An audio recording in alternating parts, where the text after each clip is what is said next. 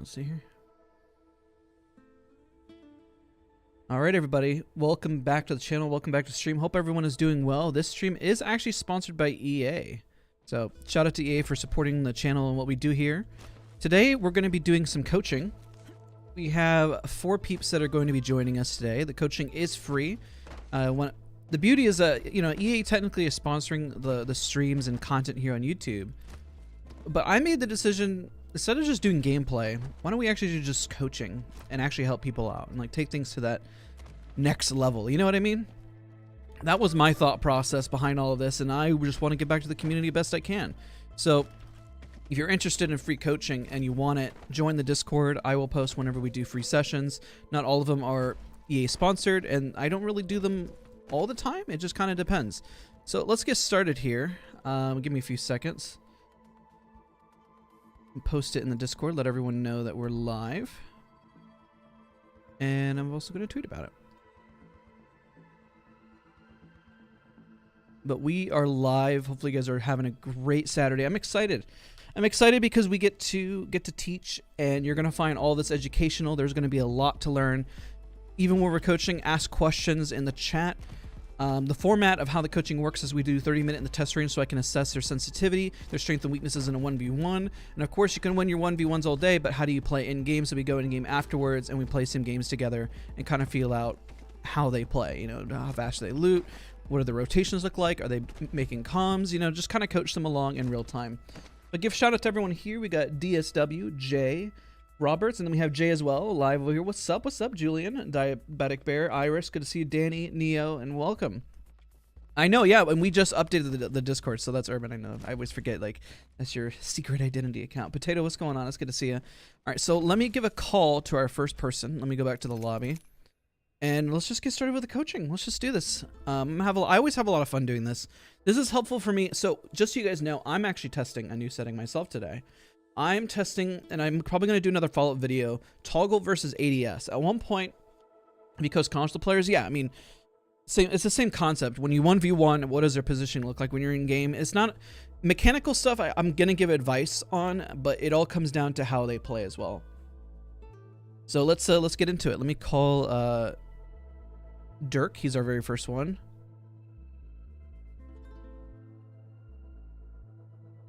And I'm going to add him on Steam. Yo, Dirk, what's going on, man? Nothing much. How you doing? Good. Nice to meet you. Just a reminder, it's live, it's YouTube, so yeah, careful on the profanity. You know, just a little reminder. I'll try to remain calm. Oh yeah, I mean, you could be hyped and everything. That's all good. Just as, you know, it's just long. We'll see how the game. We'll see how the games go. You can scream muffins all day, you know. True. All right, let me add you real quick. I sent you my code. Yeah, I just shot you a friend request. All right. Alrighty, let's get into the first session. So 30 minutes in the test range and then 30 minutes in game. That's pretty much how it's going to work. I'm going to assess how you do in 1v1s, and we'll go from there. When you go in the test range, make sure that you grab yourself a wingman fully kitted, and you grab yourself a R99 fully kitted. No barrel stabilizer on the R99 though. Yo, King Superior, what's up, man? Because we gotta make it difficult. Can't just give you easy recoil control. That's not how it works. I'm not gonna lie, I blow with the R99. And that is why we're here. That is why we're here, to help you improve. That's the whole purpose of these 1v1s. I like to hear that because that means that we got something to improve upon. But don't even tell me. Don't tell me things that you struggle with, because we're gonna identify them as we go. Okay, I want to ask you a question. Is this like a normal thing? Like, dude, I have mad OCD when it comes to my inventory layout. Your what? Like mad OCD when it comes to my inventory layout. Oh, it's normal. I think everyone has it. I had to change the skin's color. You know, like you had to click the things. I can't rock somebody else's skin. Can't do it. Mm-hmm. All right, let's do this. No barrel stabilizer? Yeah, no barrel stabilizer. Just put a gold mag on it, and then your favorite sight, and then a gold mag on the wingman and your favorite sight. We play wattson? Probably, maybe. All right, let's do this. You know, this is why we respect you so much. You even get a sponsor from EA, but instead of playing games, you coach your viewers. I mean, I don't know. It's just what I like to do. I mean, this is fun to me, you know? I'm an easygoing dude. All right, we're going to 1v1 around the box. I want to see your movement. I want to see what you can do. Yeah. Oh, grab yourself, sorry, full armor, gold. Oh, shit. Yeah, I forgot about that. You're good, you're good. Reminder on the muffin language. You know what I mean? Oh yeah, yeah. Don't stress though. Don't stress though. It's not the end of the world. And grab yourself gold home, backpack, the whole yard's right there. Yeah, I got the. Okay, cool. All right, so we're gonna do 30 minutes around the box here. Just give me first 5 rounds, just constantly 1v1ing, so I can kind of assess your strengths and weaknesses. And just so you know, I am trying something new myself. I've been using just toggle ADS. I've used it before, but I kind of wanted to try it again. Switch to Wraith so we have the same exact hitboxes. Fair. All right, and we'll discuss tips. Black Hole, what's up, man? Welcome back, dude. All right, ready? Yeah, my hands are so cold. It's okay. I warmed up just a little bit, and well, this is your flaws and stuff will show you even more whenever you're unwarmed up. You know, it's all good. It's all positive. Ready? 3, 2, 1, go.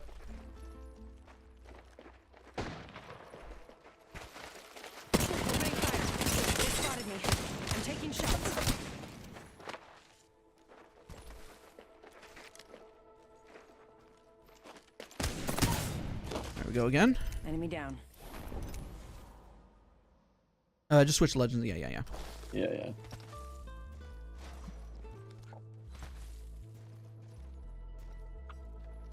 Don't forget to twirl your weapons. Switch between them so it doesn't twirl. Ready? 3, 2, 1, go. Getting shot at. Nice. Very nice. Okay.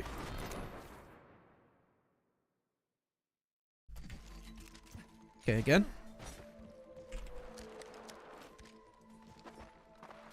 Three, 2, 1, go. Getting shot at. Firing. Enemy down. 2 more. All right. Dude, I feel like I'm being held back by my hands right now. You're good. You're good. Ready? Hold up. Let me wait just a sec. Let me change my sense. All right. Here we go. Okay. 3, 2, 1, go. They spotted me. I'm taking shots.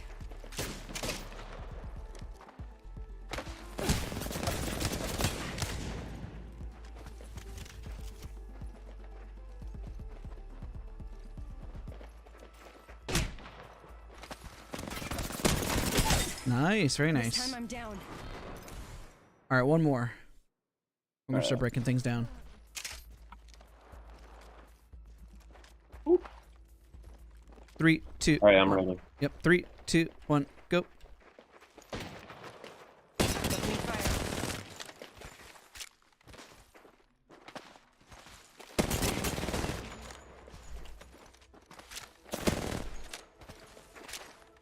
Getting shot at.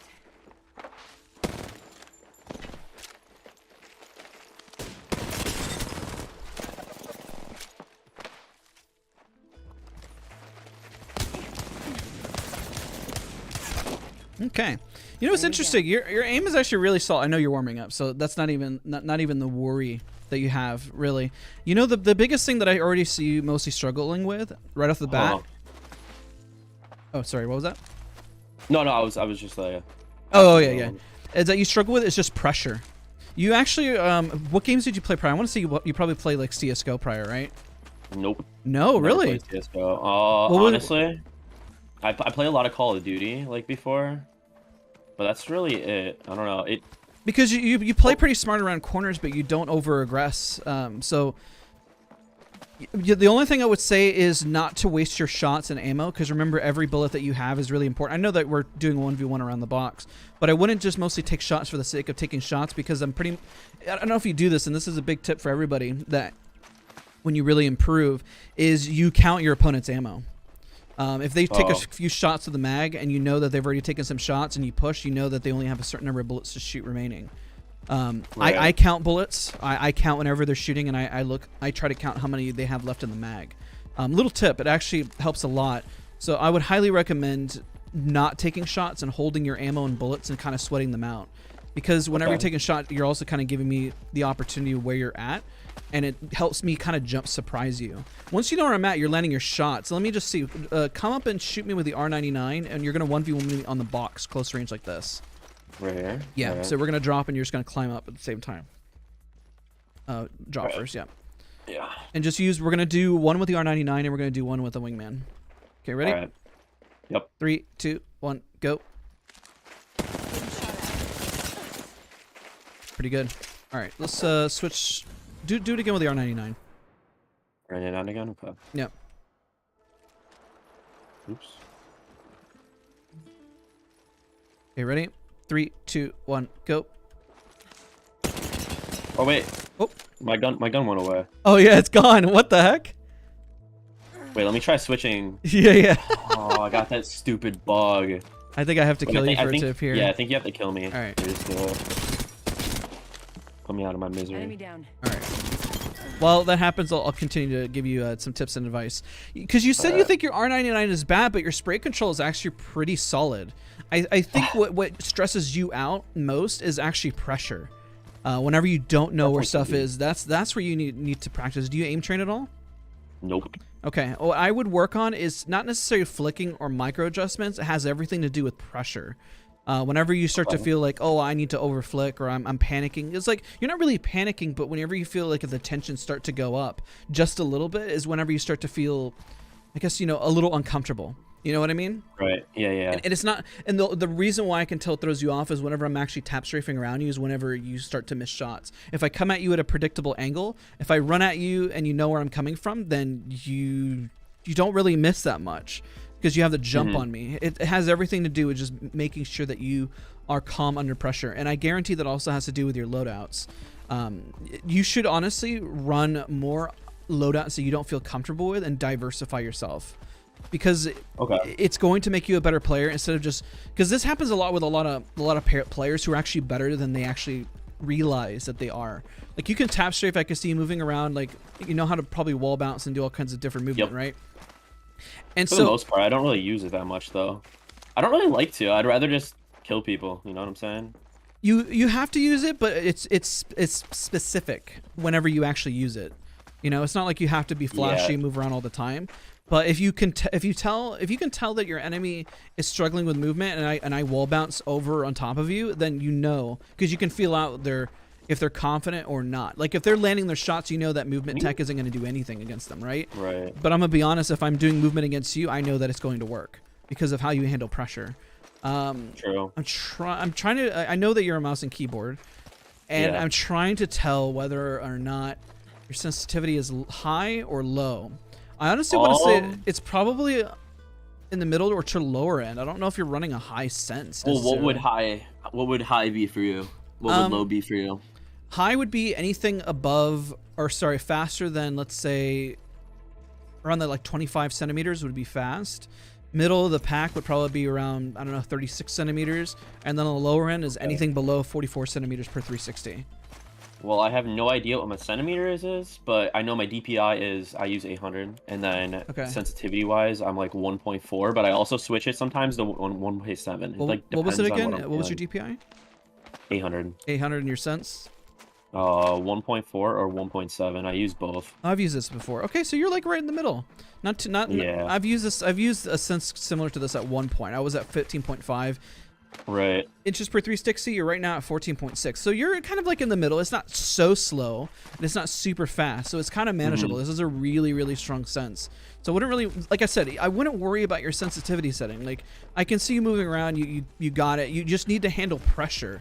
That's really the only thing that you need to handle most. And when we actually go in game, I feel like the thing that's going to throw you off is like if I told you I need you to kill this person with an RE45 and I expect you to push in, I feel like you're going to hesitate because you feel like the loadout isn't ideal.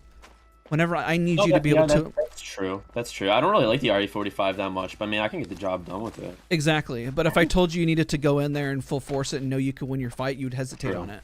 You need to get to the point as you as a player where I give you any weapon, and even if I say, here's an L-Star with a 3X fully kitted, you go in there, you do work, you need to go in there and be able to do work with it, right? That's going to be your goal. Yeah, the thing that I have trouble with, I mean, I noticed this myself, and I appreciate the tips a lot because they are definitely going to help because I do kind of like fumble under pressure.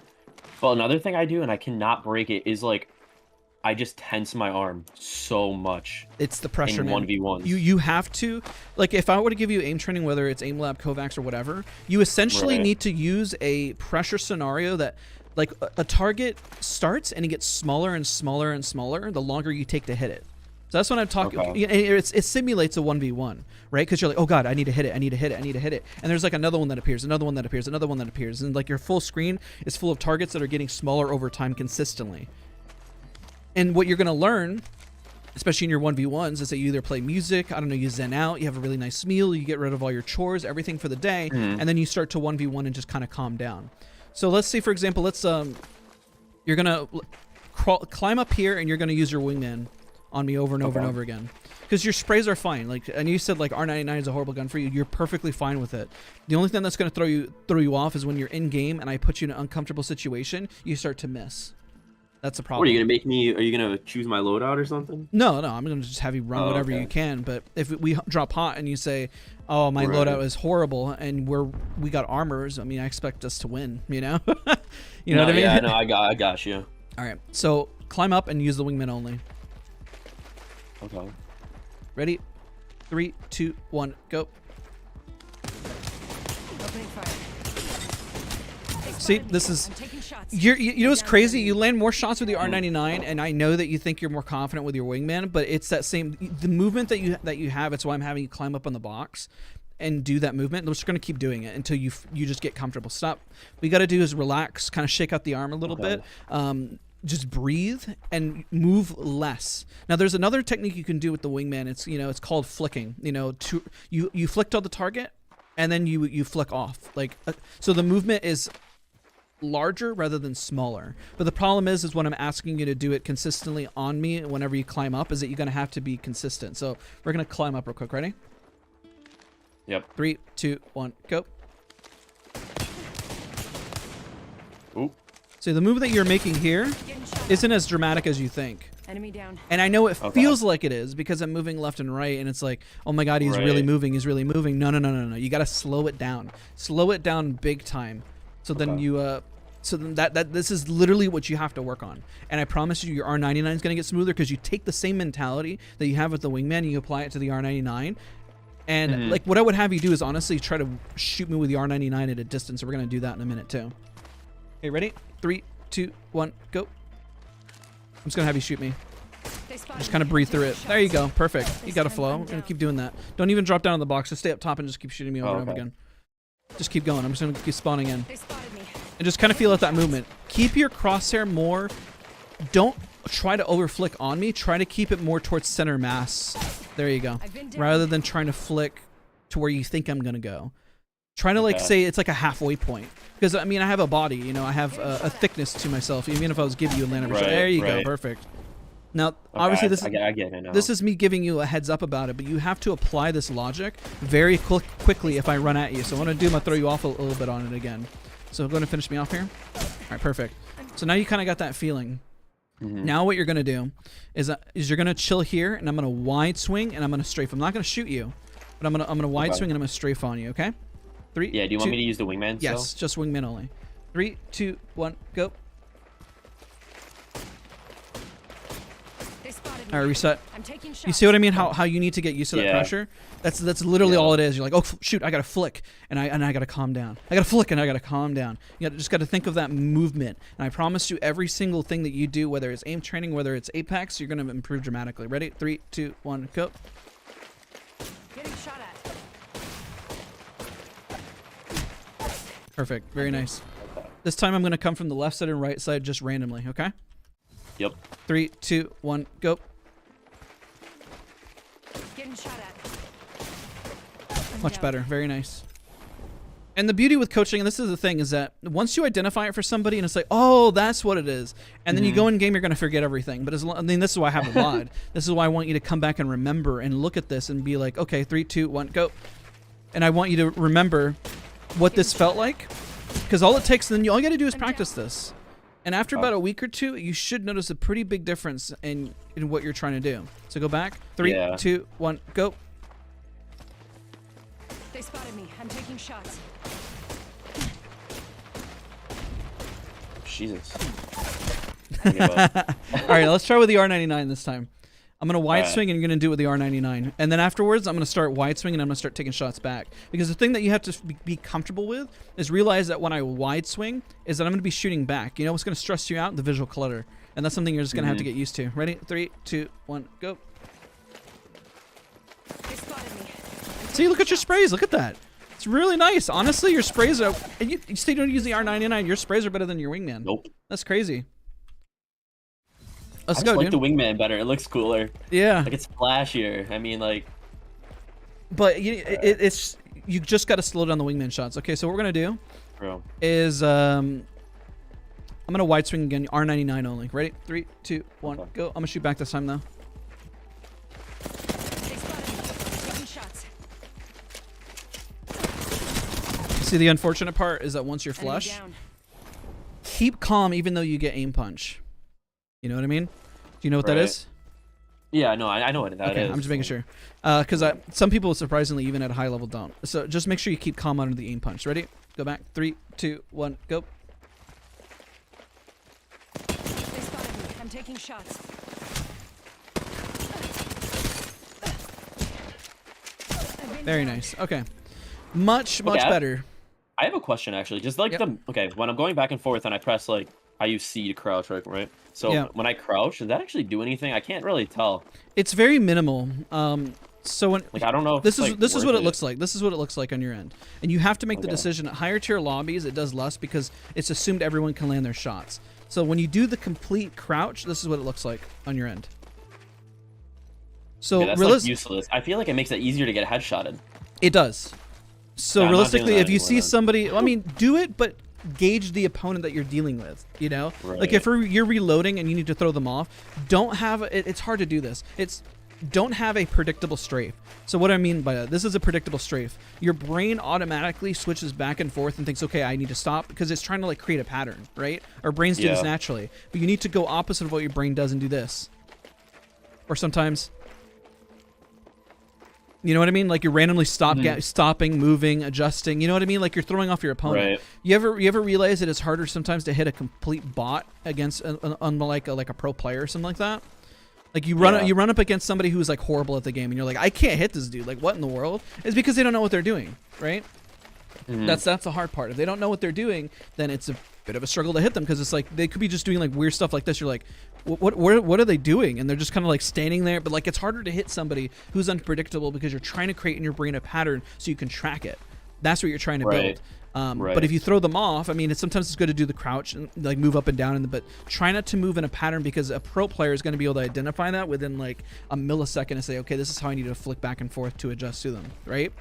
But it's not bad to do this. You just need to identify once you're in a spray. You don't necessarily need to crouch because you're trying to land your shots, and then afterwards maybe you go into a crouch spam while you're reloading. It's why you see players do like you'll see them do this. You'll see them like shoot. And you'll see them climb up a wall while they're reloading, you know, trying to do something. I need like a wall. Let's go over here. Let's explore Like an this example, way. this is Not really any good.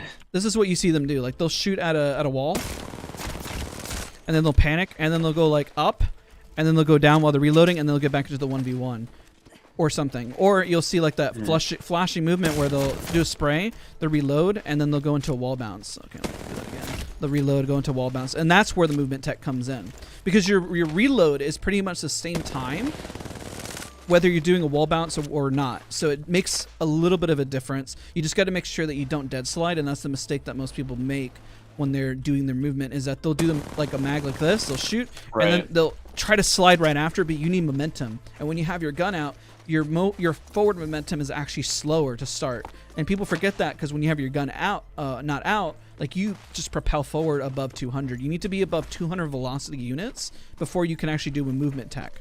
So it takes a second, and then you're like, okay, shoot, and you want to slide immediately, but you can't. You have to actually shoot, wait a second, breathe, and then do a movement tech within like a 1v1. Yeah, I mean, I usually holster when I run out of ammo or something, and I just run or something. Yeah, but I mean, like, let's say you're forced into a 1v1 and you're just shooting, right?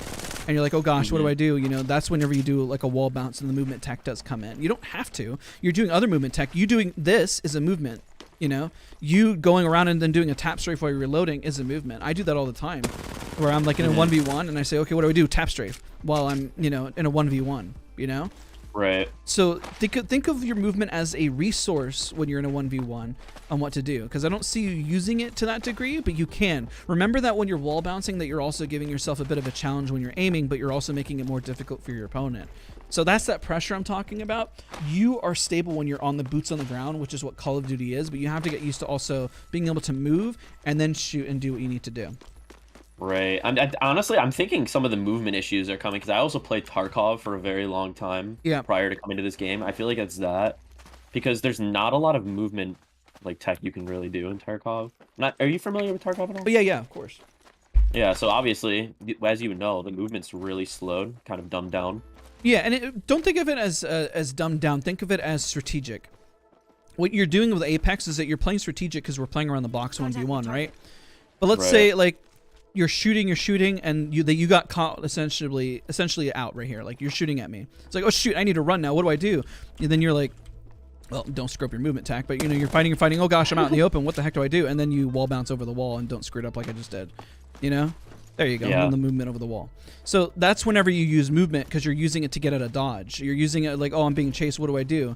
You see, I see you have the movement. So that's where you are applying it. And most people, I get it where it's like, well, it seems like extra work. Where do I apply it? And you apply it in those scenarios in game. You don't think about it, right? You just have to assume that everything you're doing is speed running with an Apex. And I know we're talking a lot more high level, but I can tell that you're, you know what you're doing. Like I can tell from your aim.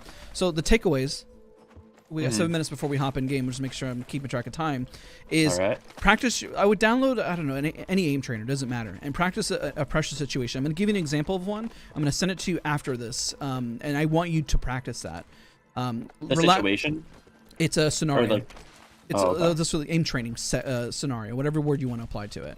But that's on which aim trainer? I have Kovacs and AimLab. I don't really use them which one do you prefer? I would literally, you would only do it for 5 minutes a day. That's it. Okay. For at least like 2 weeks.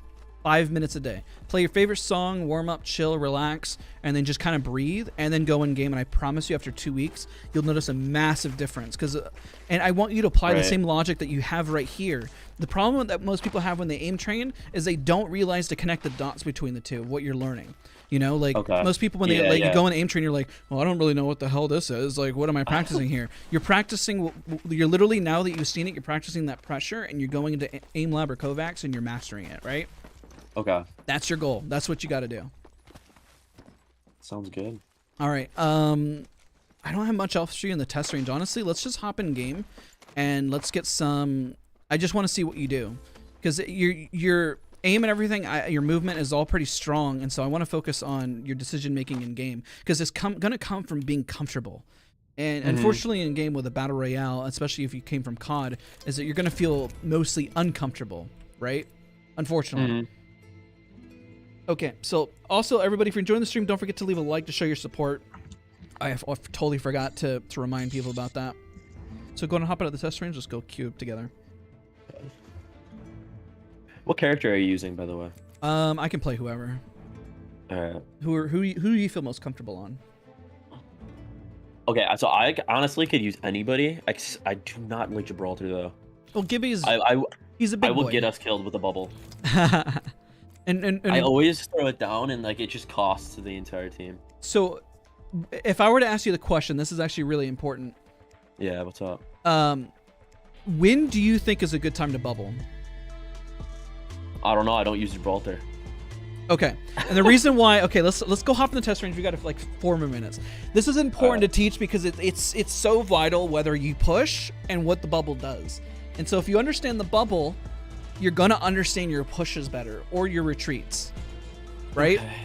Yeah. And I know that it's like I'm so glad you brought that up, because it does make a huge difference on actually getting better at the game. It really does.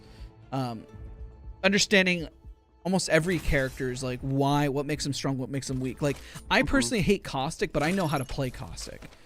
You know, like I understand how powerful he is and how frustrating Caustic is. Bro, I don't even have Caustic unlocked. Oh, there you go. Right. All right. So what you're gonna do? Just grab any gun. It doesn't matter. And I'm gonna reload as Gibraltar. I'm gonna show you a Mastiff. Why. Yeah, I'm gonna grab a massive. I'm gonna grab some other gun too. Just gonna grab a flatline. I'm just gonna set up a scenario and explain why he's as strong as he is. So let's say you're gonna chill on that platform. Actually, let's just go up here.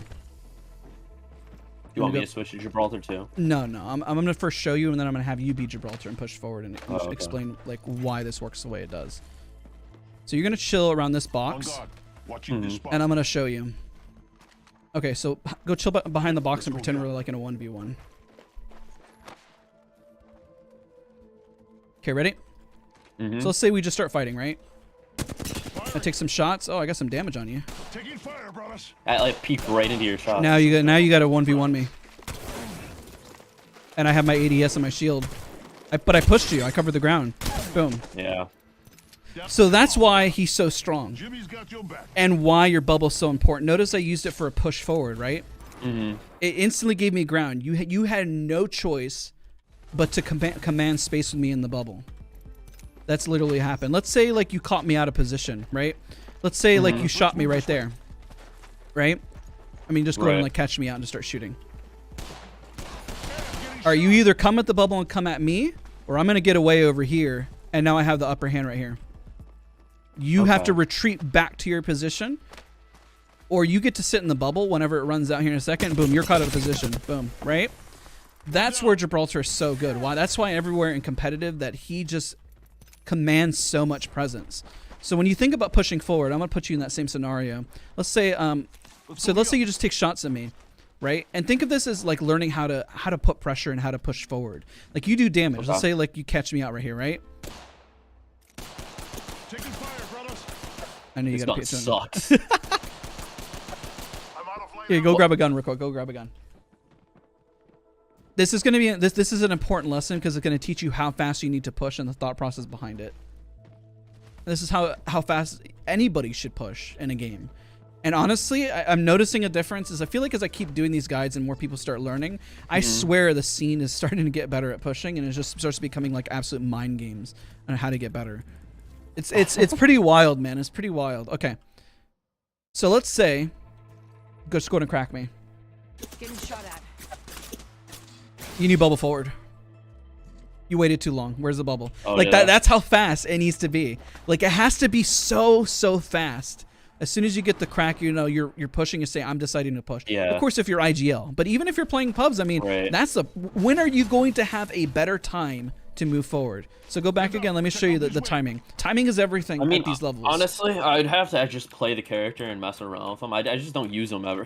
Yeah, but it's the same thought process. Like if I tell you let's say as a Horizon, you got a crack, you need to queue up in the air and just start blasting, right? If you crack them as Ash, you need to be able to queue and start putting pressure behind the box. If you're a Pathfinder, you need to yeet and take a different angle and go in. It's all the same concept, which is why I'm isolating Gibby. Like we can say, yes, I need to get better and play Gibby, but this same mentality applies to every single legend. Every single legend. Maybe not all of them perfectly, but you kind of get the picture. So if I'm taking shots at you now, we're in the same bubble, and I put pressure. Boom. Look at all that damage. That's huge, right?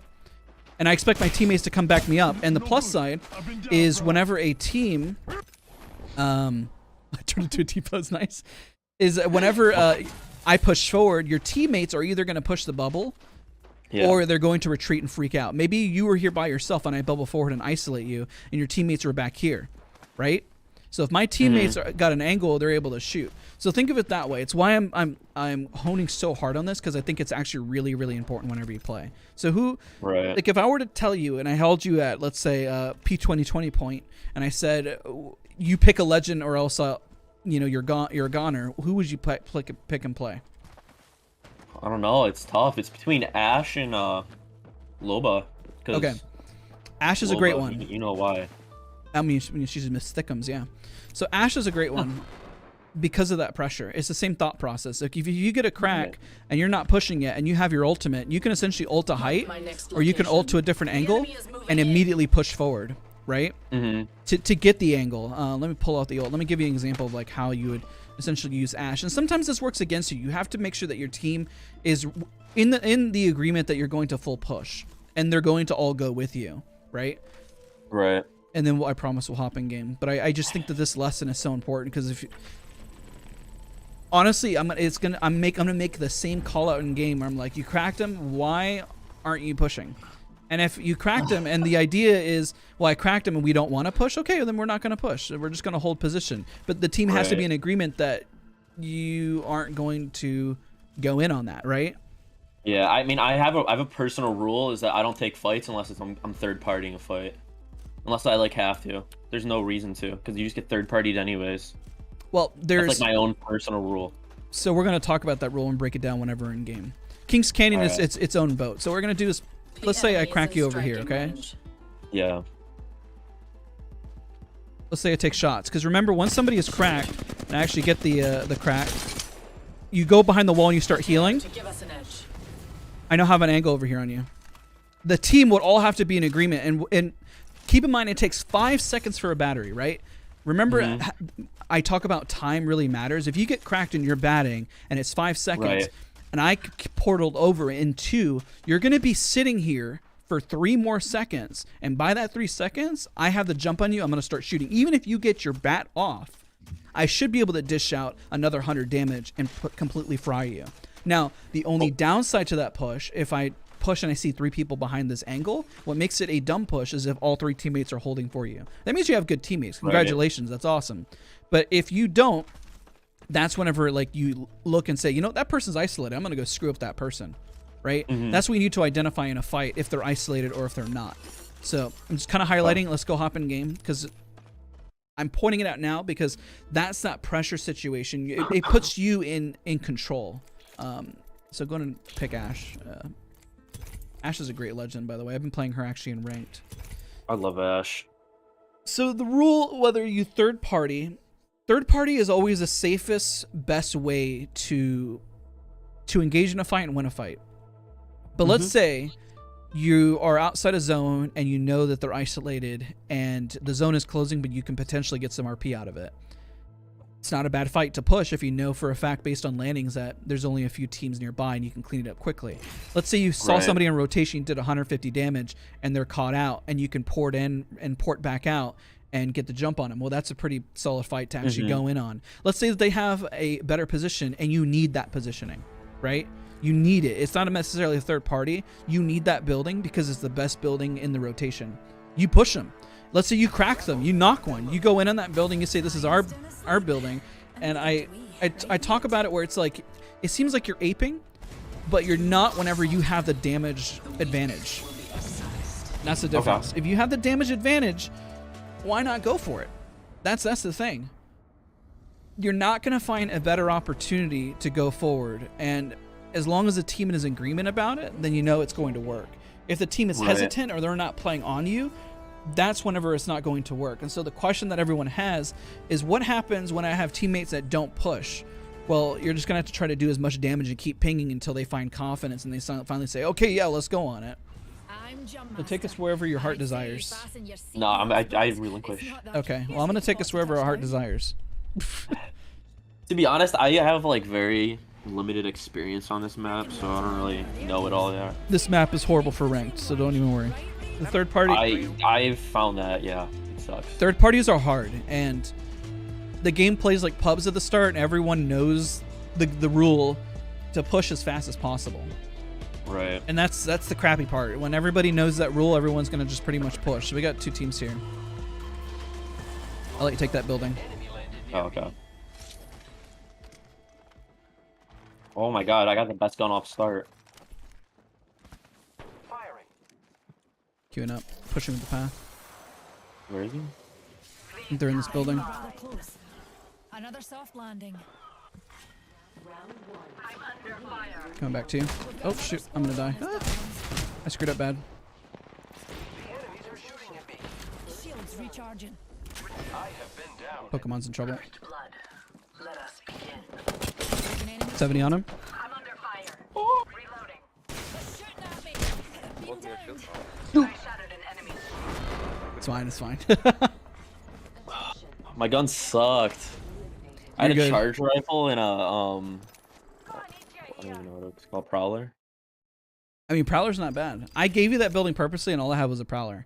So I was kind of seeing what you would do, and if somebody gives you the building, you have a charge rifle and you have a Prowler, you were the one who's going to have to put the most pressure, even though I was up in the center putting the most pressure. So your landing spot is really important. Granted, yes, I was the one that dropped and we dropped hot, but you need to those are the decisions that you need to say, okay, do I have the loadout that I need, or do I not have the loadout that I need? And those are important in comms, right? So I know I kind of let you sink or float there, and I kind of did that purposely just to kind of see, watching what you were doing. Right. But those seconds is where you need to fill in the decision making. I know you can land your shots. I'm literally not even worried that you can land your shots. It's just a matter, are we going to play together? Because that was a 3v1. I know the other two showed up right after, but essentially one of them was caught out. So either we put the pressure and go in, or we kind of say, yo, my gun's below, and then you rotate, you know? Right. By the time you see me coming, I'll be going, and you'll be gone. We're jump master new team. And somebody in chat did point out, you did say you had the best gun. I was just being sarcastic. Oh, okay, I got you. That gun sucks. Let's be honest here. Prowler's great. If you're on controller. I mean, it works on PC as well. You just got to keep calm. You don't try to control the recoil. Let the recoil do the work for you. So where are you going to land here? Probably right. Okay, go for it. Already know where you're going to land kind of ahead of time, even if you see somebody else landing. And try not to land, obviously, on top of each other, so otherwise you're going to split loot.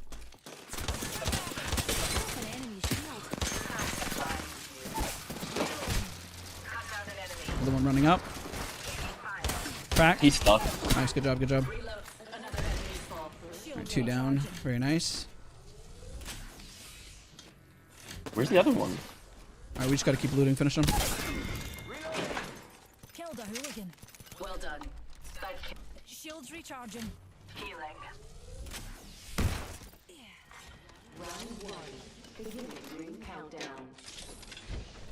Next ring's far. Not for me, Evo shield but here. there for you. Level 2. Alright.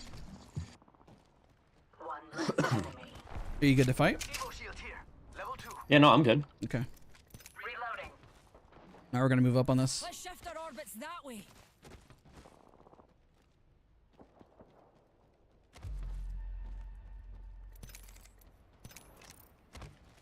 They just finished fighting actually up there. Yeah, I appreciate you, dude. We're shooting. There's 3 dead bodies. Yep. Hey, Pathy, we're at 50. Enemy here. I'm with you, I'm caught. You're good, you're good. Put pressure on him. I'm with you. Okay, he's back. He's going back. Heal up. Got a new kill leader. Do you think squad on us? Burning the other 2 over here. They're right. Oh, it's a wall. I switch guns in a second. I think he's over there to the left actually. Okay. Recharging my shields. Found by my Okay, oh, Here, I'll move up with you. be careful. On the left. 1 down. Oh, he has purple. Burning, backing up. Yep. Shields recharging. recharging shield. We got the pressure on him, though. Tossing thermite. Healing again. Behind us. behind. Yeah. Just hold, just hold. Hold. We're good, we're good. Reloading. I think that person ulted. The rampart. Yeah, she did. Not so fast. I think the other guy dropped for some reason. There you go. Dude, I only have 1 gun. This is rough. Crack that hooligan. Alright, one's down. Light feet, darlings. They're in. I'm under fire. Music and Phoenix, take your time. Using a Phoenix kit. Releasing an arc star. Charging shields. Come on. I'm gonna push in right after. You ready? Shields are depleted. Yeah. Alright, this is gonna be psycho energy right here. Okay, never mind. Oh god, okay. Yeah, don't push that. Don't push that. You're down. I was gonna see if we could make a play. I'm under fire. Found by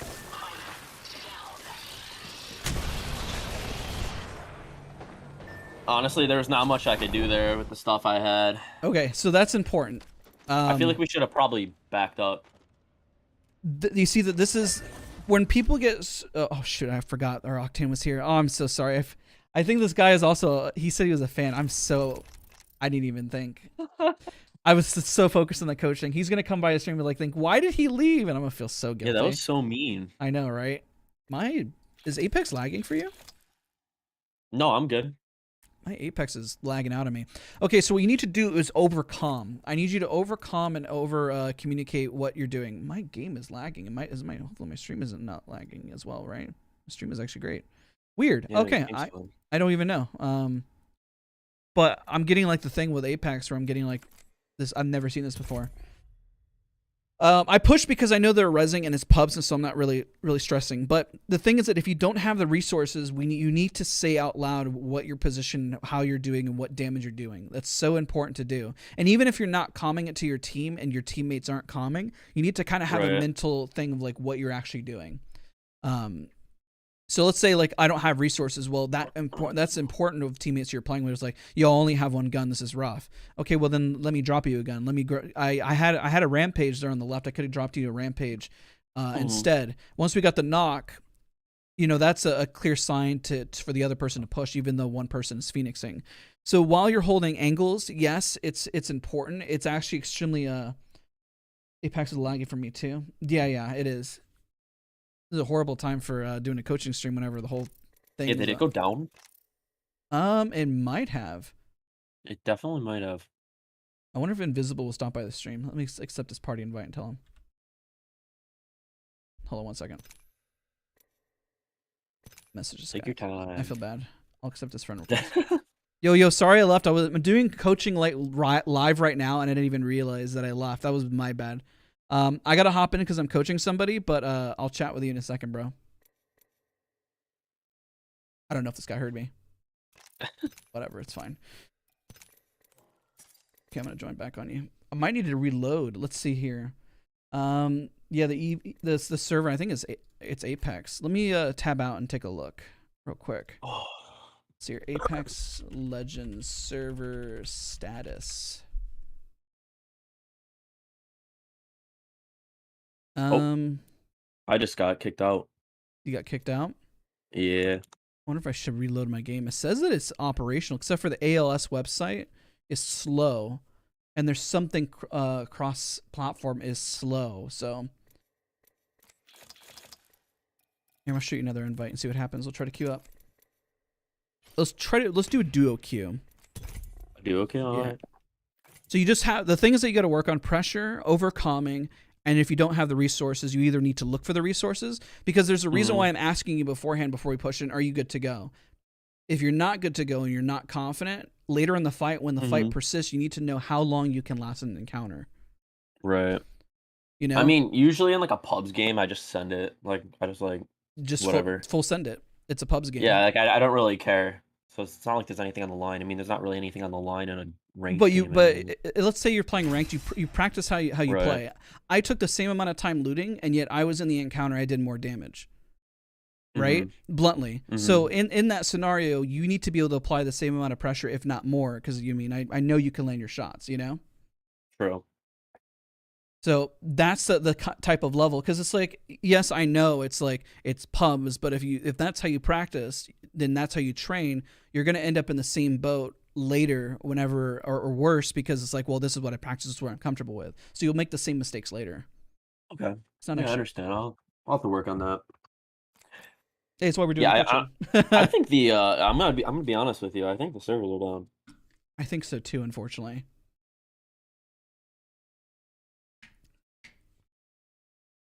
According to that, I'm seeing some of the hubs are having latency issues. If he isn't in your region or hub, you're going to have some issues. Oh, there we go. Okay, let's see if we go in. Just had to restart it, I guess.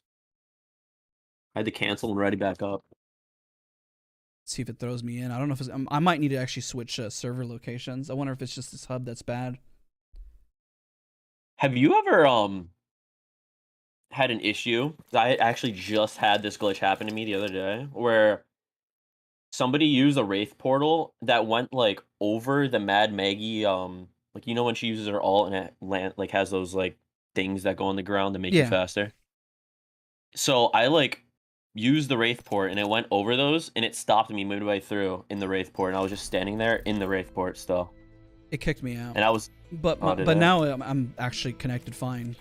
So let's really? Okay, well here, I'll leave. Okay. And we'll go again. Guys, I appreciate all of you guys in chat. We're having some issues connecting the server, but don't forget to leave a like, show your support on the stream. I'm sure things will kind of get better in a second.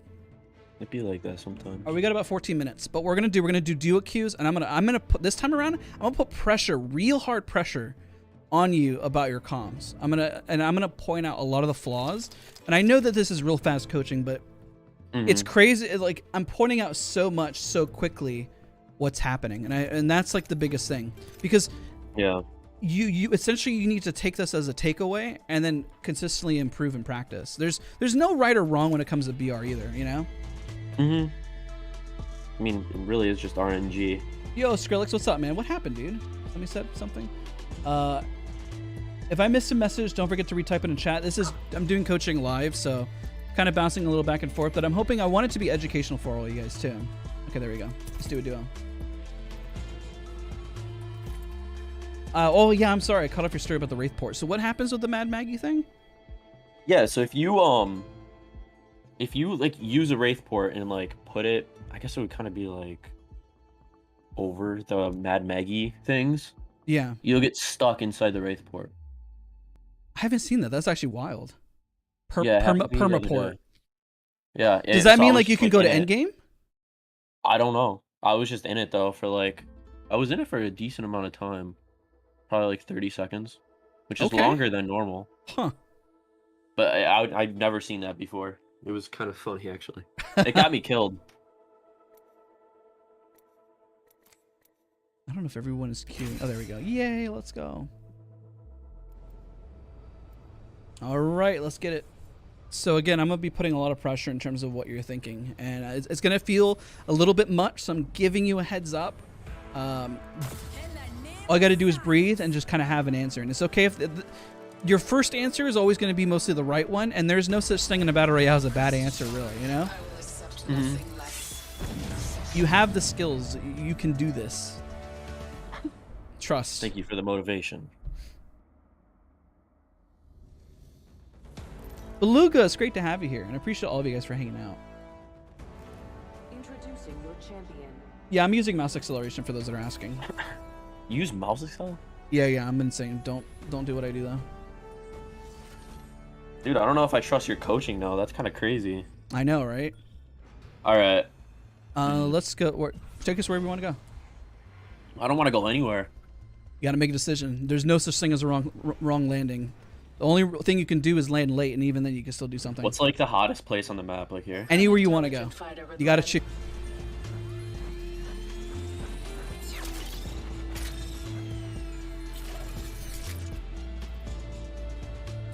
All right. First thing, check if anybody's landing with us. We're pretty much safe. So I'm going to land separate from you so we can loot up and load out.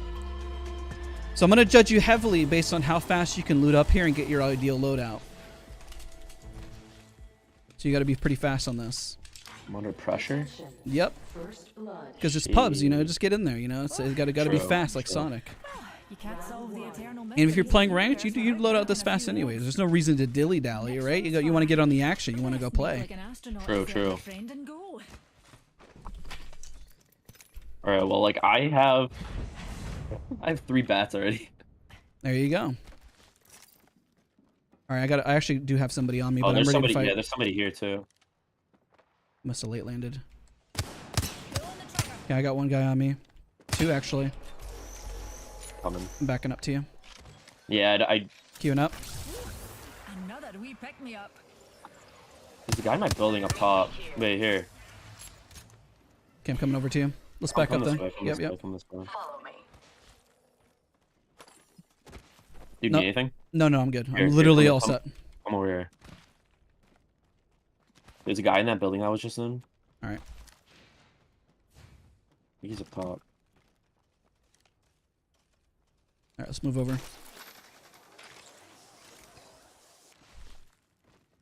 I feel like we should probably get this guy down first.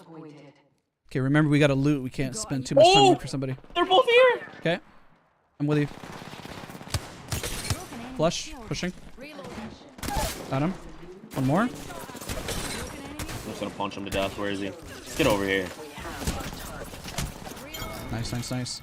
Swap and get ready for the next fight. Because there is another squad. Keep med kitting. Using a Phoenix kit. Cover me. Alright, you pretty much should be good to go. after you get your Phoenix, right? Yeah. Now I'm gonna ask you over and over again. Do you feel confident in your inventory? If we go into another fight and you say I don't have heals or anything, I'm gonna be on you. I'll just use whatever the hell I have. I'm good. I'm good. But then you can't. If we lose the fight, it has to be strictly because you're positioning your aim. So I ask you again: do you have the resources? I have hella resources. Okay, you're good to go. A little bit too much, possibly. Remember, the goal is to never be able to default 45 seconds. on. You always want to default on aim and positioning. You never want to have the question of, oh, I wish I had this. Oh, I didn't have the right load. I didn't have the right attachments. If you don't have the right attachments or you're not confident yet, then you need to go rotate and then get those attachments or get those items as fast as humanly possible. And whenever you play, what's up? You have any light, by the way? No, I don't. And there you go. So now you're lying to me. So you need light. No, I'm not lying. I just picked up an R99. Okay. All right. Whoa, calling on me. No, I gotta put this pressure on you. I gotta put this pressure on you. If you're switching guns, was it not your ideal loadout? They're in here in this building because they're about to push. You switched guns on me. You told me you were good. So are you not good? No, I'm super good. Okay. Where are they? They're up top on me. Took out the crypto drone. I think one dropped underneath. I think he's inside. He's inside. I'm a Pepe guy missing everything. Flush. Oh, he cracked. Drop on him. Hit 26. He's really running. All dead. Swapping. So when you make a decision to swap, you got to comment. I need to know if you're swapping, because then you need to identify, okay, I need light now. And if there's a team right there, you do realize that you could have gotten eliminated. Like, oh, I was switching guns and something happened. I'm putting this pressure on you because this is what's getting you eliminated in games. Oh shit, another team. Topping off. I'm gonna cover for you.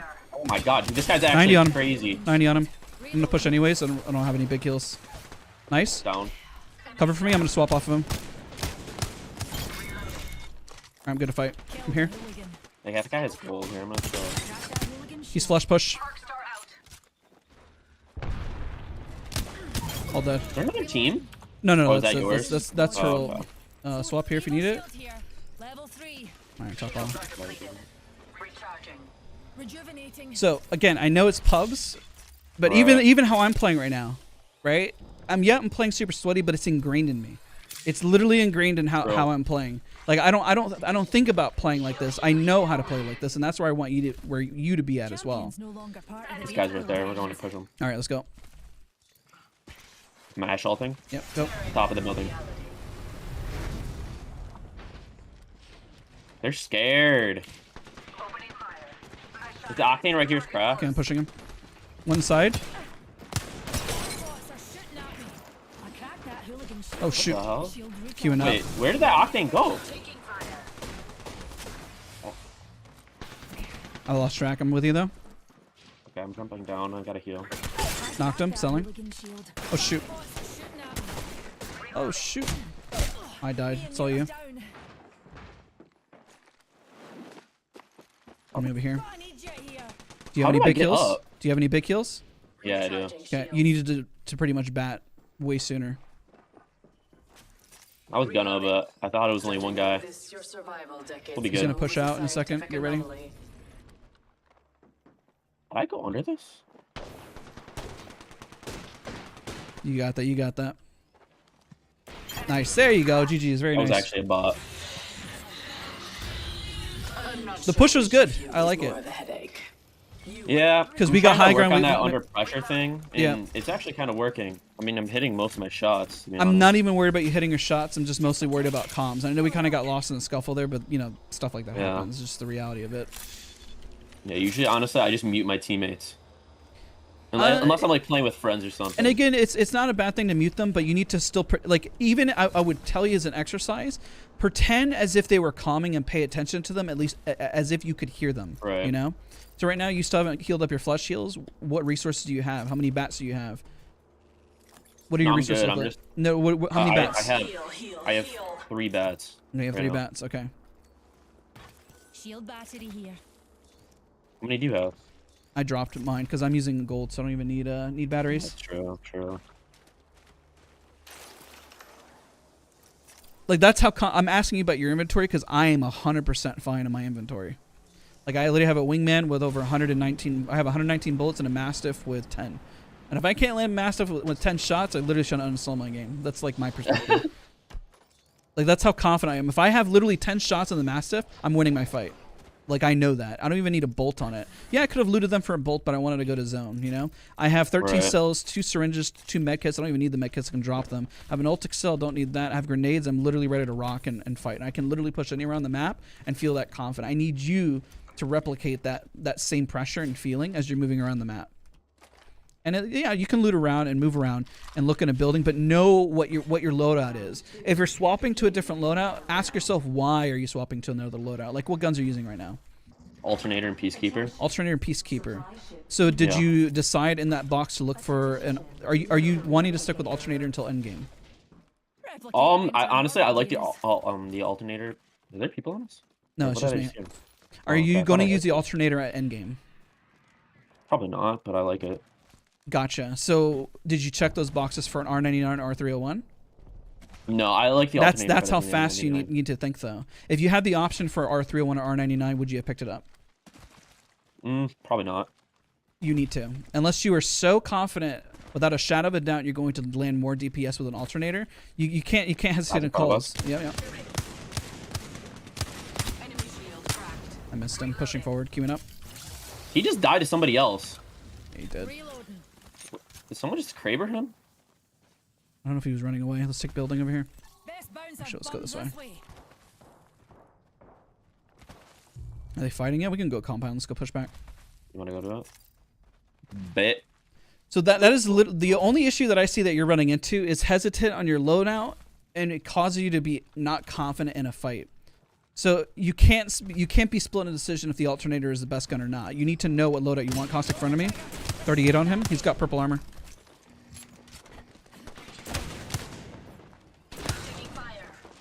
I got a flank on him. Another one. Gibraltar, yep. Queuing up. I'm going to sell one in the air, and I'm going to try to land on you. 38 on him. He's flush. Hey, that guy's like way hurt. Yeah, he's literally one. There's another team on us. So shoot, I'm going to back up. I'm going to sell. I feel like I'm playing like a bot too, actually, today. I'm like way hungover, by the way, so this is like hard. This is a struggle. I'm going to sell him in the building. How you doing? Good. I'm set. Once I heal up, we'll be ready to push out. I'm going to queue us up on the roof, and let's push. Ready? On my end. I'm over here. Queue up. Alright. Cracked Valkyrie. She's down. I'm pushing this other guy. Nice. Swelling up. Impressive kill. Taking this R3? Yeah. Actually, I took it. Huh? Shields are depleted. Recharging. Oh, if you go, look, come here. Yep. If you go right here, and you, like, put yourself against this wall, you could see through it. They're pushing, by the way. I need to look at that a little later. Wait. Gibby rotating on us. Headshot. Flush. He's like dead. He's dead. The Caustic's right here. Yep. Watch out. Don't push. Go. Caustic gas. Yeah, that's a good point. Just grief the Gibby and go to zone. Oh, he's coming out on me. Flush on him. He's one shot. He's literally 1 HP. Nice. Selling up. We gotta go to zone.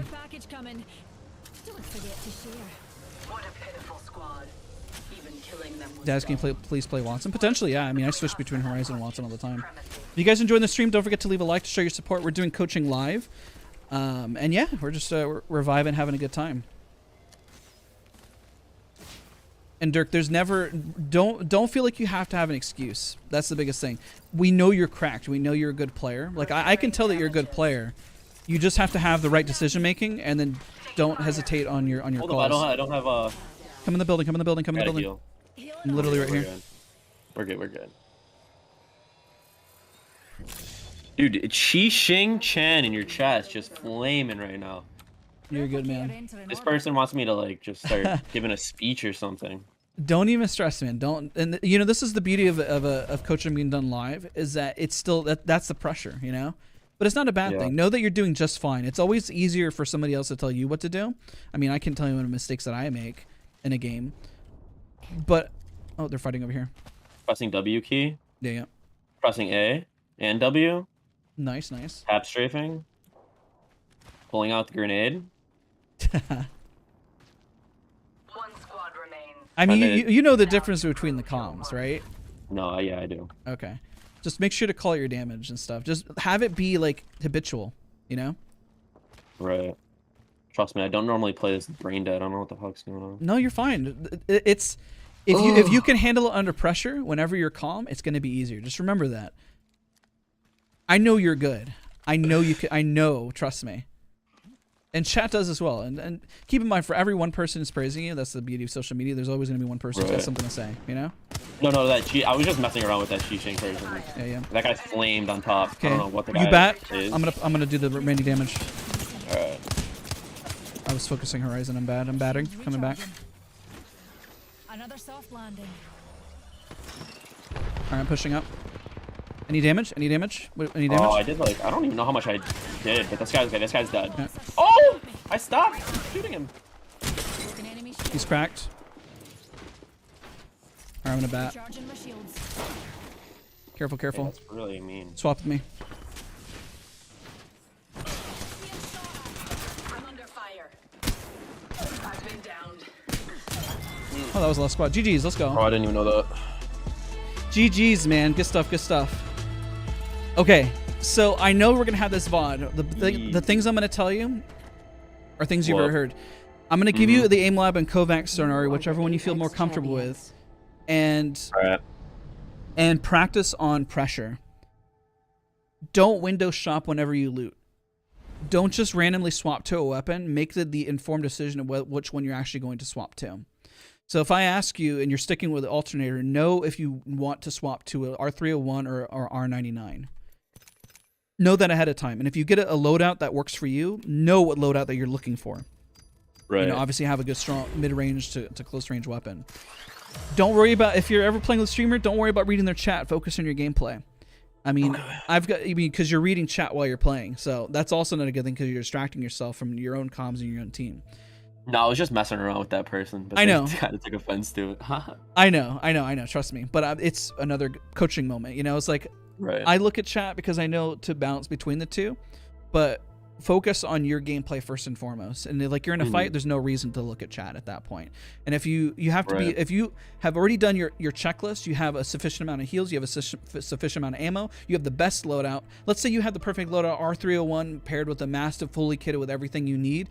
Then at that point, after you've looked around the area and you're just chilling, then it makes sense to look at chat. If you happen to become a streamer or something along those lines, right? Yeah. But the biggest thing, breathe, and it's okay. I'm taking you to the notch of 10 because I want you to know what that pressure feels like. So now when you're in game, take that pressure down a little bit, but realize the order of things that you have to do. Yes, it's pumps, but you need to make the decisions as if you're playing ranked or you're playing at a high level. I don't think about trying to play at a high level. I make dumb mistakes, though, trust me. I literally make dumb mistakes all the time. But it's identifying them, knowing like, oh, I guess that was a dumb mistake, and then owning it and saying, okay, well, I'm just going to do better on the next one, you know? But it's okay to sweat, and it's okay to play to the best of your ability because it means, hey, you're out there gaming, you know what I mean? Right. That's kind of the end of the session. I got another person I got to bring in. Any questions? Anything I can do to help as a follow-up? Just quick questions. Not really, to be honest with you. Was it helpful? Did you find it helpful? Yeah, no, I found it helpful. All right, man. Well, I just wish I was like not hungover so I can play better, but it's what it is. You know what? And think of it this way: if I was hungover, I promise you I'd be playing to a same degree. Let's say I would be at 90% instead of 100%. You need to be so confident what you're doing that even if you're sick or if you're let me give you an example. Whenever I did I was in musical theater for a while. I had the flu. I went on stage and performed as if I didn't have the flu, and for those 3 days performing, nobody even knew I was sick. I had no understudy, I had no fallback, and so I had to perform because there was literally no other choice. If I didn't, then the whole show for 3 days people would have been refunded. But I stayed away from people when I was on stage. It was the only time I was on stage. People made sure that they stayed as healthy as they wanted, and everyone wanted to move forward with the show. But nobody knew that I was sick. And that's how you should always approach things. Yes, there's always going to be something. I'm stressed out that day. I got something going on. It's perfectly fine. But always try to perform to your peak ability and practice to the point that even if you are having a rough day, you're hungover, you're sick, you aren't thinking straight, that you can still perform to a high level. And if something is bogging you down that hard, which I know it currently isn't, then you know to step away, right? Right. All right, man. Well, I gotta hop in for the next person. Just know I appreciate you. Good. Appreciate you tons for being here on the stream. Hit me up if you have questions, bro, and I'm more than happy to help. All right. Yeah, thank you. That was helpful. All right, Dirk. I'll talk to you soon. Good to see you, dude. All right, later, bro. Bye. Okay. DSW. Sorry we're running a little behind there. We'll keep this going. Next person coming in for coaching. We do hour sessions. Yo. Yo. What's going on? What's up? Not much. Let's get your session started. Alright, I'm gonna say this off the bat. I didn't get much sleep last night. I'm not gonna play too well, but... You're gonna play just fine, I promise. You're gonna play just fine. Trust me, I went to bed at like 4 in the morning, so I'm always working. I'm always on lack of sleep, so don't even stress. Are you online right now? Yes, I am. Here, I can invite you if you want. Yes, because I don't see you for some reason. I invited you. Are you Nightmare? Yeah. That's right. Okay, that's why. Okay. I need to change my username. I was looking for DSW. I only go into stream until probably 3. Oh, you're good, man. Somebody in chat was apologizing. Also to Dirk, if you see, I think it was a Chi.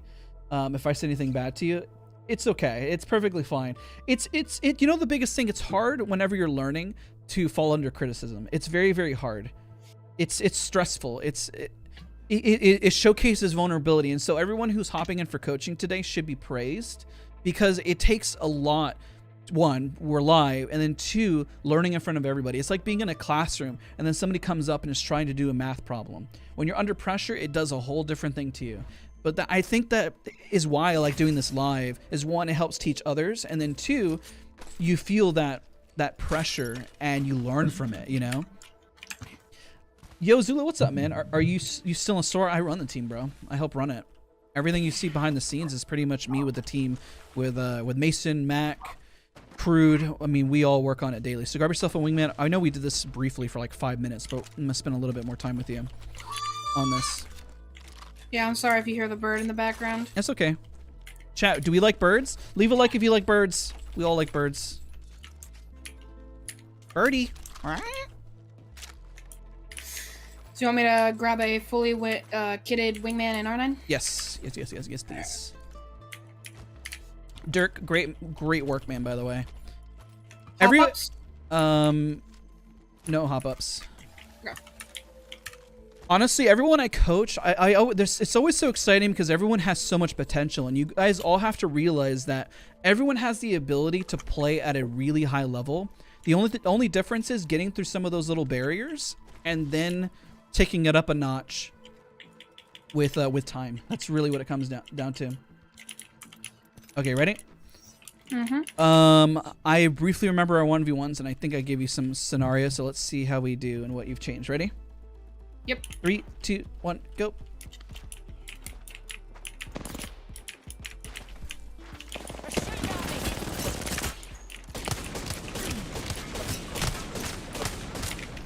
I'm missing all my shots.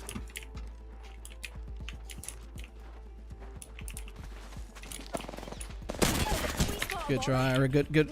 I was telling myself, good try. I got dumpstered. Let's go again. Alright, I need 4 more. Ready?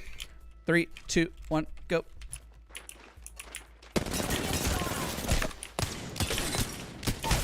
I forgot to pull out my wingman at the beginning. I need to remember to do that. So, just for context, chat, I've already given DSW 5 minutes, but I randomly drew their name. So, yeah, ready? Oh, it was random? Dang, I'm lucky. Yeah, I drew randomly. I drew all, because there's so many people actually applied that I drew randomly. Ready? 3, 2, 1, go.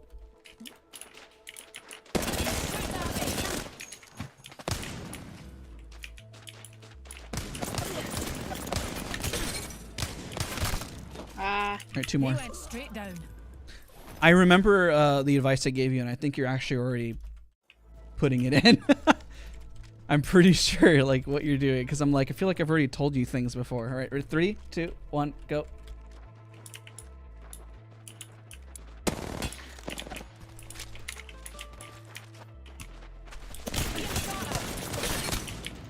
I forgot to pull it out again. I just keep forgetting. You're good. You're good. Oh man. All right, one more. 3, 2, 1, go. Don't forget to switch weapons. Mm-hmm.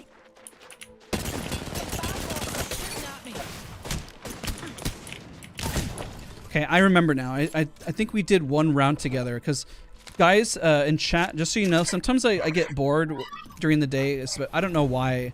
I spend my free time just wanting to coach and do other stuff. It's what I like doing. I hopped in Discord and I randomly gave some tips to DSW already, or aka Nightmare. I think things I remember telling you before is to play the box and not wide swing as much. Is that what I told you? Okay, so you're already doing that. I wrote everything down. So you've already made some changes on that because I was like, wait a minute. So that's already a lot better. You're playing smart. And I remember in game it had everything to do mostly with your confidence. Your comms were actually really, really strong if I remember right. I think we just got to work on like pressure for you. I want to see how you do in these 1v1s up here so I can, because I know we did the box. So climb up and let me see how you do with just your standard aim. Ready? Yep. 3, 2, 1, go.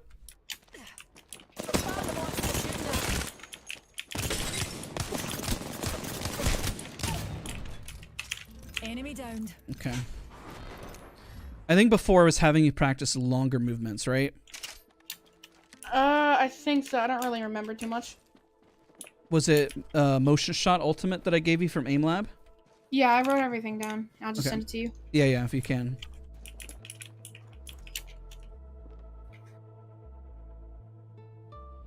Use motion shot ultimate where you have to come around with it. Don't ask for permissions. Hug geometry more. Don't wide swing. Okay. Okay. So climb up and do the wingman because I think we're trying to figure out what's going on. Ready? 3, 2, 1, go.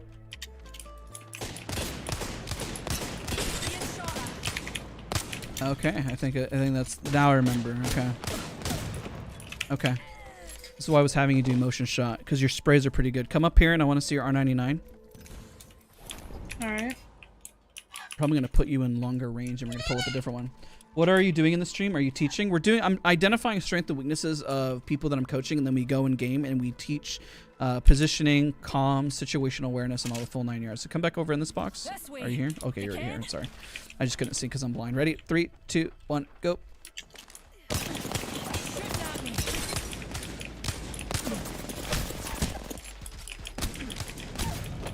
Okay. Ah, so close. Just use the wingman. You're on your wingman, so climb up and do the wingman only. Ready? 3, 2, 1, go.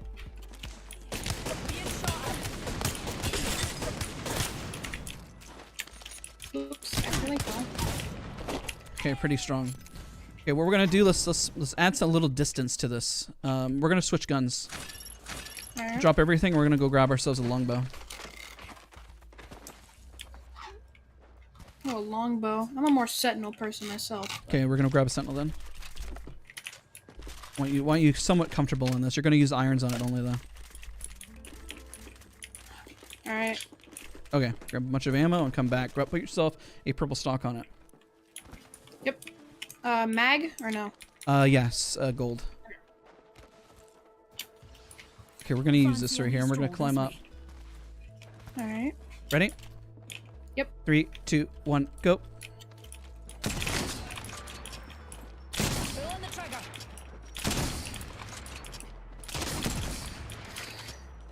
Being shot at. Oh, I ran out of ammo, man. You're No. good. Okay, so I think this is... We need to focus now on... We got the large movements. I notice your large movements are really, really solid. We need to focus more on... Here, go across all the way over there. And I'm going to go all the way across over here. And you're going to land your shots with your sentinel. I want to see how you do. Because last we spoke in the Discord, you worked on motion shots. So you worked on those bigger movements. So use this little area in the back over there. Let's On shift your our end? orbits that way. You see where I'm at right here, and I'm kind of wide swinging left and right. Wide swing over to the right on this angle, okay? All right. All right, ready? 3, 2, 1, go. I don't think I'm gonna be able to hit a shot from here. And this is what we're gonna work on.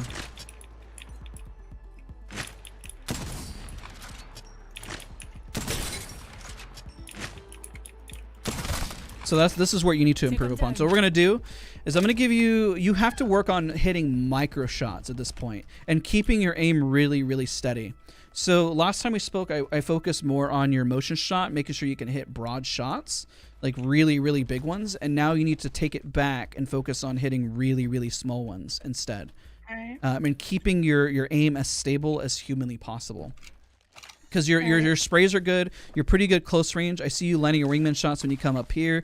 Up here is pretty strong, but you need to be able to hit shots at a distance and be able to hit precision and have the patience to be able to back it up. I think that's the biggest thing that's going to make a difference for you, especially in a battle royale where, let's say you had no choice but you had a sentinel with irons and you don't have the ideal loadout, right? I think you do pretty good under pressure from what I've seen, especially from whenever we randomly played that last time. So why don't we go hop in game and let's see how you do. I want to focus on that. All right. I mean, things you can do to be able to see those targets. The biggest tip I can provide to hitting a target that is really, really far away is if you put your crosshair over that target and you can't see them, you're going to land your shot. The reason why is because you can't see them, right? So whenever you aim train, the problem is, like, I would almost encourage you to make your crosshair dot larger than the physical dot so you're used to hovering over a target so you can't see it. That's the problem that most people run into is, like, when you aim train, there's no HUD, there's no visual clutter, so you don't have to worry. Try and make, just for exercise purposes, make the crosshair dot or whatever larger than the target you're trying to hit. All right. So it trains your brain, because what your brain is trying to do is it's trying to say, I can't see it, I need to be able to see it to hit it. When you're hitting small targets and you're trying to be precise, your crosshair is going to mask what you're trying to hit. And it's going to be much more difficult to hit it because there's visual clutter. You're going to get shot at, you're going to see stuff flying in the air, you're going to see horizontal, caustic gas, all the whole 9 yards, you know? Mm-hmm. You can change your FOV, of course, but the downside of changing your FOV is that, well, if you're comfortable with your current one, there's no reason to change. All right, so take us to the... I'm 100% not changing my FOV. Take us to the promised lands. You know what? We'll go here. All right, let's go. All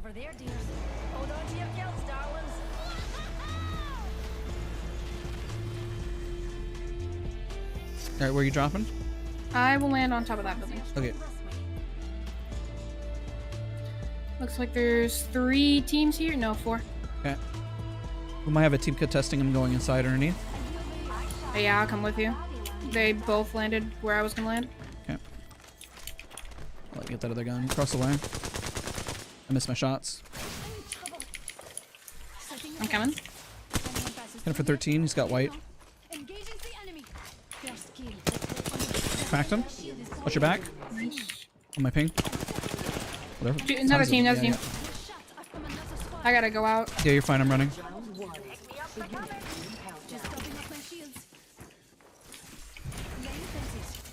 I'm running.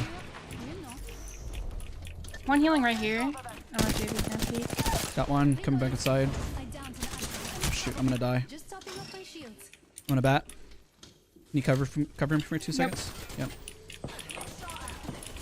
They're dropping. One's dropping.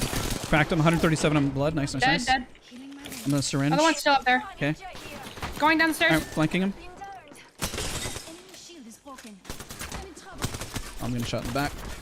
Oh, there's another one. I'm gonna syringe. The guy's healing right here. Okay, I have 8 bullets. I'm probably gonna run and reposition real quick. Let's see if I can land these 8 shots. I'm gonna wait. Oh, they're fighting right here.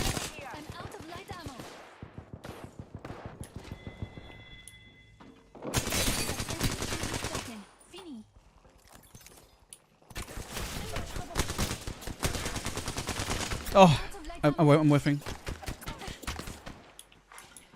He ran out. He ran out. Yeah, he's gone. He's gone. I heard him use his jump pad. Got him. Actually, he might have went up top. I got him. I got him. Alright, nice. Oh, I shouldn't have whiffed, but I kept switching armors and everything, so that kind of worked out. Good comms though. Good cover. That really worked out well. That was good. Thank you. I'm going to take this R301. If you find any light ammo, let me know. Okay. I'm gonna drop you 20 in a second. Alright.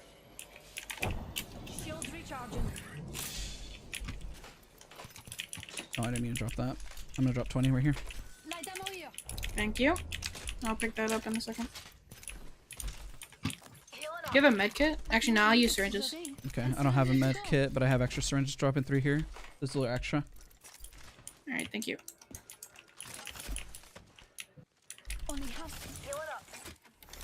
For those who are seeing in chat, that is how you play Wattson. Oh, on me. I pushed up. I'm sorry. Coming back. It's alright, I'm coming. I don't have... Oh, I should have grabbed that energy ammo. I have, like, no ammo for this fight. She's flush. You can back up if you need to. Come over to me. We can queue up. I'm coming. I'm trying. Okay. She's I'm covering. I'm shooting covering. back. I'm covering. Queue us up. Because I'm pretty low on light. Let's just get out. Let's just run. Yeah. We can run from back here. Yep. 10 seconds. Rings close. So I'm already noticing a difference. It's crazy what a small session. Also, by the way, Mr. I'm so sorry I missed that, by the way. I play for wins, not high kills, but I feel like I'm getting worse. I have 1,200 wins, but I feel like because I don't play aggro, I'm not getting better. Don't worry about winning on Apex. And if you're here, Mr. I'm so sorry I missed that.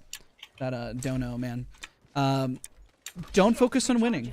Focus on just, if you need to, make a different account and work on improving by resetting yourself. I know that's like quote unquote making a smurf, but if you need to practice and improve, it's not a bad thing to kind of reset. You know what I mean? Not at all. Take a moment and you know, try to improve again and go into fights and learn again, you know? We'll need light. If you find a PK, let me know. Okay, I'm I'm currently trying to using practice one. my PK. They're in this show That's an care. R9. You know, I'm trying to take this new Havoc. Alright, I'm coming. Okay, let's just keep. Ooh, there's a box. We are not alone. I don't have a grenade. I gave away positioning. I do not either. Combat's too noisy. Shush. I have my ult. We can open up the big door and ult. It's... They're running. Hopefully they have light here. No, there's no light. Bow, check bow. Yeah, I'm gonna take the bow. I'm dropping alternator. Backing up. Yeah, I say we just leave. We don't have much resources. Yep. I would say that the biggest thing to focus on is just make sure that you have the micro precision shots. Your comms are really, really steady.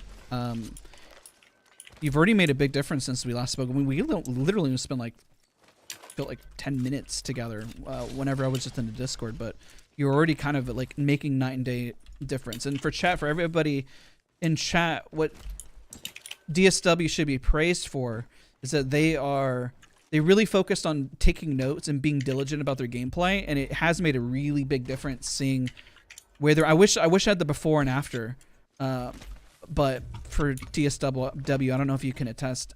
Do you feel a difference? Do you notice a difference? Oh heck yeah, the aim training has definitely helped so much, and I feel like I'm not dying because I'm not wide swinging as much. Nice. Hey, I it's got good to the hear. wide swinging thing from playing so much Valorant.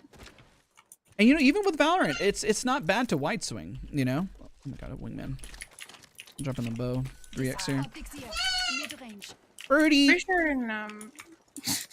sure in Valorant it's actually like preferred to wide swing because then they don't expect it. But the thing is that when you're wide swinging, you're going into a clean 1v1, right? You know that it's going to get the jump on them. You can wide swing in Apex, but you got to remember if you're wide swinging is because you know that you're getting the jump and you're confident. I mean, I technically will wide swing and push him, but I know for a fact that I can snag that kill. And that comes with time. That comes with confidence that you're building. And honestly, you'll be like, okay, I can push this. I can win this fight. After getting a little damage, then you push in wide swing, you know? Yeah. Because, I mean, technically, I did it up there, too. A lot of light up here. Flip, they're here. Oh. Honestly, I might.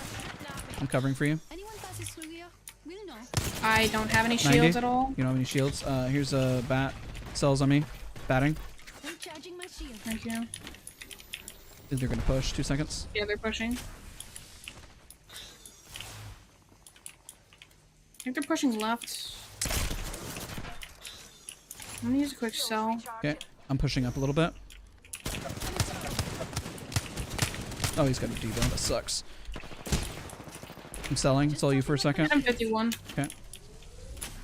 They're gonna push up. One's coming from left. Nice. Cracked him, cracked him. Cracked another. Shoot, different squad. I think. Just kidding, just kidding. Ignore my comm. Yeah, it is a different Oh, squad. I'm dead, dude. You're good, you're good. I used to go by the name Hope, which is something you've lost. I don't know how to use her, I'll be honest with you. Please, leave me alone. I'm got just this. gonna, like, run. Yeah, yeah, reset. I can coach and watch your gameplay. Makes my life easier. How do you work on controller accuracy? Recoil is not easy to control in Apex. It's not. I would just, you gotta just go test range and just train it out. If you want to master the recoil of a specific gun, you just gotta spend time. There's nothing you can do otherwise besides just investing time if your sensitivity is good. Are they coming for me? No, no, they're not. They're fighting. Can't tell. Also, something I wanted to ask you is I have no idea how to use Horizon's ultimate, I'll be honest with you. I'm gonna go try and get your card. Use Horizon's ultimate to put pressure on an opponent, to have them choose to shoot the ultimate rather than shooting you. Or use it to break a door. You know, you fly up and throw it right in their face. It's just to buy yourself some time, because you're not planning on shooting. What's a wide swing? Here, let me, oh, give her comms. They saw me. I'm just gonna try and grab your card. I might not be able to. Yeah. The only thing I will tell you, going forward, always play your life. Don't play for necessarily the save. Always put yourself at priority 1. You matter more than anything, because your survival means that you're going to be able to do more for the team. Meaning you get higher placement, meaning that you'll be able to rotate later to potentially get the banner. So if you know it's a lost cause, don't even go for it. You know? Alright. Play to where you know that you personally can win. Because that's the best thing you can do for the squad. It's like, I guess the expression is you can't love others until you love yourself. So in this scenario, put the most love into yourself, focus on your gameplay. Don't throw your game just because somebody else made the mistake. So if I died, it's because I made a mistake and I got eliminated, right? Yeah. Even if I get thirded, I could have been watching my angles and I could have rotated out much sooner. Let that be on me. Always let that be on your opponent. Don't let an opponent get toxic or get mad at you because they went down. Every person should always own up to their own mistakes. That's the beauty behind it. Even if I got thirded, I got lasered, I was like, man, I guess I should have, watched my cross, or could have watched my angles. No reason to get upset about your teammates, so don't carry that weight with you. All right? All right. You can play Horizon. I'm probably gonna play Wraith. Okay. Or Pathfinder. Yeah, I'll play Pathfinder. Daz, why do I feel like I'm always playing my best or my worst, but never just okay? I wouldn't focus too much on it. There's going to be, you got to remember that you're kind of running RNG against random number generation against who your opponents are. You may run into an opponent you're better against, and you may run into an opponent that you can't beat necessarily in 1v1. It's your job to kind of isolate and decide what you're going to do. If you notice they're beamers, well, shoot, I'm going to rotate out. I'm not going to fight that. I'm not going to fight that person. If I destroy them, I'm pushing them. That's the difference between why, like, oh, I'm playing at my best, I'm playing at my worst. It's like, you got to make those hard decisions to either rotate in or rotate out. When should I push? When you do damage. When you got damage. When you need that better positioning. Now, let's say you do damage and they're in the open right here. Let's just say they're right in the open. Are you going to push out in the open? Probably not, but you're going to get an angle maybe on the rock or something so you can't shoot them, right? I'm going to hit this building. I kind of landed short. Oh my god, that is so funny. I just watched someone kill themselves. Pushing inside. Alright, I'm coming to you. You're good, you're good. I'm just gonna check what's in this real quick. Alright, oh, on me. Yep. Blow away. Nice, good job. Wow, looks like that was the last one on the squad. First blood made by us. Good work. The bird was happy because we eliminated the squad. We're all inside the ring.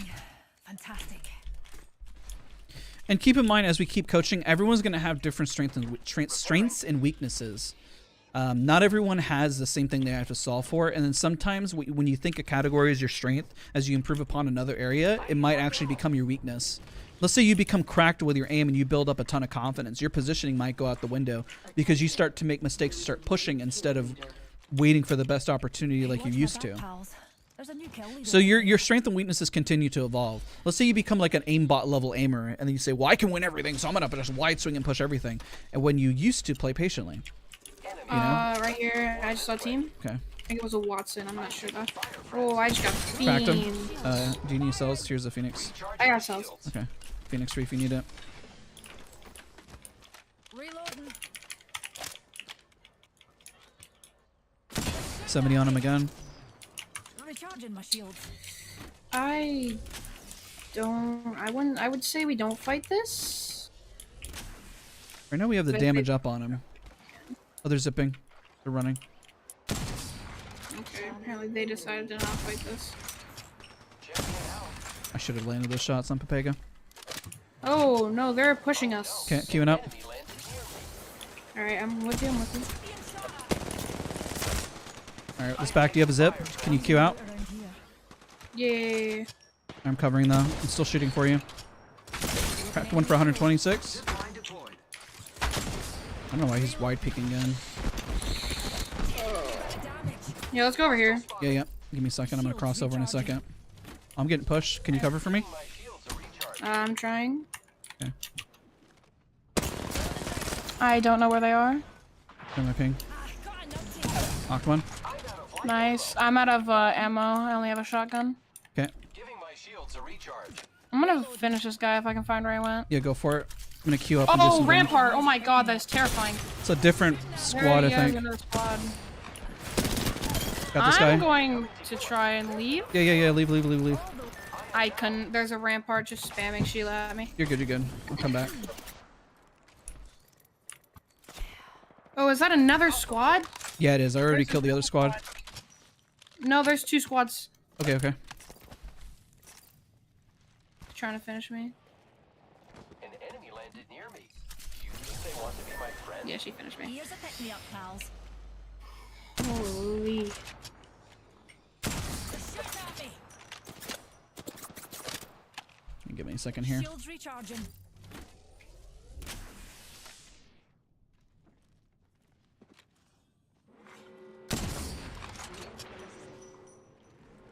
Already in the ring. Only one question remains. Can I get away with brewing a cuppa?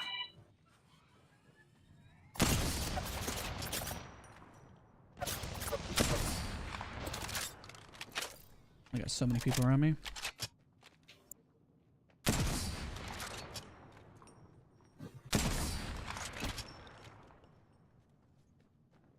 Oh my god, I can't catch a break. Shooting at me. Oh my god. I'm gonna have to just take dude. this. Is this zipping up to me? Yeah, there. They Holy crap. might be pushing you. Yeah. 2 seconds.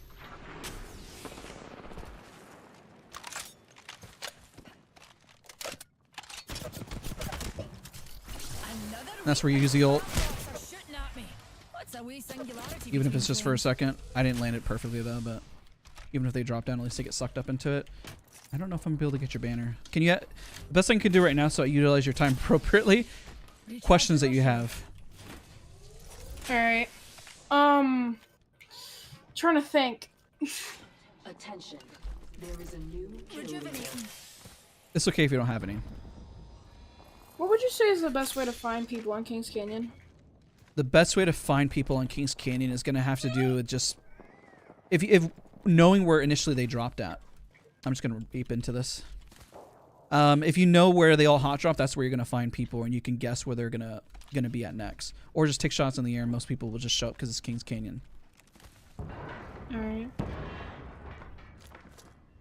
Grenade Oh deployed. lord. Grenade flung.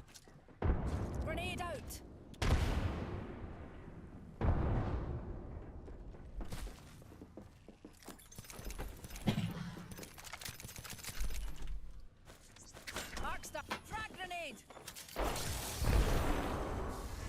you win these.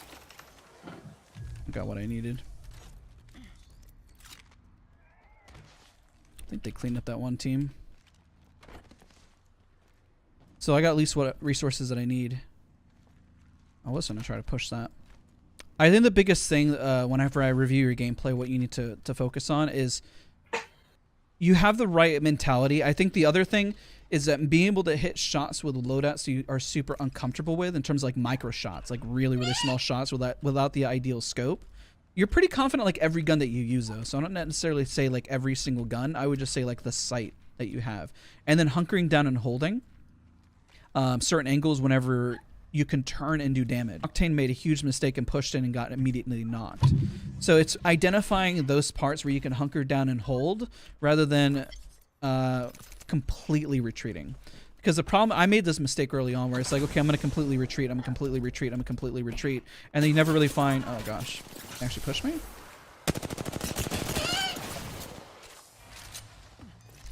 Just a tick.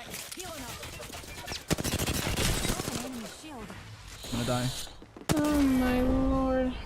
Oh, they're talking. No, it's good. I'm glad because we can get back in and start coaching again. All right, a question I do have though, what's a good way to learn positioning? Because I feel like I have the skills to like go up to diamond, but my positioning is always just god awful. Okay, I'm glad you asked. Let's go in the test range and let's talk about that. Let's kind of like work the fundamentals on positioning. We'll use like the various maps and we'll kind of like break and isolate that out so we're not in game. Your looting is great. Your comms are good. When you hold a positioning is what we're going to focus on now, and then focus on micro hitting really, really, really, really small targets. Is the other one. That's pretty much it. I'm going to give you an aim training scenario, match the two, and you're going to find like a middle ground between the two. So let's talk about positioning. We're going to grab sentinels, and we're going to have some angles and positioning as if we're going to replicate what that weakness is in game. So let's talk about that. Alright. I will say it is nice that you are streaming because then I can go back and watch the VOD. Yeah, and even when you look at my gameplay, what happens is you'll start to identify the strength and weaknesses that even I have, you know, and that's why everybody needs coaching. So what I'm going to have you do is the ideal spot is to be up here on height, right? Because what you're going to do is you create a smaller hitbox. I want to show you what that looks like. So drop down all the way down here and look at me from your POV. So you see where this is a strength because I'm able to hide my hitbox and go back and forth up and down, right? Yeah. Hitbox is everything. And right now, your hitbox is technically the largest size because I have technically I have height on you and I have the angle. So what can you do in this scenario, right? Well, let's switch places. So go up all the way up top, and then we're gonna fight. All right. And you need to work on your aim from taking height, because you always want to be at the height advantage. And when people are shooting from height, so right here, like, I would just start shooting at me. Like, this is the best angle that you can have. But understanding, you see how your hitbox is way too large already and I'm landing the shots back? You need to duck and weave back and forth between your hitbox, so it makes it harder for you to hit me. It's why whenever I was taking shots, you can kind of identify it. So where can I play? I can play right here at this angle. You see where I'm playing? Now I'm a much harder target to hit, and I just cracked you. So what are you going to do at this point? Usually you bat, and if you bat, I'm going to push up and use a zip or take an alternate angle. And now I'm directly underneath you, and now I have a pretty safe space to go, right? So keep your hitbox small as humanly possible, even if you have the disadvantage. And when you're up top, you need to duck and weave back and forth to keep your head as small as possible to do like micro peeks. Does that make sense? So try to like peek me, but know like whenever I'm going, because I'm making it really hard for you to hit me. There you go. See, that's way harder to hit for me. And granted, yeah, I'm going to hit you and land those shots, but I've also kind of practiced this and learned how to put counter pressure. I fell. See if I can get you. Yay! I'm just kidding. All right. Switch lenses and go back up. Yo, Shake Daz, appreciate all the help and great content you make for us. Really appreciate it. So this is a dramatic version of finding an angle and creating your hitbox and making it small. For everybody watching in chat, this is what I'm talking about when I say making your hitbox small. Because granted, yeah, you can just stand out in the open, but I'm a large target right here, right? I'm literally the largest target that you can possibly see, but I'm much harder and smaller to hit if I use any sort of geometry or angle. You can do it over here too, because technically my hitbox is smaller. And so I technically have what you call a head glitch. So and then you never peek the same spot twice, so you're unpredictable. So when you're peeking, notice that I'll switch to a different angle immediately and cracking you. And I'm making it hard because I'm making you think. I'm making you think about where you're shooting from. And I'm making it difficult. And so that's why you're having a much harder time hitting me than I am at hitting you. Because I'm constantly juggling and re-peeking at different angles. So this is the extreme. Does this make sense in terms of like the extreme peeking? DSW? Oh, you were talking to me. Yeah, bad. Yes, it does make a lot of sense. Okay, now that I created the extreme version, let's talk about peeking from like a more realistic angle, right? Let's do that real quick. Alright. Alright, so what I'm gonna have you do is you're gonna peek from over here. Shall we head this way, darlings? And I'm gonna peek from over here. So unfortunately with this box, you'll notice that I'm pretty much at a disadvantage playing from this angle. Can you tell me why I'm at a disadvantage playing from this box? No, not really. Okay, the reason why this box is a disadvantage for me to play, because if I climb up to shoot you, my hitbox is large. Yeah. If I peek you at this angle, my hitbox is still large. Even if I come over here and peek you, my hitbox is still large. So you have to identify knowing that if this is a strength or weakness. So what can I do in this scenario? What do you think I can do to make this much easier so I can actually win the encounter and peek you? Think outside the box. Maybe run to a different spot, like over there.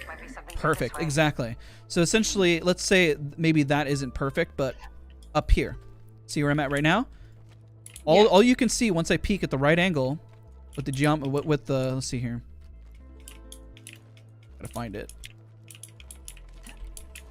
That's why I swing this way. Oh, there we go. This is perfect. And now I'm at a full advantage. Right? Yeah. You just essentially, I don't even know the space over here, but like there's probably a spot like right here. If I were to like find it, where you can kind of peek, but the problem is that you're kind of limited just to this spot. So what I would say, either take height, take that, or even if I were to go even further back, which is why I want you to practice your precision aiming, is to take the shots from here. Now, whenever you retreat, though, that means that you're not going to obviously push, right? You're not going to be able to make a player push, but you want to put pressure to get them to pretty much, I always say, get them to F off. You know, like, leave me alone. I have positioning. Please leave me the hell alone, right? That's the goal. So as long as you're able to find that hitbox, that's going to be your overall goal. But when you're playing there, notice how your hitbox is small as humanly possible to get the advantage on your opponent. So you're peeking one from here, from this angle. And I want you to see it from this perspective, just so you see it. See how my hitbox is small, and just even try to shoot me and hit me? Like, this is a pain in the butt to hit, you know? Yeah. So you want to make your hitbox as small as possible. Even if you're practicing in third-person mode, that's how you're going to do it. And if you don't have the advantage... And so kind of walk around the map right now and try to find a spot like I did. Let me do this way. Let's find a different angle. Real quick, hold on. I'm going to put you in a scenario, and I want to say, how do you find the jump on me? All right, we're going to play over here. Kind of quiz you. And this is important because we're in the BR. You need to find that hitbox and angle. Let's say I have...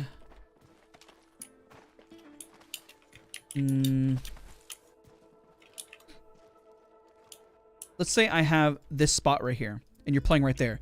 What angle can you play to make your hitbox as small as possible, but still have visibility on me?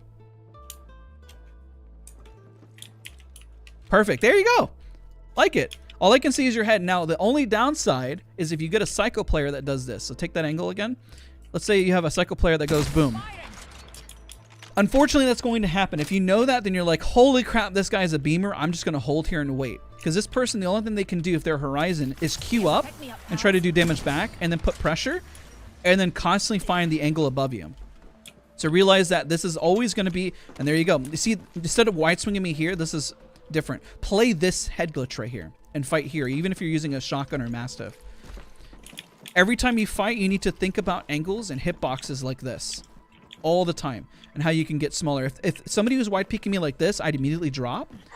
And I would wide swing him right here instead. And if I have a mastiff, at least now the only thing you can do is climb up top and then shoot to make your hitbox smaller. It's like a game of chess, and unfortunately, the better your opponent is at identifying it, at some point your opponent is going to get frustrated and give up and say, you know what, screw this, I'm just going to wide swing you and fight you. But that depends on how much damage they've done, right? Because sometimes even minimizing your hitbox doesn't matter. They're still going to get the jump on you. You know, so let's put you in a really rough situation. Let's say you were out in the open right here, right? And I'm going to have hide on you. And just stay there, and then I want you to identify, what do you do in this scenario? Let's say you're Wraith. Where do you Q to? And I get the jump on you. So you Q. Over here. Let's go this way. As we get cover. Okay, now you got cover. That's not a bad option. The option I would always try to employ is always go for the bigger structure or somewhere that's going to give you height. Because remember, dropping down further into height isn't necessarily the best option. So let's say, oh gosh, they were on me. Where am I going to go? You Q, you see them up high. They appear out of nowhere. You take the angle to give you the opportunity to go onto height. But your instinct isn't wrong. The only downside of like going further down onto height is it becomes a weakness, because then they still have height on you, and you still need to close the gap if you do damage. So that's what happens in game, especially whenever like we're just playing together, is that yes, it's good to retreat to where you know that you can get the jump on somebody. I make this mistake all the time. So it's when I'm coaching, I always think of it as like, take my own advice, practice what you preach, push towards where you think is going to be a strong point. So let's 1v1. I'm going to put you in the worst case scenario, and I want you to kind of work your way up to me. I'm going to purposely just constantly miss shots, and I want you to gain ground on me. Like, how would you gain ground? Did you use a sentinel? I dropped it. Yeah, go pick up a sentinel. My bad. Or whatever gun you want, whichever one that you feel like you can start practicing. I guess sentinel, just for precision's sake. Yeah. And then what you're going to do is constantly work your way in. I'm going to put you in the like, oh no, the oopsie moment, until you can pretty much knock me and put pressure. All right. I just want you to feel that out, because I want you to apply that same logic when you're in game. Okay, ready? So I take my first shot. I'm going to purposely just miss, just so you hear the shot, so you put pressure. Wait, what did you want me to do? I'm sorry, I'm being very stupid. No, you're good. Just win the encounter against me by counter pressuring. Like, let's see you crack me. What do you do? I didn't mean to hit you. I'm sorry. I'm just constantly trying to miss. So what I'm gonna pinpoint it. Freeze. Stop. You made your hitbox really small, or really large. You're really large against me. So go back to the game-winning spot that you're at, that you initially from point A that you went to 1v1 me. So your hitbox is pretty large there. Use that. Use this angle right here. Use a little bridge right there. There you go. Perfect. So your hitbox at least smaller, right? Now once you crack me, so go ahead and crack me. Where do you go from here? Where are you going to push up to try to find an angle to get positioning on me? Because essentially, pretend I'm going to bat. I don't have any visibility on you, and I'm a panic. I'm like, oh, I'm batting. Where do you go? Up here, and then you don't have any cover. And I can just kill you. Perfect. That's a great option. Let's say that's the good answer. And then at that point, like, I mean, you should have the jump on him, and then you win the fight, and then you can zip across, and then boom. Let's say that this didn't exist, and all you had was this angle. Where do you go from there? Let's go back, just to kind of drill you. Let's say you did crack me, which you've already done, and I hide. Where can you go at this point? Well, normally in games, I'm always playing Horizon. So can I switch to Horizon? Yep. Yeah, I'm going to switch Horizon. All right. I would probably just... And then start shooting, yeah. Because you got the crack on me, so that would be the play. That's the beauty of behind Horizon. Let's say you were Wraith in this scenario. Realistically, what you can do is that you can port, and then find another angle, and then port up. So the reason why Wraith is also so strong, let's say, and then you pop your Q when they decide to shoot you, and you got to at least this point. Because at this point it's a 1v1, right? Now you have common ground. Let's say they do crack you. You go back to your spot and you heal back over there. And then you bounce back over here. This is why Wraith is such a great 1v1 legend. So let's put you up here. Right? I'm going to show you from that perspective. I want you to see it. I'm going to get my ultimate here. Is this making a lot more sense now that you're kind of seeing it? Yeah. So always apply this logic when you're in game. And it's hard in the moment, trust me. Like, geometry changes constantly, so it's like, if I, let's say, land a headshot and I hit you, and then you start healing. Setting a portal. 1, 2, 3, 4, 5. At this point, you would be looking for me, right? You'd probably hit me, and I would probably put my port a bit better, and I'll have the angle up here. So at this point, now I have a... And then either I would knock or push or whatever. But at that point, that's where you use the port. Let's say you shot at me sooner, and I'm like, oh my god, I got absolutely fried, and I would chill right here and bat. What can the person do up height at this angle right here? The only thing they can do after they crack you is to give up height and push back, right? Most people who have height will not drop on height unless they got a grenade, they got a way to stop you. That's where you use utility. Maybe they put the Ash Q, maybe they refuse, they put a nade here. That's where all the utility and your creativity as a legend comes into play, right? You got to use all of that to be pretty smart. And this is why Ash can be so effective on a crack. And here's an example of what you can do. Whatever legend you have, and this is for everybody watching in chat, apply that logic to any legend. And if the legend struggles, then you kind of know why you need to probably potentially switch to another legend. Let's say a cracky right here, right? Opening fire. I get my shots down. Oh my gosh, what can I do? Boom, I have this angle. I know you're healing still, and I put my Q up. So even if you decide to push up, you're snared. Boom, I got the jump on you. And I pull out a Mastiff and then win the fight. That's the pressure that you see that happens all the time in ranked, and what you can do and what you can't do. We talked about the Gibraltar bubble pushing forward with Dirk. Everything is a Gibraltar bubble. Think of it that way. Every bit of utility that you have of your Horizon, you're putting pressure because it's time to push. Even if you were Caustic, an example would be, even if you were Caustic, what utility can you create with a defensive legend? Because that's probably a harder one at that point. Because realistically, this is where your utility comes in. You can nade, you can use fuse their ultimate. Let's say I do get the crack, and then I'm playing that smart head glitch angle after you caught me out, right? And then you have to bat. You have 5 seconds. 1, 2, 3, 4, 5. There's gas out, and I'm climbing forward right here. What can I do so that you don't drop on me? I'm gonna put a barrel right here. I'm gonna climb up and pull my Mastiff out. I know you're taking damage, and then 1v1 and use a head glitch right here. And there you go. It's a little trickier with a defensive legend because you're having to play low ground. But remember, with low ground, you can head glitch as well. So look at me from this angle. You see where I can still put barrels and stuff here and create a small hitbox. You essentially need to look directly down on me to be able to hit me. And it can be very, very difficult to do that, right? And I know you will not drop on me because I have gas here. So granted, it's not ideal to play from low ground, but if you're a defensive legend, sometimes it's literally all you got. And if I was a Wattson, I could put my gen right here. And it's not ideal, trust me. Like, let's say that the zone was pulling here, and I had no choice but to climb.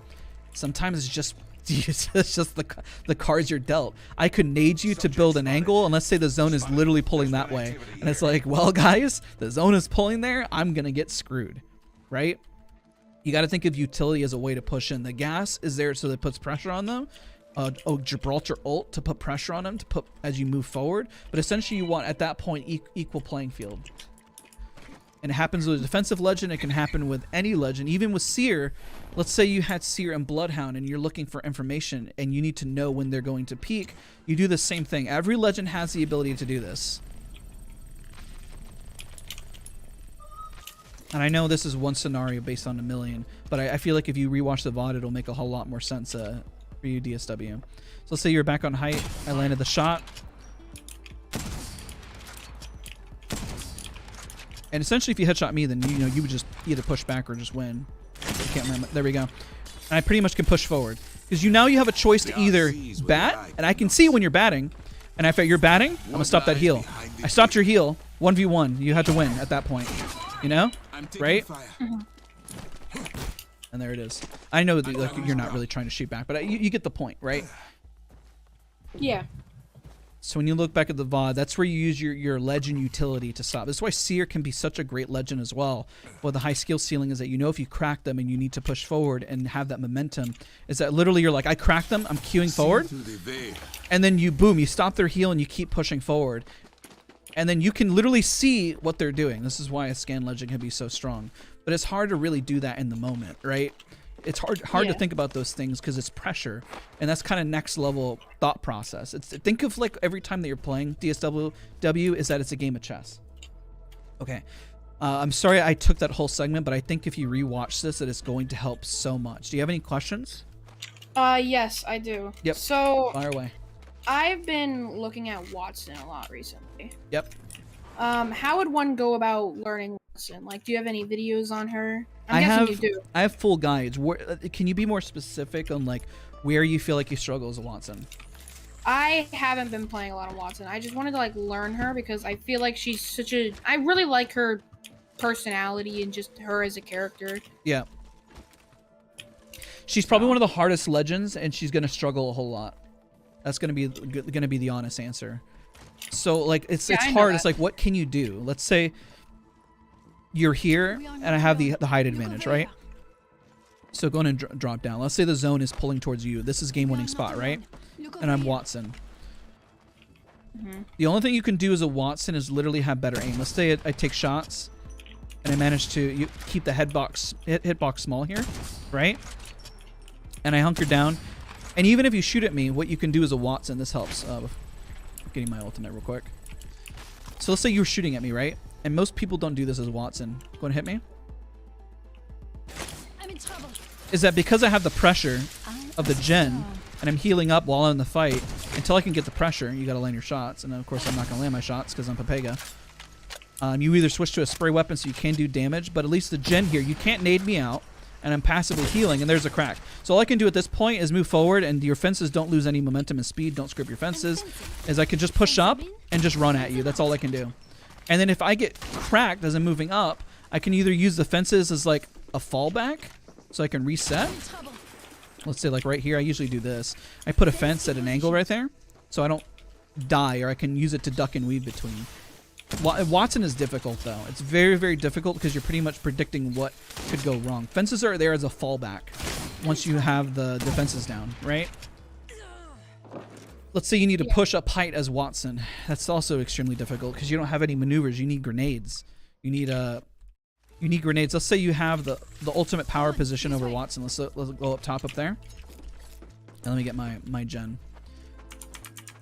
The best opposition you can give as a Wattson is literally damage, so then you can move up on it. Say I'm on game losing spot here. The zone is pulling towards you, and I just didn't predict the zone like I should have. And you have angle, and all I have is this to play. I can put the gen right here, so I can have you choose to shoot the gen instead, and I can try to play this angle right here. And I crack you, I'm moving up. I know you're gonna shoot at me, but I know that you're flush, and I can literally just freeze for a moment, and then knock you that way. It's crazy knowing that you have to be that accurate to put pressure as a Wattson, but it's literally almost all you can do in that scenario. And I literally will freeze and do opposition and do damage because I know that you're flush and I know how much HP that you have. So as a Wattson, you pretty much need to keep tabs on how much damage that you've done. If you notice that they're batting, don't even pause to do damage. Just go right underneath them and then reset for the fight, and then put a fence here, and then pretty much fence off, and then get ready to 1v1 again for the low ground. It's not ideal, but it's the only option that you have to pretty much win that fight. Does that make sense? Right. Yeah. It's tricky. Wattson is because you're thinking defensively, and the only other utility that you have is your damage output. That's all you got. And if you miss your shots, you're going to lose. Because if you're Horizon, you're like, oh, shoot, what the heck am I going to do? You fly up as Horizon, you just pretty much, you can do movement and then run away, right? I mean, as a Wattson, you're here, and maybe I can tap strafe kind of in front of you to kind of dodge a bullet. That's really all you can do. And then somebody asked a question, what about Crypto? Well, Crypto's pretty easy. I mean, easier than Wattson in terms of like putting pressure. That if you have the high ground and let's say you had your ultimate, You just EMP that. yeah, just EMP. Yeah. Crypto's actually really good this season. I'm enjoying Crypto. Yeah, it's just hard to build momentum up. So let's say you have height. I can try to put the drone out. And usually what they'll do is the person will need to shoot the drone, which already happened, and there you go. That's all you got. So you need to make sure that the drone is placed smart. And that's a mistake that most people make. So you use it, make sure that you don't have LOS on me. Go into the drone. And then just put pressure, and then... Oh, I don't have my ultimate, but then you would have the ultimate to pretty much put pressure. And then you would have to play aim lab or Kovacs to hit the drone. So make sure whenever you throw it out that you throw it either at an angle or it's at a low point, so then you can run up. Putting the drone instead of in the air, even on the ground, is a lot better as you're kind of moving forward. Yeah. And there you go. I'm good to go. All right, I do have one more question. Yeah, though. go for it. And then I got So to bring the next person afterwards. I have 2 goals for Apex, to be honest. I want to hit Masters. Yep. And I also want to be able to solo duo, like you see a lot of good players do, like freaking 16 kills, like stuff like that. I really want to be able to do that because it's so satisfying to me. It's like my ASMR, you know what I mean? Oh, you just started the rain. I did not mean to do that. I was like, where am I going? So what you can do when you wanna win a 1v2 is you have to isolate opponents. That's pretty much it. You need to isolate opponents and you can 1v1. If you know one is cracked and you know they're going to reset, then you know the next person that you push, that you can pretty much 1v1. If people play really close together, you're not going to win the fight and you have to be really, really smart. How do you fight a 1v1 in a door fight? You pretty much got to keep peeking and taking a different angle and assess what guns that you have. So let's say you were in a 1v2 right here, DSW, right? Yeah. Let's say one is at the door and you shotgun one of them down and they're cracked. And the other one is holding the angle over here. You can't push the building. What you can do is nade out the inside of the building and take another off angle and try to push the other side of the door. If they're hunkered down with caustic, you're not winning that fight. You're going to have to run. You're going to have to reposition and see if you can bait them outside of the building to push you. If they run outside the building, then they push you out. Then you can start putting pressure and try to win the 1v1. What you're trying to do is make sure that they make a mistake. You're trying to catch them out in the open and make a mistake. And usually when people are in a 1v2, they're like, oh my god, just shove them, we can beat them because there's 2 versus 1. They will make a mistake. They're going to make a mistake. They're gonna fall and leave their building or go to zone and wait for rotation for them to come out. It's why Wraith is so effective. It's why you see people 1v2 with constantly as a Wraith, right? Let's say they're at the door and then you port forward at the door and you do a bunch of damage. Right? You port forward at the door, you got to port, you're going, and you're right at the door right here.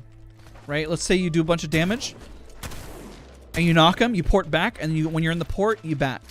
And then you take the port right back in, and you hear the res, you push in, and then you screw them up. The port is there to give them the false sense of security that either you left, they'll say, he left, res. Or vice versa. You're playing mind games. You got to have somebody just absolutely make a mistake on the play. All you can do is just kind of bait out a mistake to win your 1v1s. You can hit Masters based on your comms and what I've seen you do. Just make sure that your hitbox is as small as possible and that you're isolating teammates so you can win your fights. That's literally the best advice that I can give. Alright, thanks, man. No worries, no worries. Review the VOD, kind of see the hitboxes from my POV, and you'll continue to rock it, okay? Thank you so much. I'll hit you up with the scenarios that you need to work on in terms of improving precision shots, okay? All right, thank you. No worries. I'll talk to you soon. See ya. All right, bye. Bye. All right, let's bring on the next person for coaching. Let's see, who do we got next up on the list? I appreciate all of you guys. Hopefully you guys are enjoying the stream. Hopefully it's educational. It's been a lot of fun. I enjoy teaching as much as, I mean, again, I make a lot of mistakes too. Let's message this person. You good to go? Sorry, ran a minute late. Coaching, by the way, is EST. EST time zone. Eastern Standard. Okay. I'm waiting for their response back. Okay, he's ready. Perfect. Or they are ready. Or she. I don't know. Okay. Giving him a call and we're going to hop in and do the same thing. Everyone has something different to work on in terms of their strengths and weaknesses. And trust me, I can preach it all day, but when you're in the moment in game, even the pros make mistakes. You see it all the time. It's just identifying and knowing what, like, okay, we hesitated here. We could do better here and all that fun stuff. If you're enjoying what you see, don't forget to leave a like. It absolutely means the world. What's up, SPK? What's going on, man? Des, how you doing? Good. Good. Do I have you added? No. Okay. think I just sent you friend. What's your in-game name? SPK me. What is it? Oh, SPK. Let's see here. Fire it off again to me again to Yeah, Okay. If a team is pushing an advantage, how can you counter that push? You just got to do damage, unfortunately. If they're putting that much pressure and pushing forward towards you, you either, at that point, they have an open hitbox, so that's your best opportunity to do damage. That's all you can do. Let's say you have height and they're pushing forward, you have to be able to dish damage out. And if all three of them are pushing, you need to ask your teammates why they're not putting damage with you. I think I got your friend request. Did I accept it? Okay, there we go. Shooting an invite. Yep, got one. Okay, you know the rule. Grab yourself a wingman, an R99, and let's grab grind this out. Sure. Let's change from geos to firing range. Oh, sorry, my bad. Will you play Overwatch 2? I played Overwatch whenever it first came out, yeah. I might. I don't know. I enjoy Apex so much. So much fun. DSW and Dirk, thank you guys so much. You guys are fantastic. Hopefully you guys all learned a lot. And DSW, you're already making great improvements, by the way. Huge night and day difference in your gameplay. I love the fact that we do these coaching sessions and I see people make improvements right away. Realistically, you guys all have the answers. All I'm doing is just guiding you into the right direction. That's all I'm doing. You guys have already put in the work. People are already here watching the channel have already put in the work and are trying to improve. All I get to do is just kind of guide you guys, and it's fun. I really enjoy it, and hopefully you guys enjoy it too. And it's not a perfect science, because remember, the more tips that I provide, there's always a counter reaction, a counter to what that should look like. Like if we take that small head glitch angle and you get headshot right away, well, all you got to do is just try to peek a different angle or try to juke them, you know? Okay. Okay, I believe I'm ready. I think I must too. Let's go over. Let's go over here. Let's explore this. We're going to do 5 1v1s, and we'll identify strengths and weaknesses, and we'll kind of go from there. Okay? Sweet, thanks. First and foremost, I wanted to ask you for the opportunity. Yeah, of course. Don't hesitate on asking any questions. I apologize if I cut you off at any point because of chat. But don't be shy. And know that you're already doing great. You're putting yourself out there, and that's the first step to improvement. So you got this. Ready? Sweet, thanks. Appreciate it. 3, yep, 2, 1, go.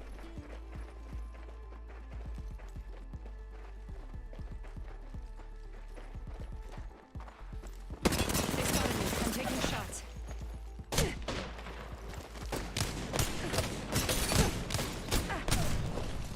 Pretty good, pretty good. Let's go again 4 more times. Yes, sir, Devontae. Yes, sir. Ready? 3, 2, 1, go. Taking shots. Enemy down. 3 more. Ready? 3, 2, 1, go.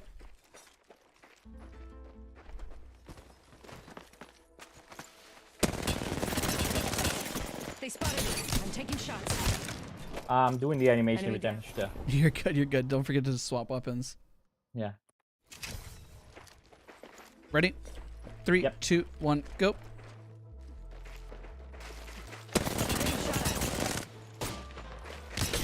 Firing.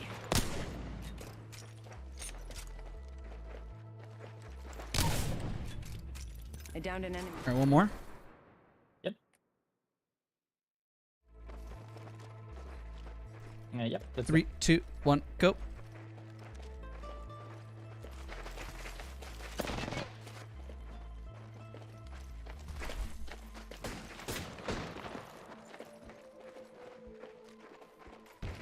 Getting shot at.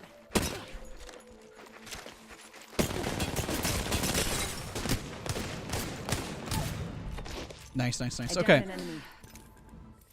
So, I think the biggest thing is to hold your ground on the decisions that you're making in your 1v1s. I waited you out in the very first round to kind of see what you were doing with your positioning. You're on mouse and keyboard, right? Yeah.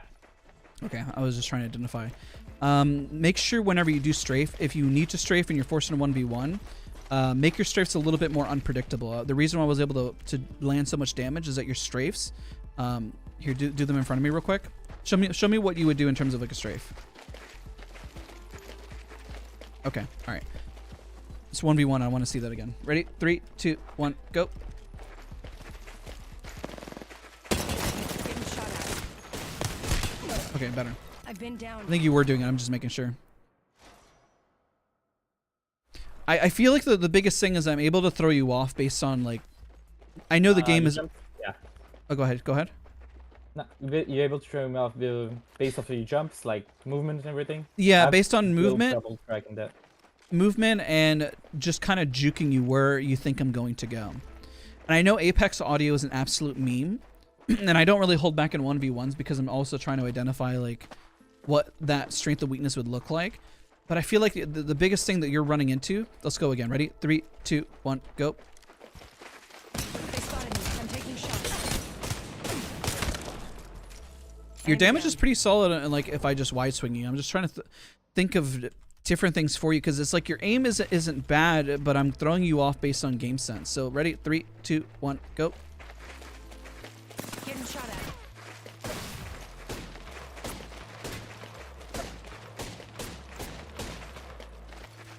Okay, we're gonna focus on precision shots. Come over here. Let's do wingman right here, and you're gonna shoot me from this distance. Okay. You're gonna climb up on your side, and we're gonna use the wingman. Ready? 3, 2, 1, go.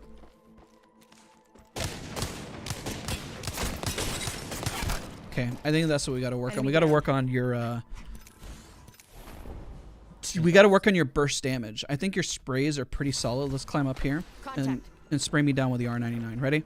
3, 2, 1, go. You're good. They spotted me.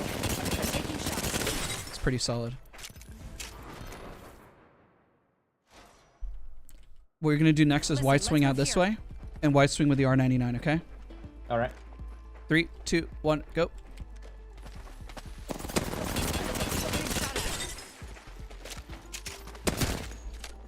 Okay. All right. I would say the biggest issue that you're running into, it really has to do with knowing where I am at and making sure that your hitbox is small, and then focusing on the shots, slowing down your shots with the wingman. You kind of have a similar issue like Dirk does. It's not the same like DSW. DSW has a kind of a different issue, but I think yours has more to do with just knowing where I'm at. And unlike Dirk, I know that he can land his shots. I feel like you're fine under pressure. Like you're not getting overwhelmed per se. I feel like the problem though has more to do with just building kind of the core fundamentals. Have you aim trained before?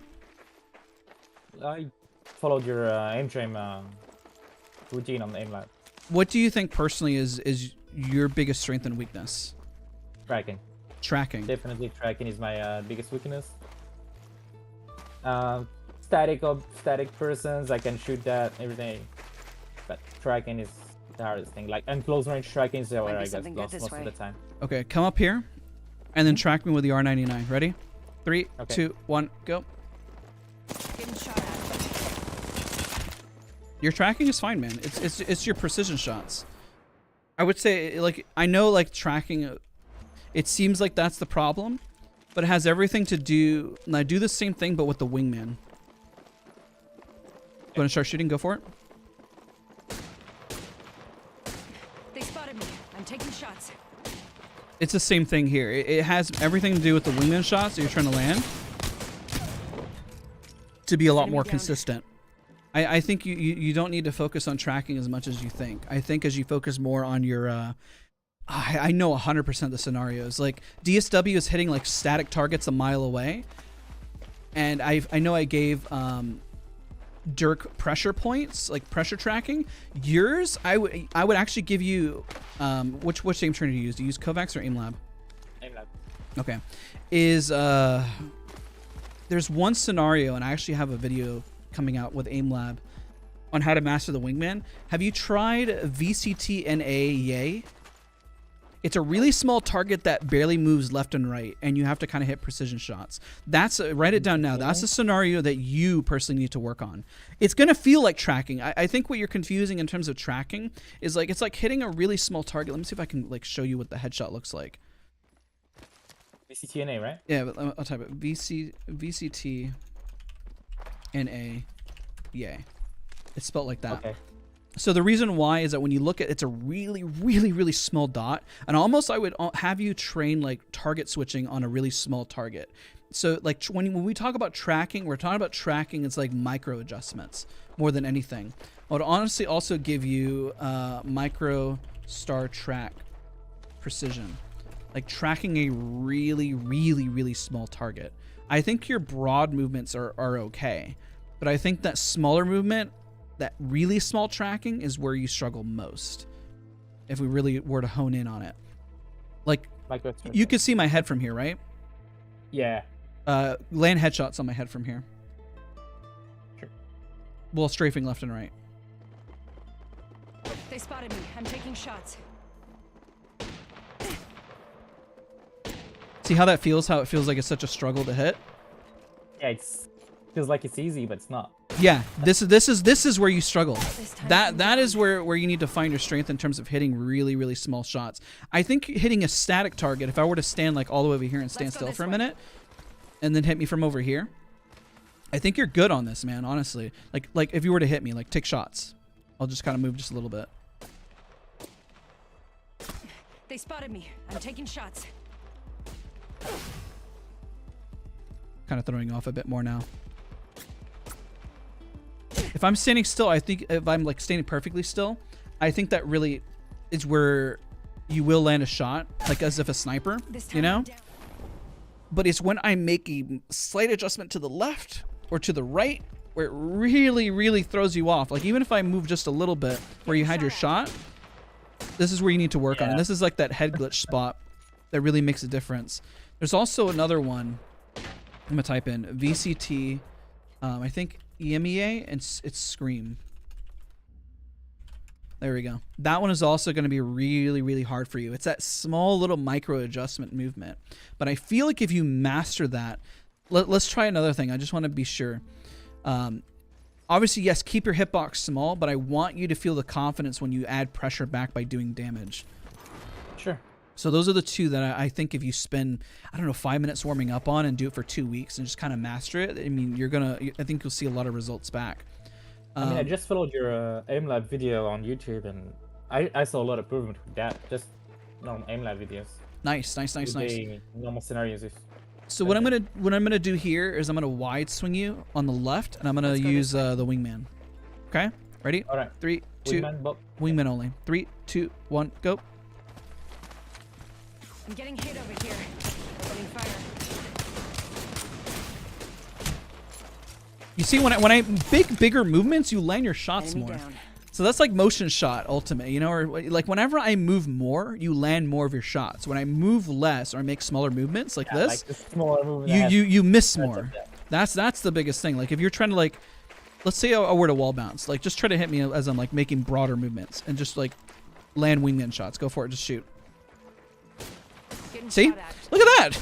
Interesting, right? Isn't that crazy? Like you are more confident, and once the movement is smaller right here now, it's a smaller movement. What you can do, there's two different things. Do you have my stream open by chance? Sorry, do you have what? Do you have my stream open by chance? I want you to see my POV quickly. I just stream open. Okay. So what you can do to solve this temporarily, it's a temporary fix, because I do want you to focus on hitting those really small targets, and they're going to move like left and right really small in that aim lab scenario, is what you can do in the meantime, you see pros do this all the time, is kind of make a really big broad movement so you can hit your shot. So it's a larger movement, so you don't have to worry about making the micro adjustments. It's a temporary solve, so if I'm on you on the target like this, like that, right? Because it's like you're making like a flick over. It's a technique. It's not perfect. It works for some. It doesn't work for everybody. But because you struggle most with small shots, a temporary fix is by having yourself flick to the target like that. Does that make sense? Yep. Because whenever I'm moving around doing this, you seem to land a lot more shots than me. There you go. See, I'm literally wall bouncing and tap strafing in the air, and you're landing your shots. Crazy, huh? And then the minute I do this, you can't land the shots, and this is supposed to be the easier shot. There you go, perfect. So just focus, slow it down, and really work on those micro adjustments, and that's also going to help your tracking. So what you're panicking about, the close range tracking, that movement left right is going to make a really big difference, because when you're tracking up close to the R9, you got those micro adjustments, right? Well, it's going to make a really big adjustment in terms of your overall tracking. Make sense? Yep. Understand. Any questions so far? No, so far so good. I mean, we covered like one of the main problems I have. I think my second main problem would be movements. That is, I feel like when I see you on your screen right now, I understand why I get shot most of the time, because I look like more static than you are on my screen. Yes. That's why I asked you if you're in MK, because I'm gonna be honest. At first, it's not a bad thing if your movement isn't crazy at the start. So let's drill out the movement for the next 9 minutes before we go in game. I want to take a look. It's gonna be like Karate Kid time. Ready? So show me a wall bounce. Something good this way. Wall bounce on this wall. Perfect. Show me a wall bounce going sideways like this.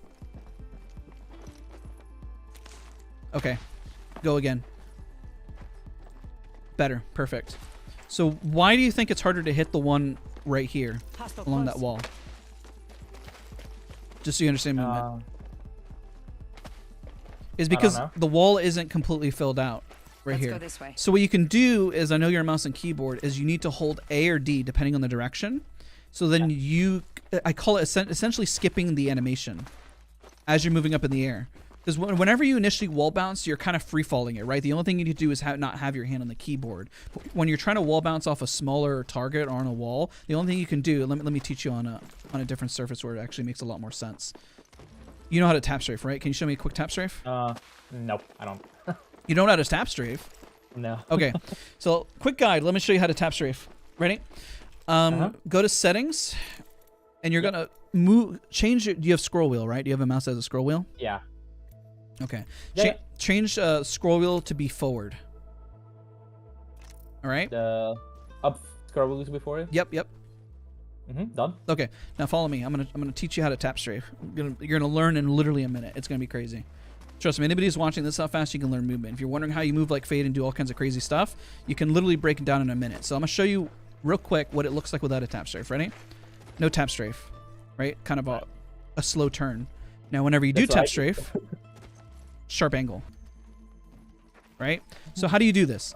You slide jump, and when you're in the air, press your scroll wheel up and spam the input. So do the movement when you just slide jump forward. Okay, you're at your peak. There you look at that. Perfect. GG's, there's your tap strafing, man. There you got it. All you got to do is because you know how to wall bounce. I was like, bro, you know how to tap strafe. You can easily tap strafe. It's the same thing. All it takes is sometimes somebody to hop in and just teach you. There you go, your tap strafe. You got it, man. So what can you do while you're in a fight and you're reloading? So let me teach that real quick. So let's say you're in a fight and you start shooting, right? And you want to slide forward and then tap strafe to the right or to the left to throw off your target. So go ahead and unload your mag at that target right there on that wall. All right, slide forward, tap strafe. Perfect. There you go. Amazing. Nice, right? Just keep in mind when you have easy. Yeah, it's a lot easier than people think. So you can tie these two things together, right? As you learn how to tap strafe. Let me show you an example. So let's say you tap strafe around the corner and then you wall bounce. That's what I would actually have you practice until you master the tap strafe and going into a wall bounce. It's going to be a little tricky. So you slide jump and you tap strafe towards the wall. It's going to take a little bit. And then afterwards you jump into the air and wall bounce. Yeah. I would have you drill this until you can get it right. Okay. And once you get that down, I promise you, your tap strafes, anything you do will be super, super easy. And I do this all the time when I'm running away. If somebody's shooting at me and I'm, essentially screaming with my head cut off, I will literally tap strafe around the wall and then wall bounce and try to get away as much as possible. So practice that and you'll get that movement down. So what does that look like? Is that your tap strafe is so sharp and you go towards the wall and then you wall bounce afterwards. It's going to take a little time. That's like the advanced version. But if you can get that comfort level, everything else gets easy. All right? Okay. Everything. I'll try and drill that whenever I get on firing range. You can do the same thing when you're towards a wall to help build momentum, as you can tap strafe towards a wall and then wall bounce afterwards to get some momentum going. Takes a little bit, but you'll get there with it. But that's how you incorporate the tap strafe and that angle. And of course, if you're trying to run away from somebody and you're tap strafing away, bouncing around, that's how you do it. And even when you're in the air, you can literally use the W key input to constantly tap strafe. Now, another little tip I can provide to you is watch me here. Might be something good this way. What you do is you can wall bounce and then tap strafe around the corner afterwards. So you build that momentum. It'll take a little bit. So just aim for the wall bounce and then spam the input afterwards. So then you're bouncing around there. There you go. Very nice. So kind of spin. There's a few things that I would have you isolate at this point. Practice your micro adjustments, the exercises that I gave you, and then come in the test range and then just kind of practice bouncing off of stuff. I do this all the time when I'm in work meetings. I literally will practice the movement, and you can literally do about like a 180-degree tap strafe like that. And it comes with time and practice as you just kind of wall bounce off of things. And you can wall bounce off of objects like this, but you have to hold either A or D in terms of a direction and look right at the object to wall bounce off of it. So try that real quick. Let's explore this way. All right. Nope. So the reason why it's not working is because usually whenever you just do a regular wall bounce, is you don't put any inputs in, right? No. So what you need to do as you're going towards the wall is hold D or hold A as you're going towards the wall, and then you look down like that towards the direction. Let's say like as if you're trying to shoot that marker right there. So then you can wall bounce off of it. If you don't hold A or D, you'll go through a climbing animation. So you just slide jump and then hold A or D. Slide jump towards it and then hold A or D. And then bounce off afterwards, right when you go towards it. Now, the other thing, actually this will make it much easier in terms of you landing wall bounces. Whenever you are bouncing off a wall, are you using spacebar? Or what are you using? Spacebar. Okay, I'm about to teach you something else that's going to blow your mind. Just jump on the scroll wheel? Yep, you're going to have it go down, and I'm going to teach you. Follow me. That's a cue away. Come up here. I'm going to teach you how to bunny hop. Let's go this way. You're about to learn the magic of bunny hopping, and you're going to incorporate it and make your wall bounces. They're going to be crisp. They're going to be so easy, bro. They're going to be so easy. Going to be sharp. Promise you. Okay, switch to Horizon because Horizon technically has one of the easiest bunny hops to learn. I'm going to teach you how to bunny hop. You're going to walk away and you're going to become a movement legend. You're going to be like Fade. You're going to do crazy stuff like this, and you're going to go into a bunny hop and be like, oh my god, I'm so goddamn cracked out of my mind. You know, that's literally what you learn too. Ready? So what you're going to do is we're going to keep it simple. Do you have scroll wheel on jump? Yeah. Okay, so literally just kind of use the scroll wheel and just kind of feel it out, right? So now what we're going to do is you're going to slide forward without pressing any inputs, and you're just going to bunny hop like this. Okay, now you got that. What we're going to do afterwards now is you're going to slide jump forward, and you're going to hold A and D, and you're going to bunny hop like this.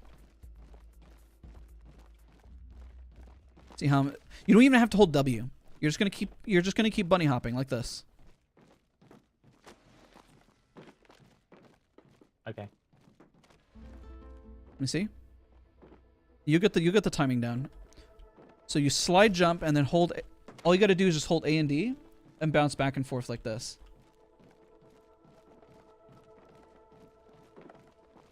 And the momentum will build. But look forward. Whenever you hold A and D, it's mostly because you're moving left and right. Kind of create like, here, look at the stream and watch my movement real quick. I promise you you'll get this. And then your bunny hop is going to be insane. You're going to be able to... Can you bunny hop as Valk? Yeah, I'll show you real quick. I'll do it on Valkyrie. The timing's a lot more difficult. Yo, Fire, thank you so much for the 10, dude. I appreciate you. See? It's harder to time as Valkyrie because you got a jetpack, so you have to be perfect on it. Now you can do it. You just gotta be like airtight on it. Make sure that you don't make a mistake. And if I'm bunny hopping like this, there you go. Look at you. There you go. Perfect, perfect. Now what you're gonna do is I'm gonna make it a little bit more difficult. Okay. Now what do you use for crouch? Do you use toggle or hold? I have hold on C and toggle. No. Perfect. Toggle on C and hold on like control. Okay. Change C to hold, and change toggle to control or whichever one. You were gonna flip flop them essentially. All right. So now what you're gonna do is when you bunny hop, you're gonna hold C as you're bunny hopping to build momentum. There you go. But while you're crouched. Wings up. I'm on Valkyrie, so I gotta like time it perfectly, even with the scroll wheel. You know? So you slide forward, I'll switch back to Horizon so you can see the point of view so it makes a little bit more sense. Okay, ready? I know we're spending a lot of time in movement, but it seems like that's what you want to master, so we'll invest time into movement. I think everyone is learning a whole lot. So you slide jump, and then you bunny hop. So look at my screen, I'm crouched, I'm just holding C, and I'm just bunny hopping. Same thing as I did before. All you're doing is you're adding hold C to the equation. Okay. Yeah, so go to slide jump.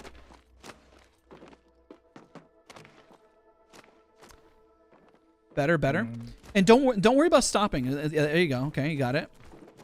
And then just add the movement left, right, left, right, left, right, left, right as you're bunny hopping. It's a fluid movement. It's getting better though. It's getting better, dude. Now, Now I'm going to teach you how to bounce off a wall using scroll wheel, and it's going to become so much easier because spacebar is much more difficult to time on MK. So come down here. But is it making sense? I mean, you literally, you know how to bunny hop now. All you got to do is clean it up, but you got it. Hey, look at you. Look at that. Let's go. Okay, now you're going to jump towards the wall, and you're going to use down scroll wheel to bounce off that wall. Slide jump towards it, though, of course. Wait for the peak of the jump. Slide jump. There you go. Perfect. Perfect. Let's go. Let's go. Big, big. Realize how the scroll wheel is much easier to time than it is for the, there you go. Look at that. And I tried to do it with the space bar, and that's where I failed it. Yeah. Look at that. It's so much easier, right? Yeah. There you go. And all you got to do is just perfect the timing of that. So as you're doing that and you bounce up and down with the scroll wheel, you essentially have your middle finger, your index, whichever button you're using, already on the scroll wheel. So essentially you bounce off and then you press forward afterwards to do a tap strafe. Right? Yep. So huge, huge, huge. So what we're going to do next, I'm going to teach you how to bunny hop heal. It's the same premise, because bunny hop healing is big in terms of movement and mobility. So I'm going to throw myself an arc star. I'm going to show you why it's so important. It does make a difference, especially when you're on Horizon. Oh, we've got a bad guy. They're close. Okay. Drop some of this. All right. So what we're going to do now, when you bunny hop heal, is it's good to have like a, let's see, an example, like a hill, something along those lines. Nope. So you slide jump, and then you have the same bunny hop, and you move left and right with it.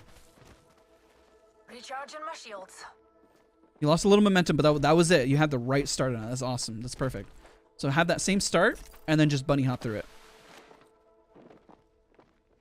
You'll get the timing a bit more, but that's pretty solid. So if you're looking at the clean animation from my end, I ran into you. Sorry. That's okay. It's okay. It'll come. You pretty much heal, slide, jump, bounce left, right, and then you're behind cover. Shields recharging. I'm throwing a lot at you. You just got used to the scroll wheel, so it's something brand new. That better, way better. The best advice I can give is always keep it kind of free flowing, where you're kind of bouncing left, right. And just so you guys know, you can do this on Valkyrie. You can wall bounce to do everything on Valkyrie, but it just requires sharper timing. So if I'm Valkyrie and I tap strafe and move around, look at that. Did I engage my jetpack? No, I did not. I'm literally wall bouncing and doing every bit of movement on Valkyrie, but because I have my timing out so well, I don't have to stress about. It always surprises me that people think you can't do this, but look, as a Valkyrie, doing the same thing, and you can add that for extra mobility to be a little fancier, right? And it just looks so good whenever you're doing that. That's such a nice one right there. Like, you can incorporate as a Valkyrie. Man, maybe I should become a Valkyrie man or something. But essentially, like, if you're trying to get away and then you tap strafe and wall bounce, you just got to be very precise. And then boom, boom, and then fly away. And then bunny hop away a little bit after the bounce and fly up. And if they're right there and you're like, you know what, actually I want to go in on this, bounce off, jetpack, fly up, move around, and there you go. You know, that's literally how the movement works. Clean, clean, clean.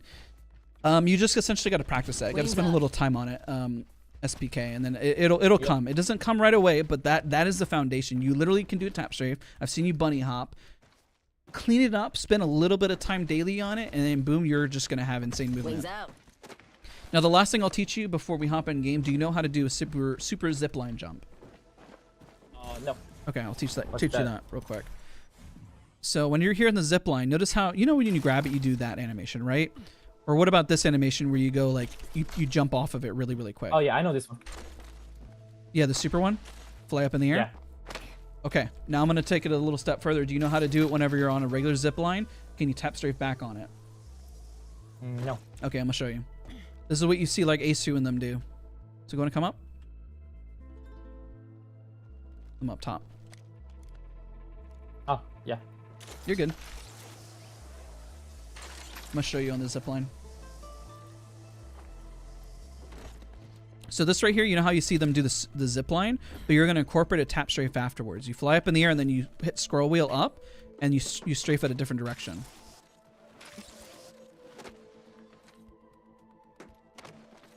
So what you do, actually, to do a zip line, you don't actually have to jump towards it.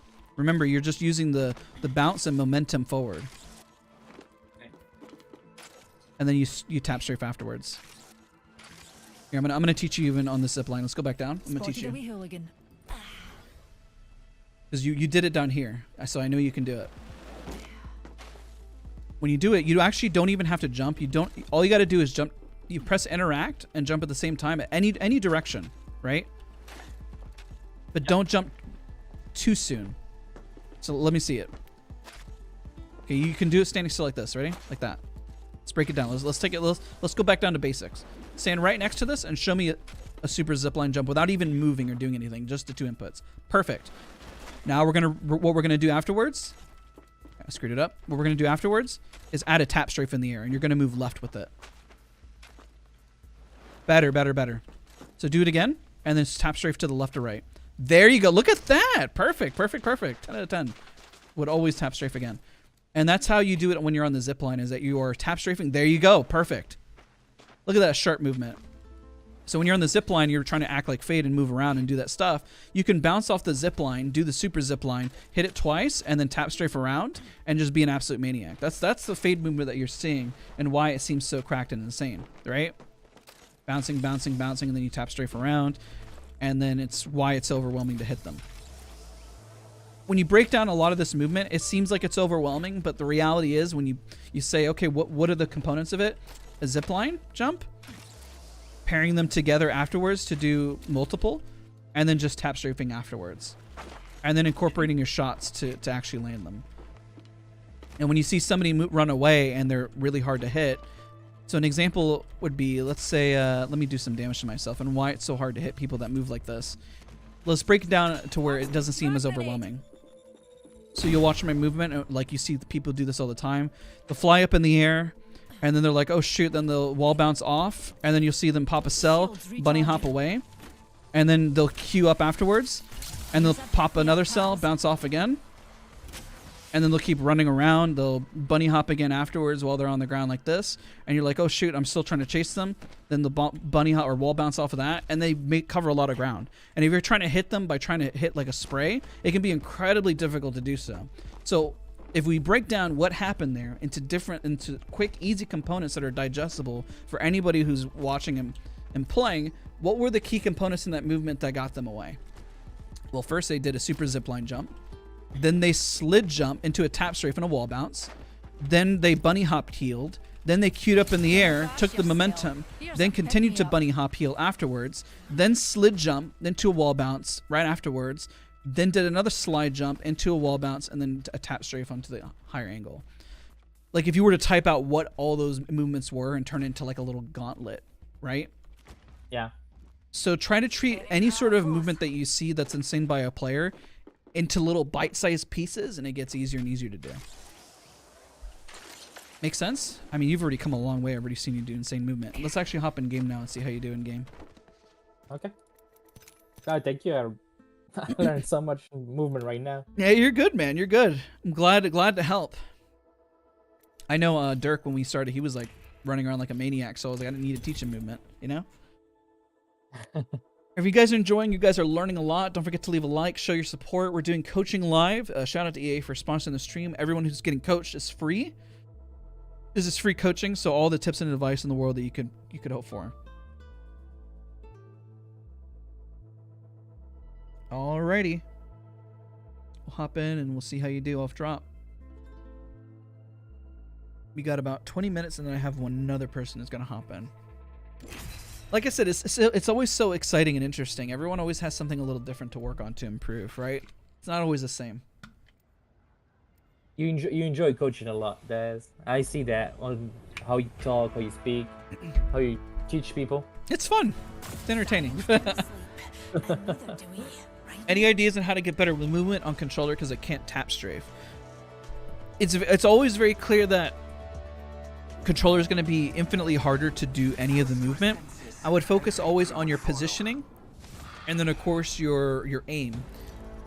You don't necessarily need movement to succeed. You really don't. It's a movement for, because if you're on Steam you can rebind things on a controller so it's easier. so then you can have movement. Like low-key Ross isn't sore. That dude has insane movement for controller. He literally moves as if he was on mouse and keyboard. If you're literally on console, you don't necessarily have all the options in the world, but you don't need movement. Just keep that in mind. You can counter movement. We said this earlier in 1v1. If somebody's landing their shots, there's no point in me wall bouncing against them because they're just gonna blast me out of the air. You know? We got one guy with us. Okay.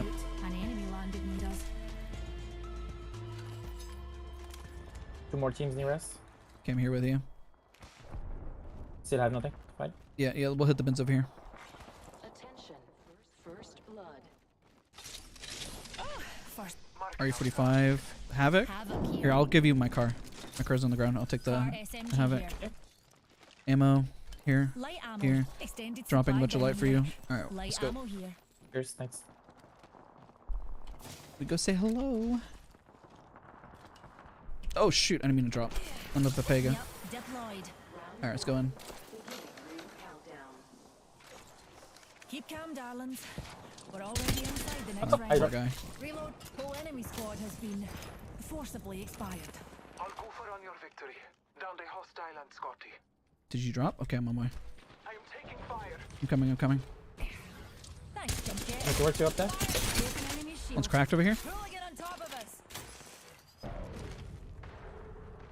Push him. Can I need to heal up? Push them from the control. All dead. Swap off this person. Level 2.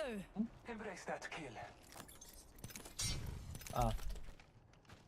What's your melee keybound to? Shoot. Like same. Oh, okay, okay. Mouse one button. Do you need cells? Um, I'm dropping a bunch right here. Shield cell here. I still gotta have to loot a little bit. Okay. You're good, you're good. I'm covering for you. I'm good on sales, I'm good on everything. Alright. Attention. I dropped extra there. Moving Alright, steps. keep moving. Yep, there, above us. Okay, yep. I'm gonna rotate. I'm gonna run because I don't have a whole lot of resources. Go ahead and top off. I'm covering you. Healing my wounds.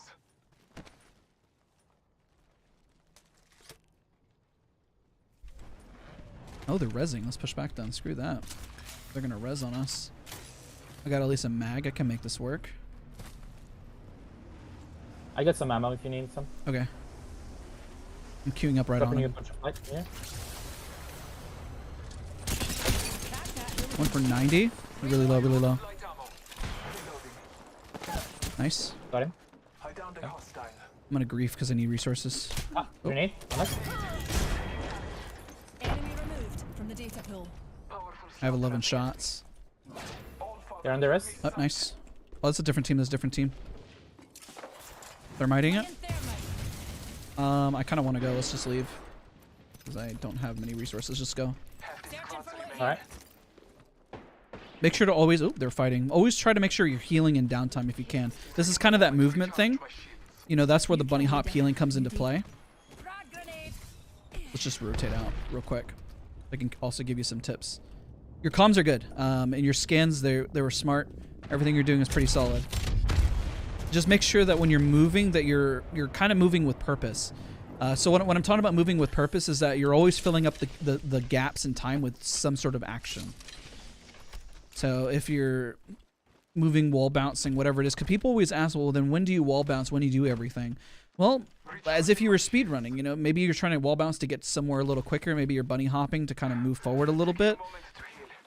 All of those things. And if you haven't healed up, then you bunny hop heal forward. You fill up the time and fill up the space, especially if you're playing defensive legend. If you're playing Bloodhound, that's what you want to do. Fantastic. Okay, for a different You still gun. need more ammo? I need energy, yeah. Alright. I got RNA and I'm good, I'm good, I'm good. Okay, I can make this work. I am all set. Okay. Technically we can go back. Dropping light here. Light ammo here. Attention. Oh, I don't have any arrows. Where not? Package. Pepega, I dropped my arrows. Care package on high. Favor. Yeah, just make sure you fill up all that time and all that gaps with I something. got 2 arrows. Oh, you do? Yep. Nice, nice, nice. Think enemies behind us. Yep. Yep. Enemies behind us. Okay, I'm ready. I think it's a bamboozle. That's a bamboozle. He's somewhere around here. They're fighting somebody. I'm gonna queue up here. Pick me up, taking us to new heights, Newty. Find a different gun. Oh, there we go. Okay, I'm good. I'm good. I'm good. I'm coming over in 2 seconds. 2 seconds. I'm watching for you. Going for 98. Bloodhound. Enemy that away. I'm right with you. Shield. You can push that Oh, Bloodhound. down He now? hasn't healed yet. He hasn't healed yet. I'm watching your left. Nice. Watching your left. I'm watching your left. Down there. You're good. You're good. Go down. Got it. Got it. Got it. G. All those numpties are down for the count. What? On your feet, darling. I'm gonna drop you my Plenty of gold, fight left in you. and I'm gonna swap to that purple. Okay. Grab my gold right here. Body shield here. Thank you. Level 4. I'm gonna top off. Don't have any medkits, so I'm gonna use Recharging the my shields. Yeah. Yeah. hundreds. Essentially, all you gotta do is just be faster on the box. That's it.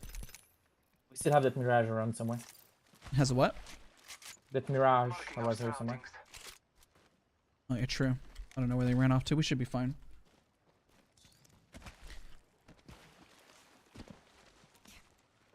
I would say make sure whenever you spend less time looting, so then you can stay hot in the engagement. Okay. And then when you are shopping, that you know exactly what you're looting for and looking for. Nade dropped next to me. Yep, I see. I went for 78 or 75 up there. Over there. 26 blue. Yep, just flush. I'm gonna queue up. I'm moving forward. Ult and scan forward if you got it. Okay. Queuing up. Didn't fast yourself. Here's a pick me up. I cracked that hooligan Pushing this shield. path. Got him. That hooligan shield. Another soft land. 90 on Enemy the downed. Yeah, yep. purple. Keep scanning when you got it. Drop on them. Where the heck are they? I'm just gonna bat. I'm batting. Shields recharging. Can't pop cell. She have an angle on you. I'm dropping on her. He's somewhere under. Yep.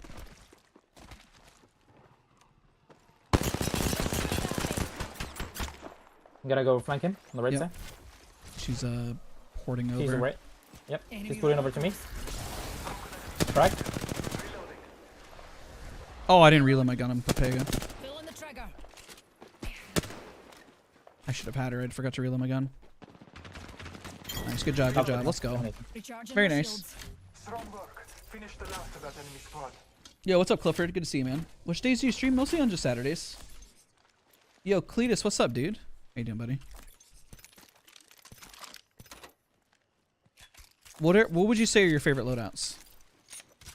RTO 1 Peacekeeper. Okay. With some cells here. And I'm good.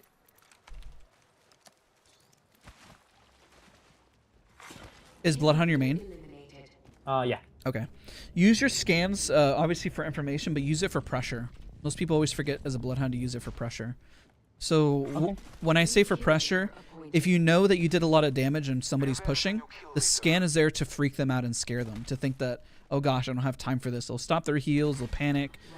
Usually okay, it's pushing the other way. Okay, let's go the other way. And then ult whenever you do a lot of damage. So that's why I called for you to use the ult there. So if a bunch of damage has been done, you see a crack, it's like, oh, hell yeah, I'm going in on this, you know? Yep. So those are the best tips for Bloodhound that I can give to you. You know the damage is good, you know it's time to push, it's time to ult. Until then, there's no reason to ult. You hold the ult. If you're trying to run away, then you can ult. That's another good moment to use it. But otherwise, I mean, ult just means I'm screaming, I'm full sending in. Understand. And I never saw the tactical as a pressure thing program, but yeah, that's good. Oh, they're fighting over here. I hear them. Push left. On my ping. Enemy there. Let's move up. Let's take height. Does holding shift mess up the bunny hop? No, it doesn't.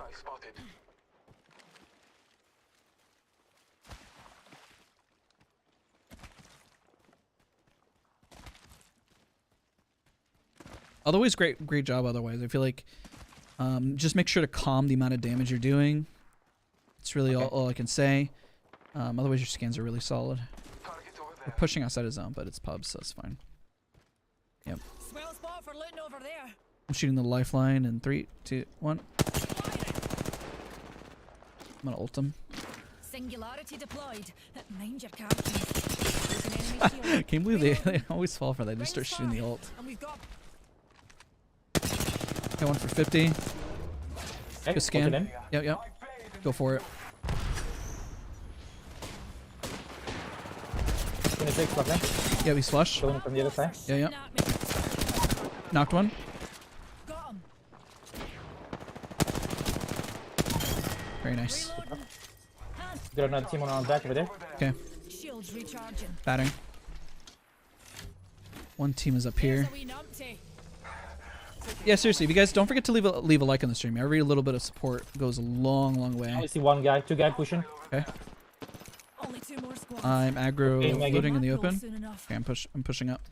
I see them on the angle over here. That away. Pull the trigger. Did a lot of damage to one. Let's just rotate back. Zone is closing in 10.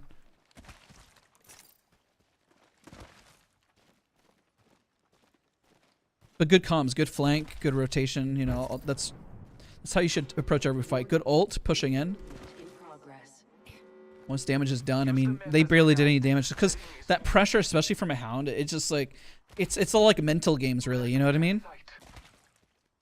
It's like you're screwing with. Let's just gate them. Actually, I don't think they're gonna take a second. Oh, they're leaving. Valkyrie ult up. Yep. Deers. Eyes to the skies. A care package. There should be one more team. Yeah, the other Maggie team's and further the outside of Valkyrie. zone. Get ready, they're gonna land. And they're landing in front of us. We have a little time. Oh, they're flat out running, man. That's crazy. They booked it. Yep. Yo, Vigo, thank you so much, man. I appreciate you tons. Thank you. Yeah, we I do don't have want one to team take behind this us. one. No, we're good. How do you sign up for future coaching sessions? I'll announce in the Discord and make a community post on it.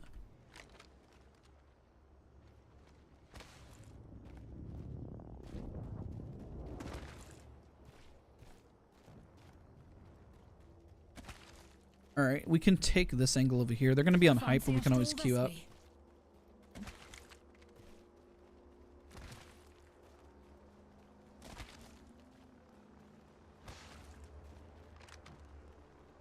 My ping. There's an idiot.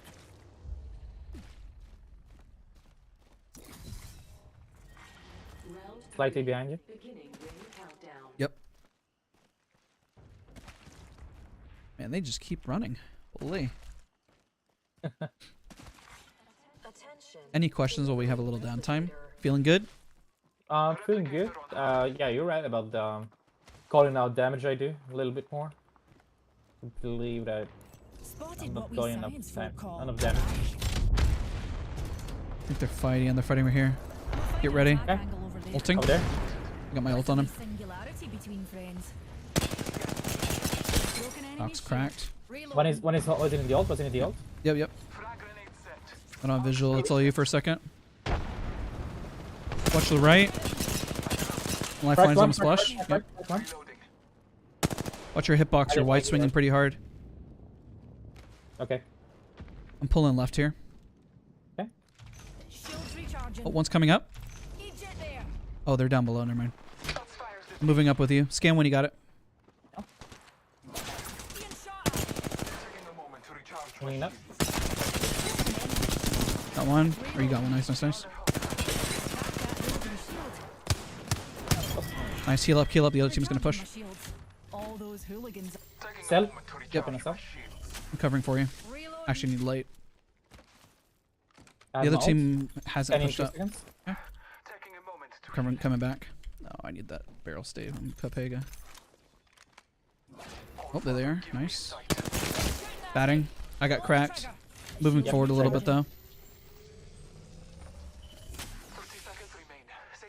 Still holding the line. Reload. Hit one for about 100. Pushing. Nice. I'm with you. She's backing up. Got her. Broken enemy shield. Top off. Recharging I my got you shields. covered. He's pushing forward. Get your scan. Throw your Popping scan. my ult, Yeah, popping my nice. ult. Nice. He's literally one. You got it. Reloading. Nice. GG's, dude. Let's go. So the biggest thing, because I know it's almost like the full hour already, is practice the movement, fill up the time in between. Careful when you work wide swing a little bit there, which is perfectly fine. Use the scans for pressure offensively. Pretty much always use it almost on CD whenever you know that you're going for a push. The scan is an opportunity to push forward. And the reason, hopefully it kind of opens up your eyes and seeing like, oh, we need to push this, like playing a lot more aggro. I know that your damage can go up, and how you're going to solve that is focus on that micro corrections that we talked about, VCT, NA, Yay, and then also VCT, EMEA, Scream, and focusing on making sure you can do that burst damage. And when you do that burst damage, it's going to create openings. It also help with your tracking, so micro star track precision. Hopefully you wrote those down. That's going to help immensely to making sure that you can clutch up. Make sense? Yeah, makes a lot of sense. Thank you so much. Thank you, Des, for this opportunity. Yeah, of course, man. Again, if you have any follow-ups, check out the VOD, let me know. Practice your movement. I know it's going to feel really overwhelming, so I wasn't expecting to like tie it all together, but just been like, do it 3 times, maybe one of those scenarios a day. Like, don't kill yourself over it. Like 3 times a day, on one of them, and then go in the test range and then just practice the wall bounce. It doesn't matter if you don't get it right away, but what you're trying to do is get it ingrained in you over time. And then over time, you'll do it without thinking. And if you do it without thinking, it'll start to open up. Okay, this is when I wall bounce. Oh, this is when I bunny hop, and it'll just kind of all tie together, like I don't know, like a beautiful pizza or something. I don't even know what we call it. Yeah, I see the point. Awesome, Yep. man. Well, SPK, I appreciate you, brother. And I'll speak with you soon. All right. Thank you so much, Des. Have a great day. All right, you too. All right, we got one more that we're gonna coach. I'm gonna message them and see if they're available.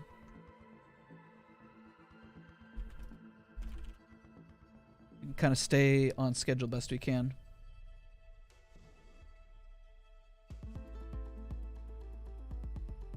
All right.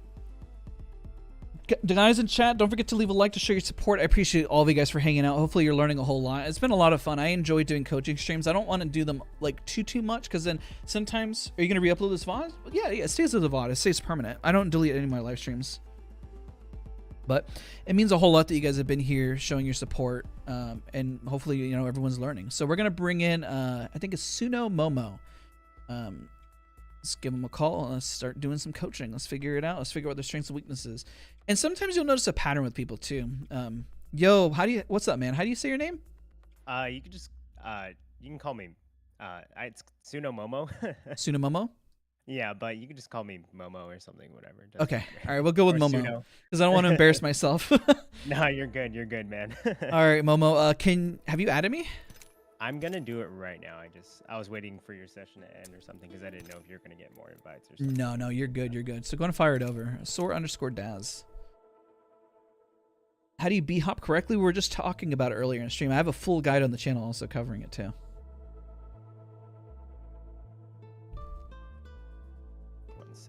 Make sure I spelled that correctly. Okay, there's a capital R. I don't know if that matters. It shouldn't, but hey, we'll run with it anyways, Okay, so there's 2 of them. I'm gonna send them to both. Yeah, it'll send to me both of them will, because one's Origin and one's Steam, that's why. Okay, that makes sense. Do you have tips for super gliding, capping, or frame rate? And then just, it's an easy movement to do, but hard to time. It's almost virtually impossible to time sometimes. Let's see. There you are. I'm shooting a invite. All right, the rules. Bring out the wingman, gold mag, your favorite sight on it, R99, gold mag, no barrel stabilizer. Awesome. Brian, I appreciate you so much, dude. Appreciate you.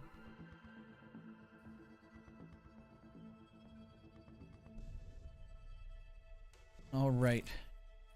Yo, Mo, once again, thank you. Appreciate the coaching opportunity. No worries. Thank you so much. Glad to help. Always glad to help. I always enjoy days like this. It's technically my day off. I work during the week, but I always enjoy helping others. Time goes by so fast, bro. Yeah, it does. I mean, it's been almost 4 hours, and before I know it, I was like, holy crap, time has just gone by, Seriously. I was like, I woke up a lot earlier, and I was like, oh man, am I even ready for this right now? Yeah, I was in the firing range. And I was like, man, I'm getting kind of nervous. What's going on here? Don't even worry. Hey, if you win, that's awesome. If you don't, that's the whole point. That's the whole point of coaching. It's better if you make mistakes, because then at least you know what you can improve upon, right? Exactly.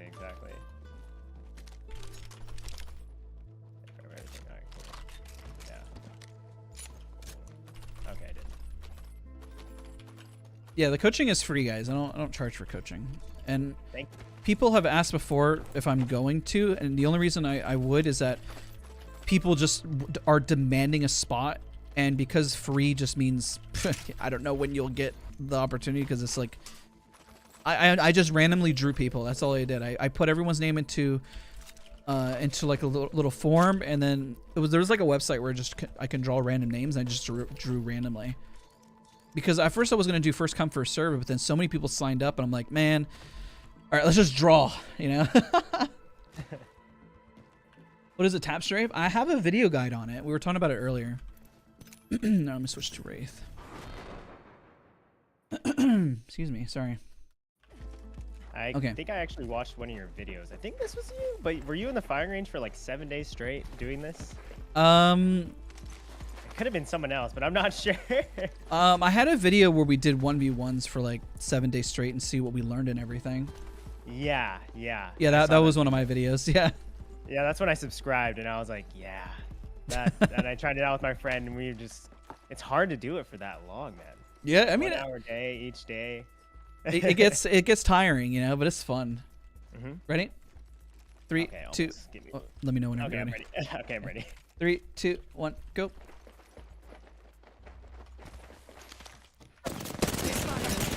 Taking shots. Nice, good stuff, man. Oh, hold on, my bad. You're good. You're good. Get a little nervous here. Hey, get that juice flowing, you know. Ready? Out. Yep. Switch. Make sure your guns are twirled. 3, Yep. 2, 1, go.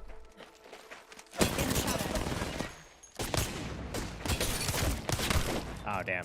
Yep. I downed an enemy. We go again. 3 more. 3, 2, 1, go.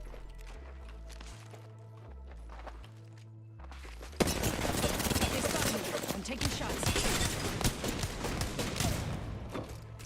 I downed an enemy. All right, 2 more.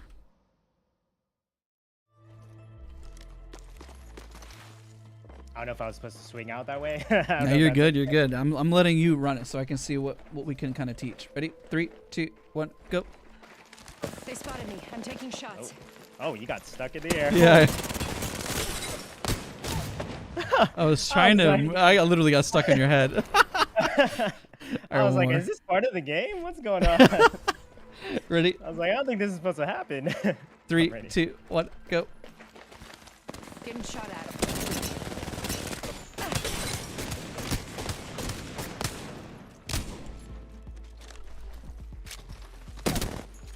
Very nice. Okay. Me down. You're obviously on M&K. Your sensitivity is on the lower end, I want to say. Not super low, not at all. So I would probably almost say like maybe 14 inches per 360 is what I'm guessing.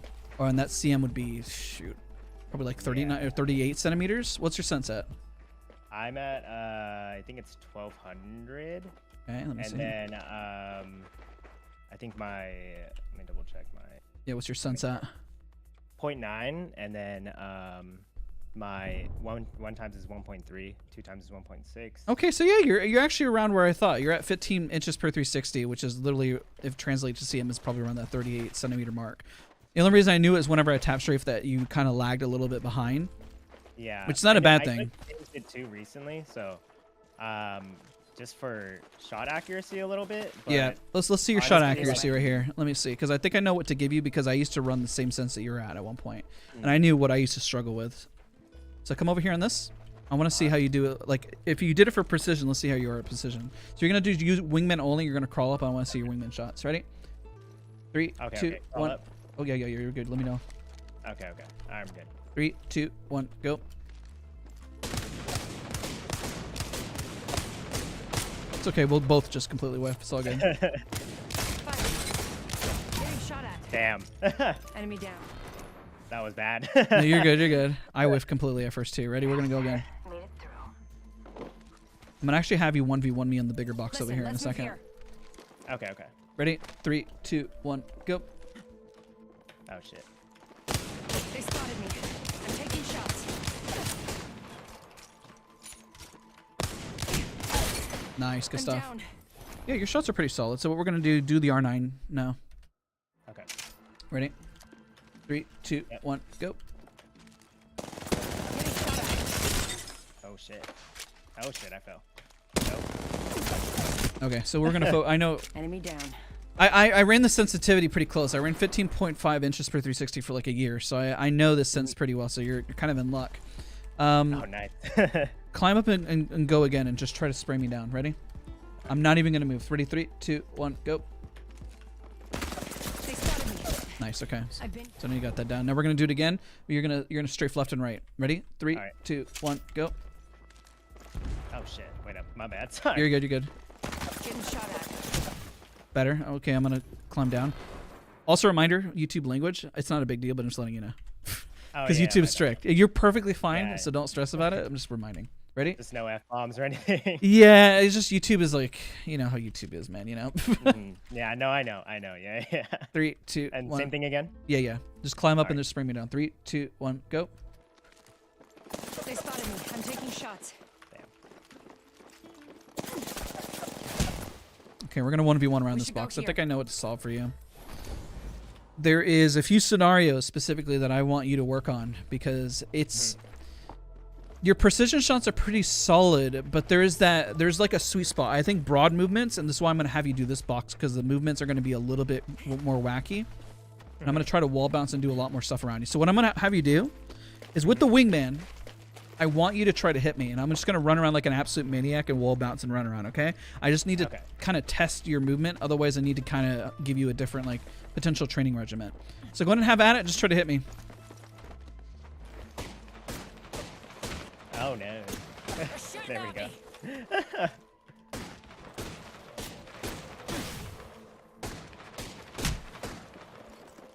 That was like 20 shots. Nice. No, you're good. You're good. It's supposed to be hard. It's going to be hard in your sense. It's going to be difficult your sensitivity because I know what exactly to give you. And am I chasing you or am I just like staying around? I mean, like... whatever you need to do to try to land your shot. So what we're going to do next is we're going to climb up on the box. There's a little bit more distance between us here compared to the other one, and I want you to wingman me down close range. Okay. Ready? 3, 2, 1, go. They spotted me. I'm taking shots. See, that's what I figured. This sense has like some strengths and weaknesses. So your strengths are, if you were trying to hit me from a distance, let's say from here, that you should be able to at least land like a pretty good center shot. So let's try that real quick. So I'm gonna be right here, and keep in mind there's lag with the wingman, right? So moving left to right, you gotta anticipate like lag and delay. So I'm gonna be right here, and I want you just to shoot me, precision shot. I'm not even gonna move. Okay. They're shooting at me. Yeah, so you got your shots, and I'm gonna move just a little bit now. I'm gonna switch back and forth. And I know that I'm keeping in mind the bullet velocity of the wingman, so I'm going to just kind of move in a predictable pattern left and right. Go ahead and shoot me. Being shot at.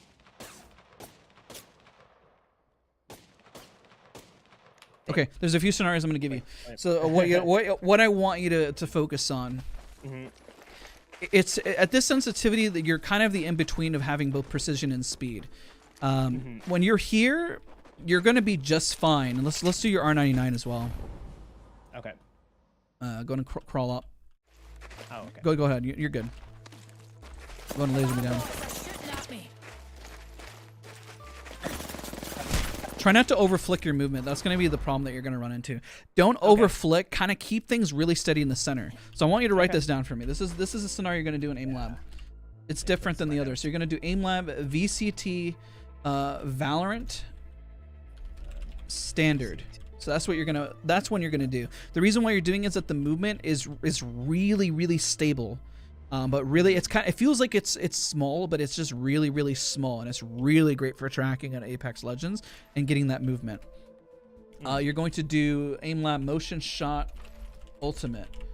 This one is going to be, oh my god, it's gonna frustrate the living heck out of you because it's you hit the center target and you have to flick to a target from left and right. And then what I want you to get used to, and this one's gonna be the real kicker, is spider shot ultimate 180. I need for you to get used to having speed across your whole mouse pad. You got to use your full mouse pad at the sensitivity. You have the what mouse pad are you using? Honestly, I have not bought one yet, but it's because I recently moved and I used to have a bigger desk. Okay. And like it was 73 inches, so I had a lot of room. And I'm not like an arm aimer. I'm like a wrist aimer for sure. Yep. And like I was like, okay, I'm gonna invest in one, but I haven't been able to get one because my desk is too small now. So yeah, I'm not gonna tell you to change your ADS, and I know why you're speeding up your ADS because of the ways your movement is just gonna require you to kind of move everywhere, right? But the problem is that you do need to incorporate your arm a lot more, which is why I'm giving you those scenarios because it's your weak spot. Whenever you're close range hitting these shots, you're in your sweet spot. But if I have you try to hit something that's in the air, like horizon, like this, you're gonna struggle. And if I'm flying all the way over you, that's why I could tell right away what was happening. I was like, okay, you're gonna struggle with trying to hit a shot, and especially if somebody's right in your face, right here, and doing all kinds of crazy stuff on you, this is gonna hurt. You know, this is gonna suck for you. It's like I definitely noticed I lose a lot of engagements, like when obviously someone's like pretty decent movement player, especially. Yep. And like obviously, if we're just standing still and we're just fighting each other, we're not doing much, I can easily spray people down, and that's where I get a knock. But when I see someone who's like tap strafing and everything in front of me, it's a little bit harder for me to like track a little bit, just because I'm like, oh, okay, now I gotta like move around a little bit more. Yeah, this is just your core fundamentals. And realistically, after you build this core, I honestly wouldn't stress about it anymore. We just kind of have to clean up. You need to get yourself a really big mouse pad, and you need to be more on a desk. Because I remember when I was using 15.5 inches per 360, which is we were at 15.1. You need desk space, bro. I'm gonna be honest. You're gonna need it. Otherwise, you're gonna have to change your sense because you have to move your arm. And granted, right now I'm using mouse acceleration stuff, but you definitely need to be able to move around successfully to be able to hit a target. Because when somebody's up close, you're gonna be resetting a lot, and you're gonna feel really uncomfortable at this like close range. Like if I told you right now to start hitting me with the wingman, like pull out your wingman and just start hitting me, like this is gonna suck for you. You know, until you can get me in the center of where, like, I see where you're resetting after you're getting me in the center mass there. But if somebody's moving around trying to like juke you and do all this stuff, this is going to be hard for you to win your ones. Yeah. Which is going to happen a lot, unfortunately, whenever you're in a building and then somebody's peeking you, right? So I just want to get you comfortable so when this happens that it doesn't trip you up. Yeah, I actually had my sense a lot higher. I would say it was about like a 1600 or something. Like 1600 DPI. Yeah. And what was your sensitivity at in game? I think because of like, I think I had it. Oh no, it was at 1200, but I had my sense at two. I think it was. Oh my god, that's really fast, bro. Yeah. That's it's too fast. And so that's going to be really, really hard to control. I really think that you're going to be so much more successful at this sensitivity, but all you got to do is kind of clean up that broad movement. And then also that and not to overflick, because you were at a really fast sensitivity before, so you're kind of inclined to overflick a lot. That's kind of the downside of what you're trying to work on. It's like you're inclined to like, but you, as long as you keep it stable, and then you work on the bigger movements, incorporating more of your arm and your shoulder and everything. Because I know you're a wrist aimer, but you kind of have to use everything. Even if you're at a fast sense, you're still using both your arm and everything in between, right? Yeah, no, definitely, like, especially if I'm like trying to get like turn, right? Even if I'm like tap strafing or something, like it does require me to like move a little bit more than I. So what I'm going to do for you specifically is all I'm going to do in front of you over and over again, so you can get used to this movement of what it feels like. I'm going to horizon cue up in the air, and I'm going to fly over. I'm going to go at the very top, and I'm not even going to strafe left and right, and then I'm going to go over your head, and you're going to just try to kill me. Okay. Over and over again, okay? I think because the problem that happens in a battle royale is, well, we can, at longer range, I feel like you might be more comfortable. We'll figure it out when we're actually in game with you. Is whenever the chaos happens and you're like, okay, where are they? I'm looking for them, and then you have to like move over to that person. It's going to become a lot more difficult, right? Yeah. So what I'm going to do over and over again here is I'm going to queue up. What's sense? They're at 0.9 at 1,200 DPI. So I'm going to queue up. Go ahead and try to kill me. Go ahead and start shooting. And I'm going to fly over. And we're going to keep doing this over and over and over again. I'm going to keep switching legends. Wait for me to queue up, and I'm going to keep doing it. We're going to do this for like 5 minutes straight.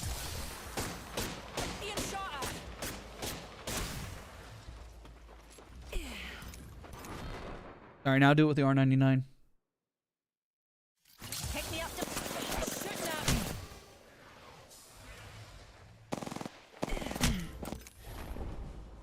Better with the R99. Also because you're using the kick.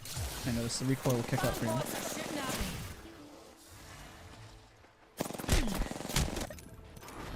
Okay, back to the wingman. Mm-hmm. Just need a wee being shot at. Better already. Very nice, man. Better already.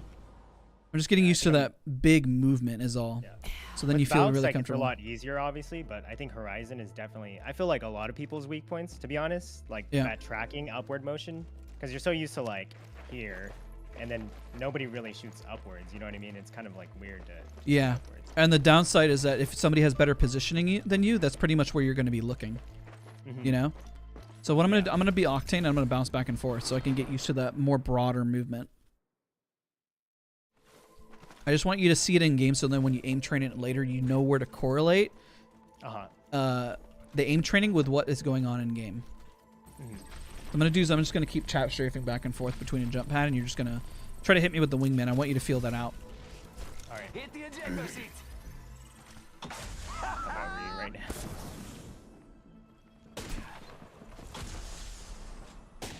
Getting shot at. Oh, that's got a kick.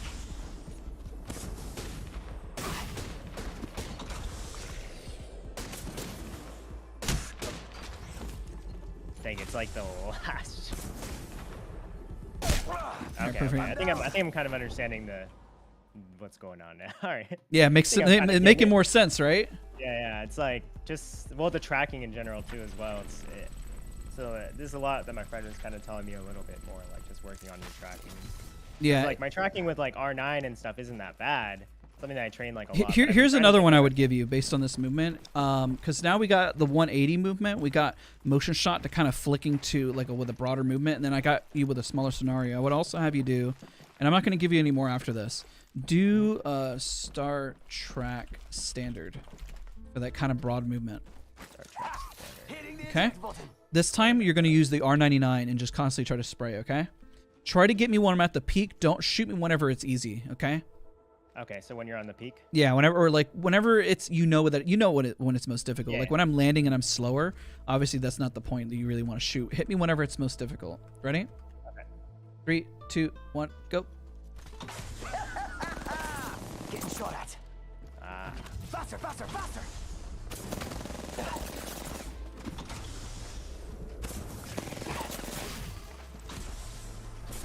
I'm gonna wait for you to come back. There we go. Taking fire. It's on the tap strafe, it's where it's the most difficult. Yeah, and unfortunately, you're gonna see people do that all the time, right? I'm down. Like at the tap strafe, but I think I'm understanding like what's going on. You know what I mean? Yeah. So whenever you're aim training, that's now that you've kind of see it with Horizon, but also with Octane. Let's do it one more time. I'm gonna grab some more ammo. Do you know how to tap strafe and everything? You know how to do all that movement? Yeah, I learned how to tap strafe before I learned how to bunny hop. Because my friend was like, "You're an idiot," and I'm like, "Well, you know, all right, I wanted to be like Asu." All right, we're gonna go again. Ready? Yeah. Yeah! They're shooting at me. Must go faster.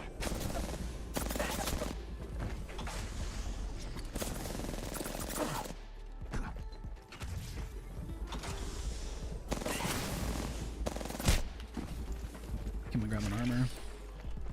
All right, keep going. Yep. Taking fire. Yeah, that tap strafe is what's messing me up.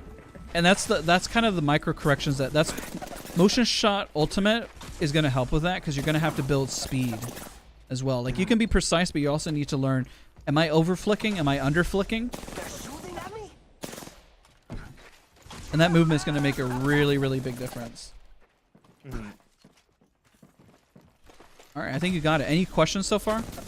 No, I think it's pretty, I think I kind of understand. But yeah, definitely a lot. Okay. Just that flicking, what you're talking about. Now let's use because of where you sit at sensitivity wise. Instead of using the smaller box, we're gonna use the bigger box on the left, and let's 1v1 a couple more times. So we got a little time, and then we'll go hop in game. Let's go this way. So notice, chat, again, if you enjoy anything that you're watching, I know that we've been at it coaching for a really long time now. So don't forget to leave a like to show your support. And notice how everyone, I'm kind of adjusting depending on what everyone's strengths and weaknesses are. So if there's a scenario that you really like that you saw, kind of run with it. And if there's one that you found wasn't as helpful, remember that everything that I'm teaching is also catered to every specific person. All right, ready? So 1v1s. 3, 2, 1, go.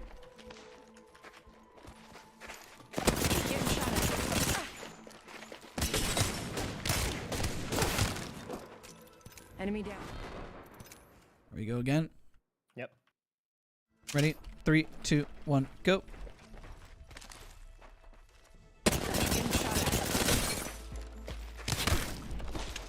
Downed another. Okay, whenever you ego push and you wide swing, I know I do it a lot, but I'm also confident I can land a shot. If you need to get the jump on me and the damage first, make sure you get the damage first before you full commit. And that'll come with the sensitivity. I know I'm kind of moving around quite a bit. Ready? 3, 2, 1, go.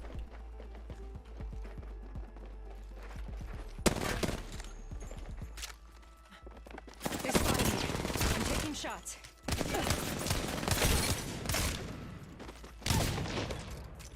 Enemy down. Careful on the double peek. That's another tip I can provide to you. When you double peek, know that I'm already anticipating that you're going to double peek. So what do I mean by a double peek? So let's say, come up height so I can show you what exactly happened. Let's say you did your damage right. You shot, and then you reload, and you already, sorry, let's say you're peeking on the right here, right? And you shot, and then you went back. You came back to the same spot. Don't re-peek the same spot twice, because that's what's tripping you up. Always try to throw me off and try to play mind games as you're trying to 1v1. Like, I see you're hugging the box and you're making smart decisions, but don't peek the same area twice. Have that same principle when you're in game. Don't peek the same spot twice. I mean, we re-peek it if you did a crap ton of damage and you're like, wow, I'm just destroying this guy. But if you got damaged, peek a different angle and make it harder for me. Otherwise, you're just making it easy. Ready? 3, 2, 1, go.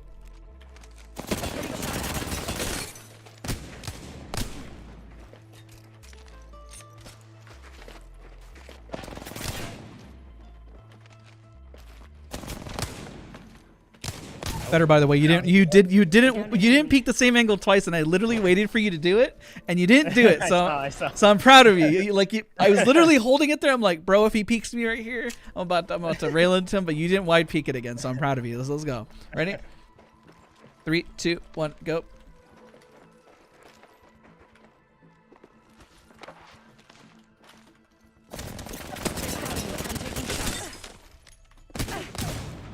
Better. I totally forgot to pull out my wingman before. It's okay. It's okay. Spun on me. I was like, nice. And I always tell people I don't go easy. So if you win, you're flat out. You're winning. You know what I mean? So I'm not making it easy on purpose, because if it was easy, then I don't know. You know what I mean? Ready? 3, 2, 1, go.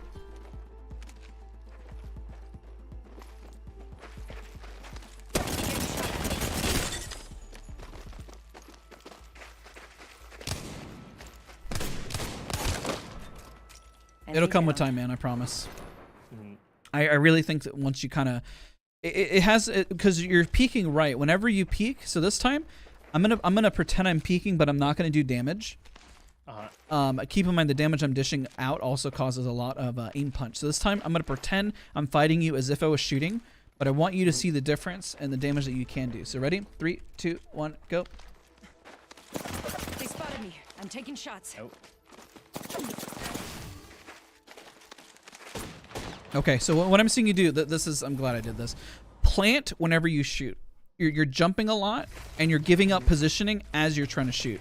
Okay. So claim your spot whenever you move up. So if you're claiming dominance on the spot, make sure that you're going to land the damage to claim dominance. Don't just instantly fall back and climb, because you're wasting time and damage by doing that. Okay. Don't jump and try to shoot. Plant and make sure you land those shots. And your hitbox is small. So go again. Yep. 3, 2, 1, go.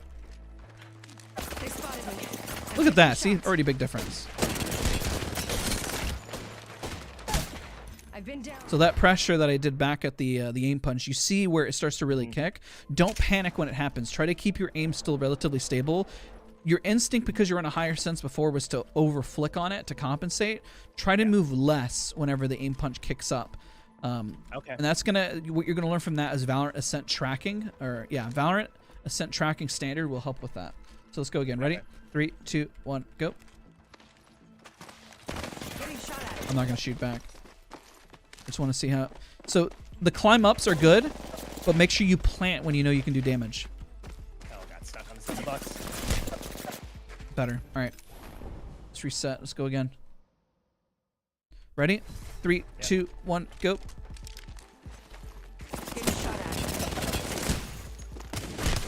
Better. You see how you're planting and holding your ground instead of trying. I know you're trying to add the extra movement because it's supposed to be flashy, but it's not going to work. Like these extra climb ups, you only use it whenever you're baiting. Okay. And then you plant, and then you can capitalize. So you gotta make a more distinct decision on whenever you're actually full committing for the fight versus whenever you're retreating from it. So I'm gonna give you an example of what was happening, what you were doing. So you would go up and down like this, but because it's a spray and you're not landing a consistent damage, you're not planted. So you're kind of leaving it up for RNG.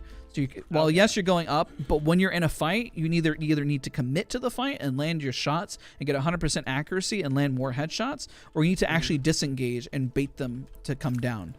Don't kind of live in between or in limbo, because all you're doing is you're shortchanging your movement and you're shortchanging your accuracy. If you're gonna move, then really go for the move and then wall bounce off and then commit and then go for the shots.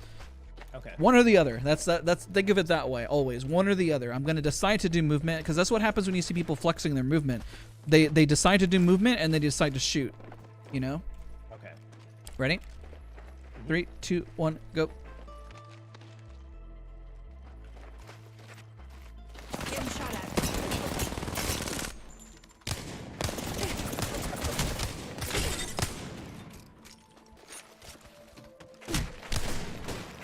Good shot, by the way. I wall bounced. He still landed the shot. So good stuff. But you see, I know. I was like, whew. But you see what I did there on the climb up? I used it as a bait for you to waste some of your ammo. I whiffed 3 or 4 wingman shots that if I landed, I would have gotten you. So that's what I mean, like in terms of like the bait. And I had you lose your mag, and I should have actually won, but I lost.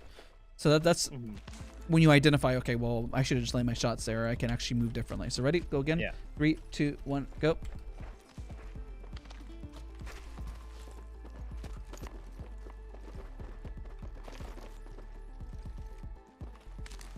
They spotted me. I'm taking shots. See where I went for the bait? That's how you bait. I downed an enemy. I did it over and over again. You kept hearing me crawl up, and you're like, is he climbing? Is he climbing? Is he climbing? That's pretty much what you can use if that's what you were trying to do. And you can do that, but you just got to pretty much climb up and bait. Because essentially, even if you went up and like I landed a couple shots, usually what happens is that the other person will over-aggress. So when they over-aggress, you should be already planted here ready to one-mag me, because they're going to move forward. Oh, okay. That makes sense. So it's mind games. You're just playing mind games. And the downside of doing that is that if they happen to land a headshot with a wingman, you're pretty much screwed. You know? So you're going to have to decide which one you're actually going to full commit to. So always think one or the other. All right. So this time, instead of R99, use wingman only. Ready? Okay. 3, 2, 1, go. They spotted me. I'm taking shots. Very nice. Enemy down. Kind of ran right in your face on that one. Yeah, I know. I was like, okay. Ready? 3, 2, 1, go.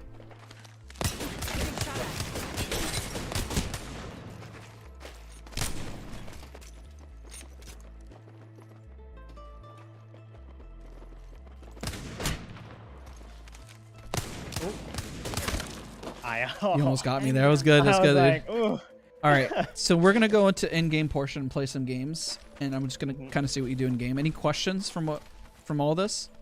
No, I feel like the exercises that you provided to me to like do, I feel like makes a lot of sense. Because yeah, I feel like something's kind of been off since I changed the sensitivity, and it's probably just because I'm not adjusted to it yet. So yeah. I feel like that's like the main thing. Yeah, you build out those fundamentals and you won't ever have to really revisit them again. I know some pros are like, aim training doesn't work, it doesn't work. Well, it's like, well, either that and what I identified for you, you go in game and you just have the mental awareness to do it. So you can just do it briefly in aim training and just kind of be done with it, or you can just warm up on it every single day and just constantly improve. So it's kind of up to you. All right, so this is like my first FPS too, so like. Well, you're doing great, man. For your first FPS, it's really solid, bro. Honestly. Yeah, I've always played like RPGs before. The Final Fantasy, man. I hear ya. Who's your main? Honestly, I really haven't been picking a main. I felt like for a while I did Bloodhound, but it's because, you know, positioning, wall hacks. Yeah. Yeah. And then now I've been playing Ashe recently, and it's because I feel like, especially in like ranked, I've been trying to like get my rank up. I hit Diamond this past. All right, let's work on Ashe. Let's work on Ashe. Because it's going to be good to kind of call out. Because I'll pretty much be able to yell at you and tell you when to use her abilities. So you kind of get a feel for the game. For like positioning or retreat.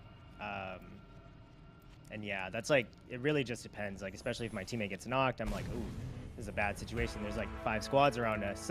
Yeah. The other one that I think you're missing from there is to push. Oh yeah, push. And then that's the one that most people always miss with the Ashe port is once you get the crack, being able to push in and find the angle. That's the biggest thing. And that will come in time. Again, everybody in chat, if everybody's enjoying the stream, we're getting towards the tail end. Hopefully all you guys found this helpful. I really appreciate everyone who's, you know, supported, watched. Hopefully all of you guys have learned quite a bit. I know I always learn. I always improve, even from coaching, you know. It's like you got to practice what you preach, and it's always good reminders no matter what's done here.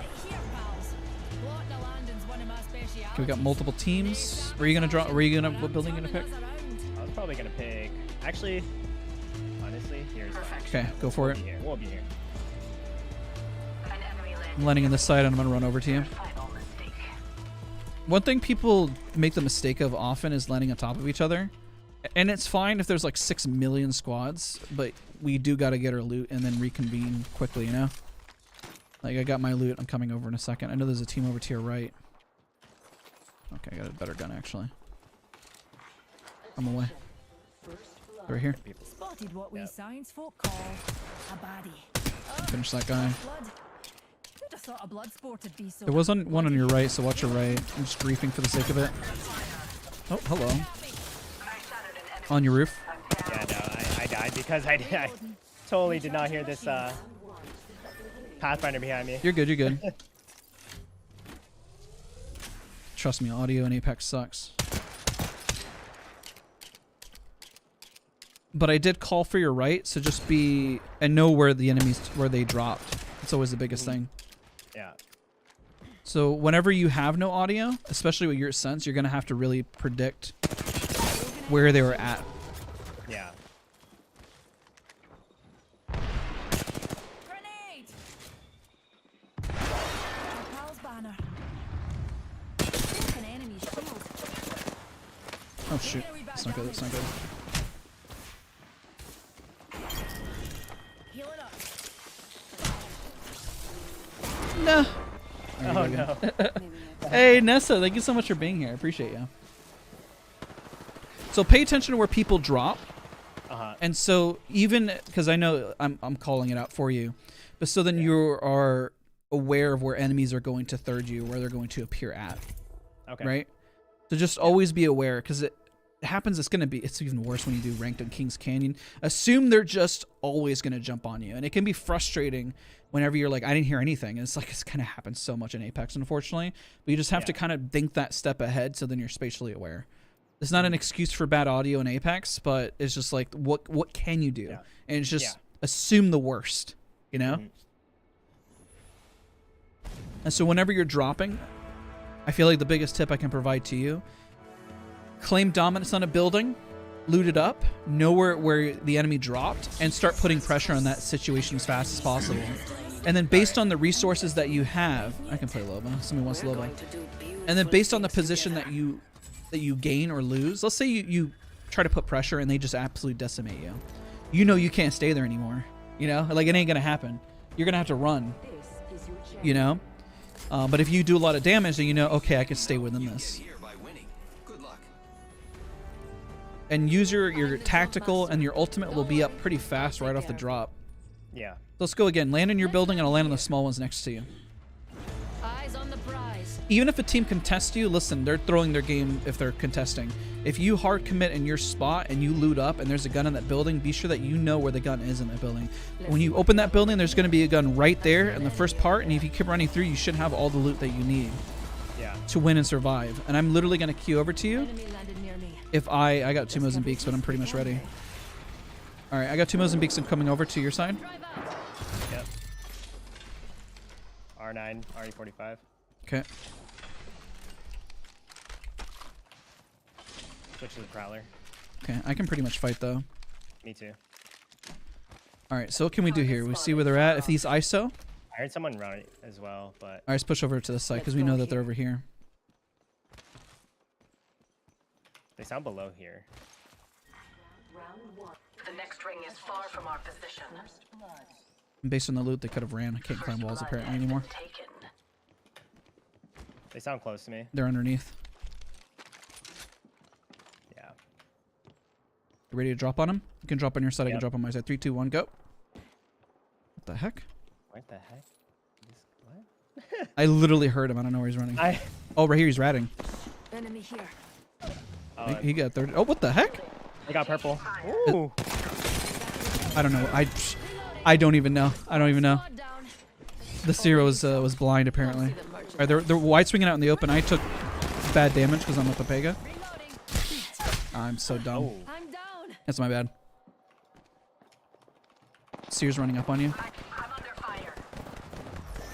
Oh. Good try. Good try. Once they ran out in the open, that's when we should have had it. But I honestly was a Pepega. I played really dumb. That's my bad. No, you're good. You're good. That charge rifle, man, best gun in the game.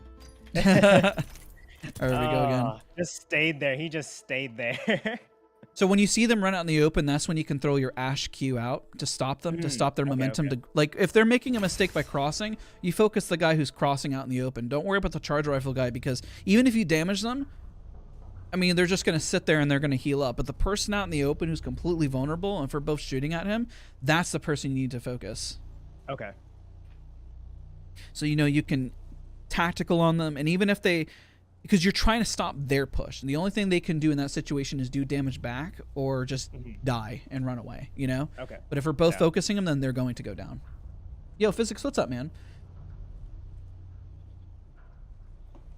Yo, Dan, it's great to have you here, by the way. Is there a way to fix shaky, nervous aim by doing pressure scenarios, or just over time learning how to vibe and chill? And listen, everyone makes mistakes. I make mistakes right there. I don't know what that one guy was. That team, by the way, was camping in that corner. It was the strangest thing I've ever seen in my whole entire life. And they literally... I'm actually surprised that they did that. That's why I was like, what's going on here? There was a seer, if you watch back my VOD, was looking at the wall and didn't, like, I shot him in the back and he turned as if he was, like, on the lowest sense in the whole world. It was the strangest thing I've ever seen. I don't even know what to say about that. We're doing coaching right now, but please, everybody, for the love of God, don't ever do that. I don't really know what the point was there. Like, he had a gun. There's bins. I don't understand. Don't ever do that. That guy is probably way better than he's giving himself credit for.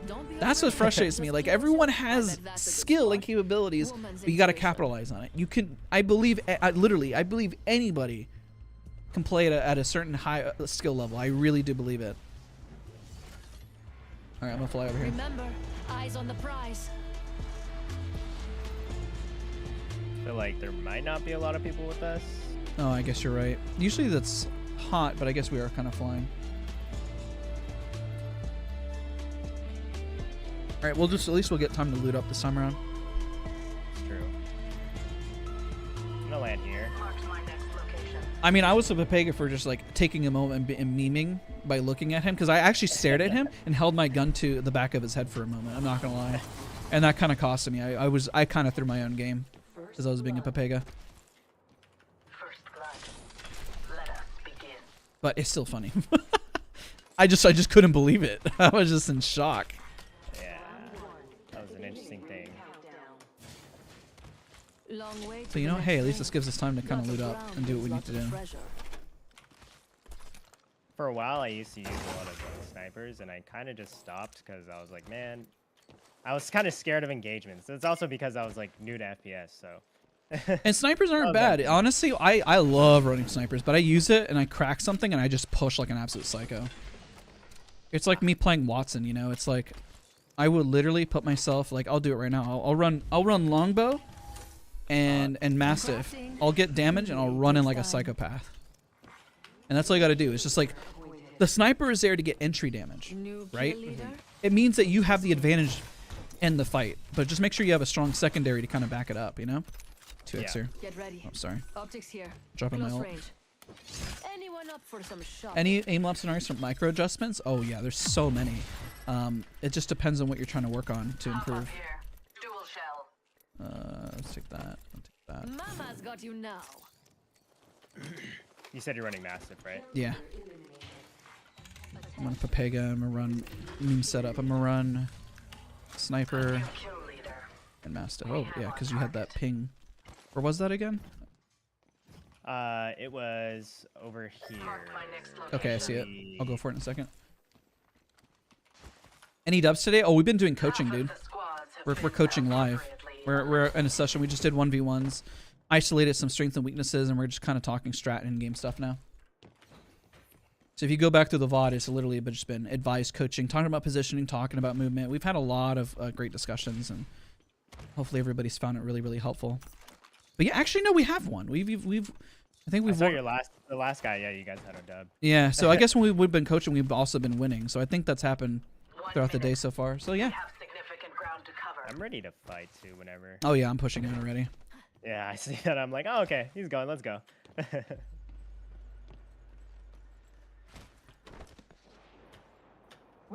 hear them. Oh nice. They went in the center over here.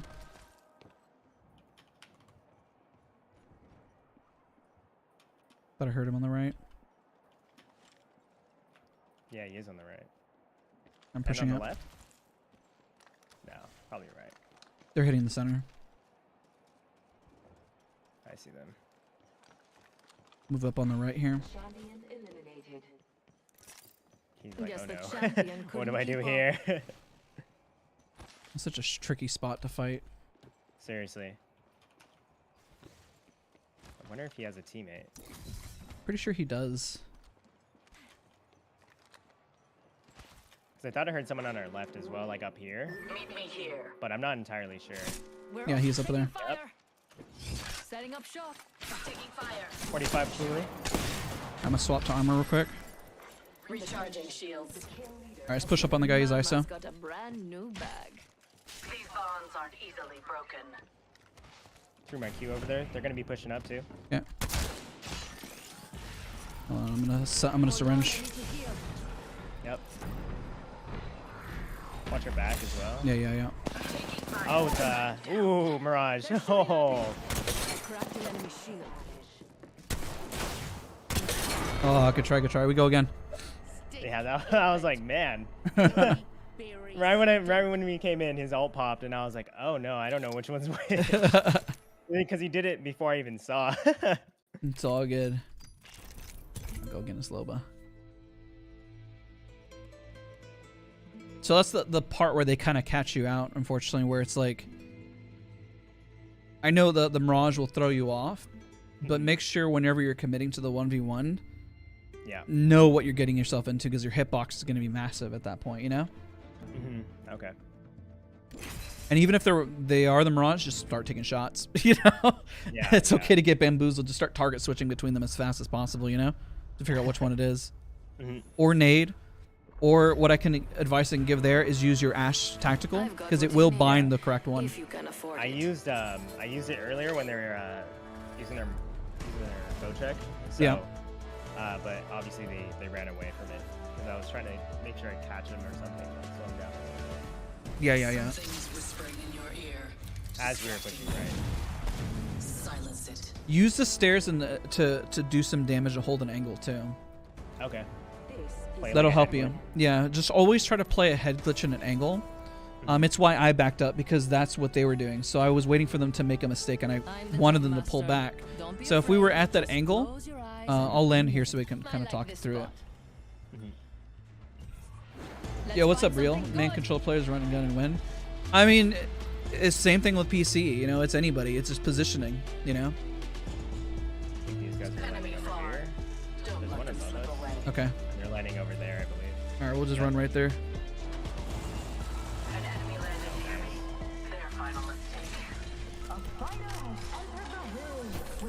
I'm ready to fight. I got a wingman Mozam. Nice. Pushing inside.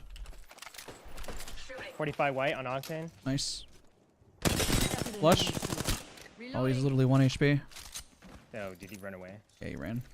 Nice. Attention. First blood.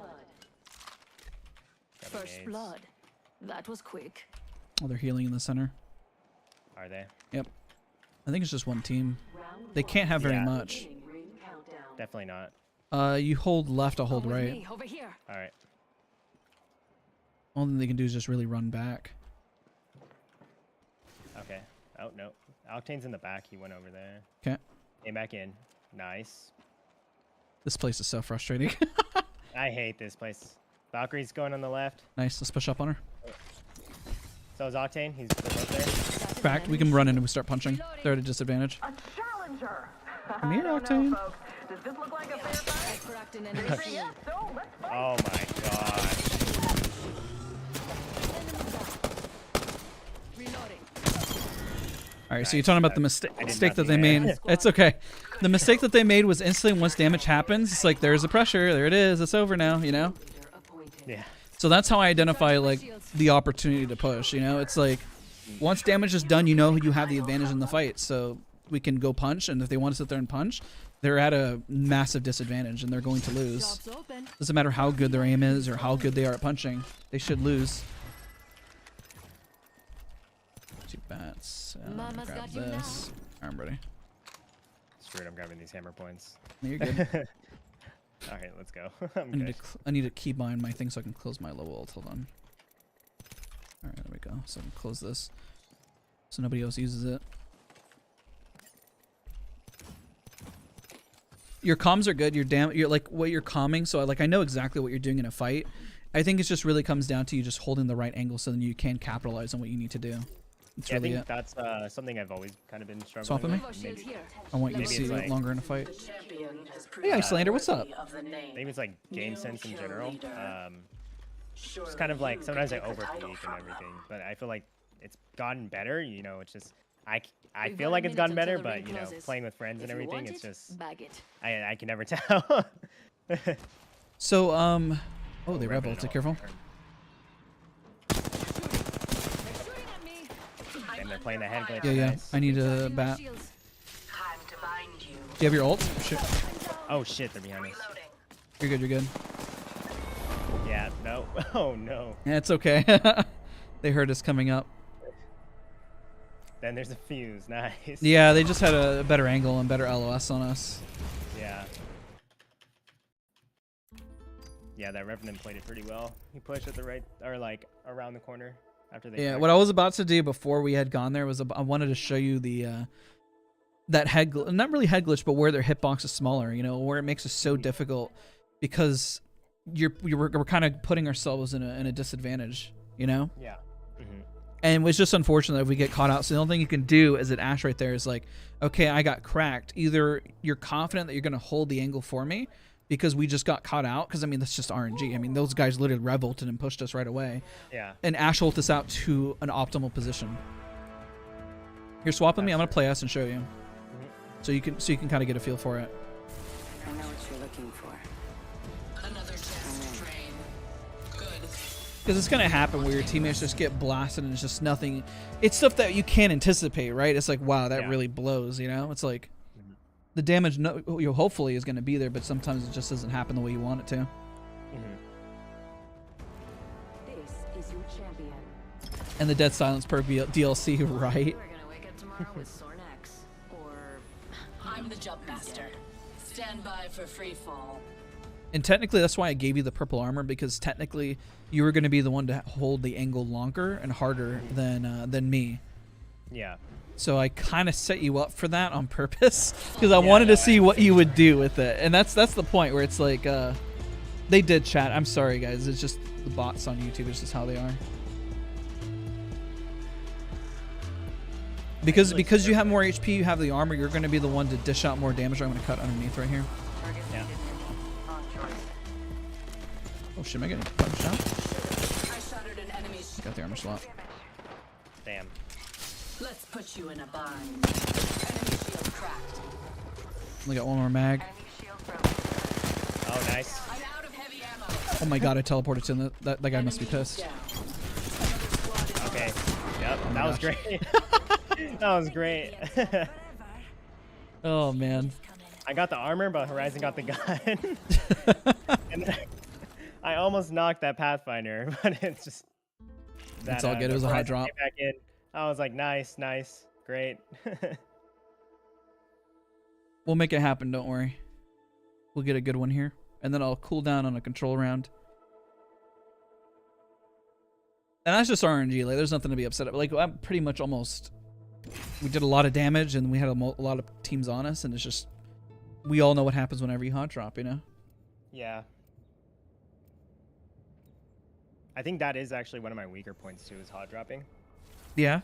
What I would do is to practice it is solo no-fill duos and hot drop over and over and over and over and over and over again. It's going to tank your KD, but I mean, I don't really care about the stats as much anymore. I used to, but honestly, it's just like. But that's what I would as long do. as you're improving, right? Just drop hot and know where the loot is and kind of go for it, you know? Because technically I beat my peeps to the drop, and you need to do the same essentially, you know? Okay. You may miss me. I'm the jump master. Focus, fight. So let's drop phase driver. That is an ideal. You picked your mains, Physic? Who's your mains, bro? Gateway, welcome back, man. It's good to see you.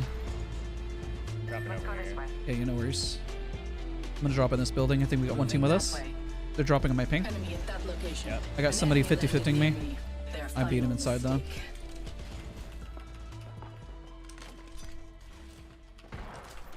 Coming up on roof.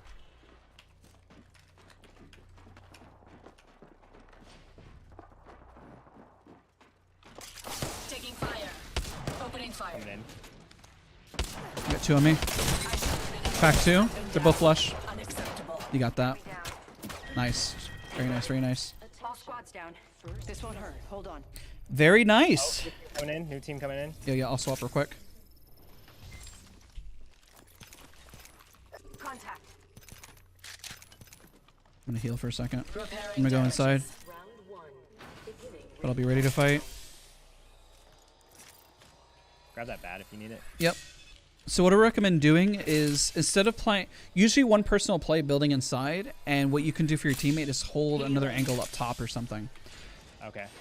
I know it feels very counterintuitive to say, but the best thing to do is actually hold up top on building, so you can put pressure on those that are trying to cross, and use the head glitch to your advantage.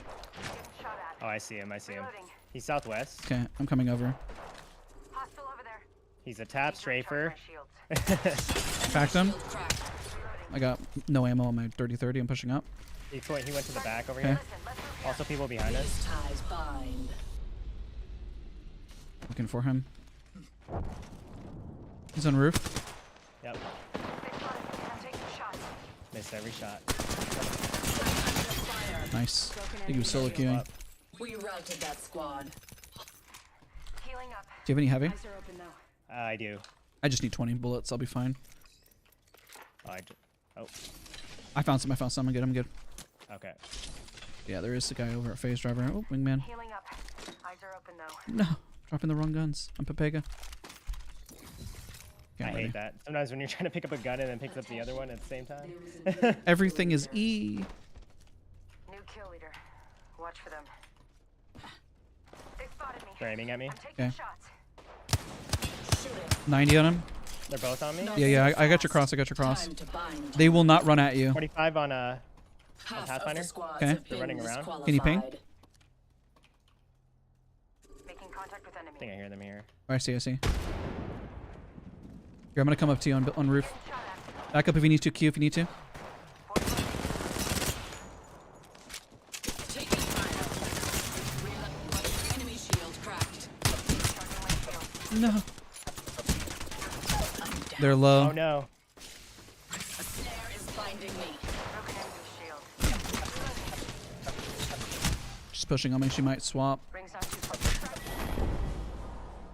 You represented a training opportunity that made you worth something to me. Ah, dang. Good try. Good try. I've had a chance to use the ult to get you in or out, which is what I'm trying to pinpoint for you. But that's much better in terms of ducking, weaving. When you're in a fight, just always think of it like a duck and weave, you know? So if I do damage and then like, ideally we're together at all points in time doing damage. But whenever we both can't do damage, essentially like, okay, I did my damage and you need to queue out, and then let me push in, and then for you to hold the other angle.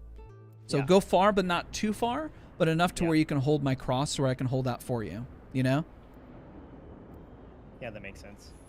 And by the way, duos is always going to be sweatier than trios. Yeah, because everyone is guaranteed to be on comms, and because of my MMR, it always sticks the highest MMR, so that's always fun.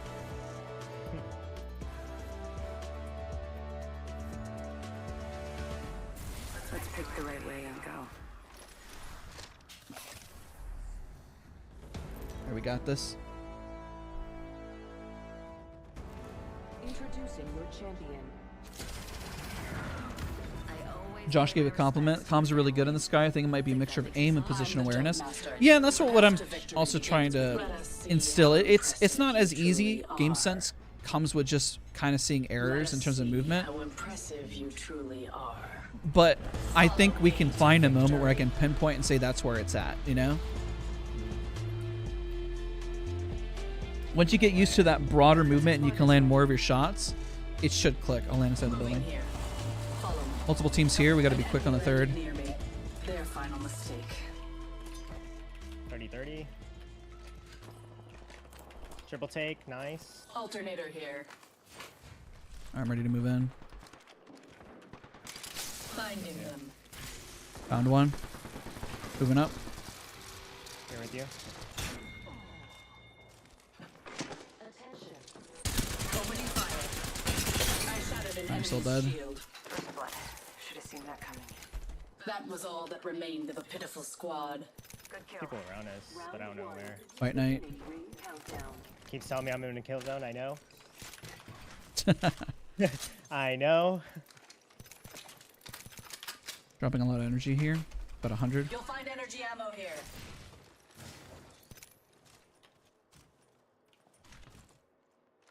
Okay. They're fighting on the south side or north side. Let's go push.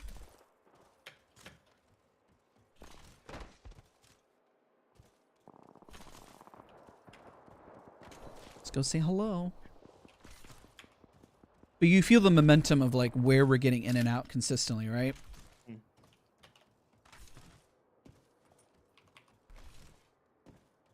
I think they finished, yeah. They did. There's 2 death boxes up here. We should style the jump on him. Yep. One for 120. I'm going to bind him. Oh, you got out.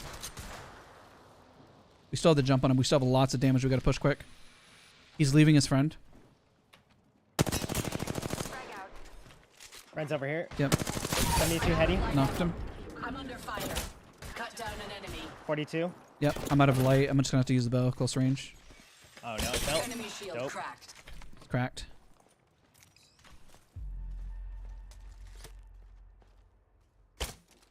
Oh, he didn't cut the angle.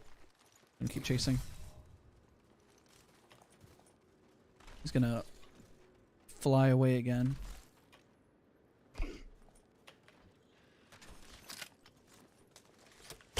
Got him. Oh, nice. Poor guy. What a pitiful squad. Even killing them was All right. dull. I know that there probably isn't a team here because if they were, they would have already shot. That's true.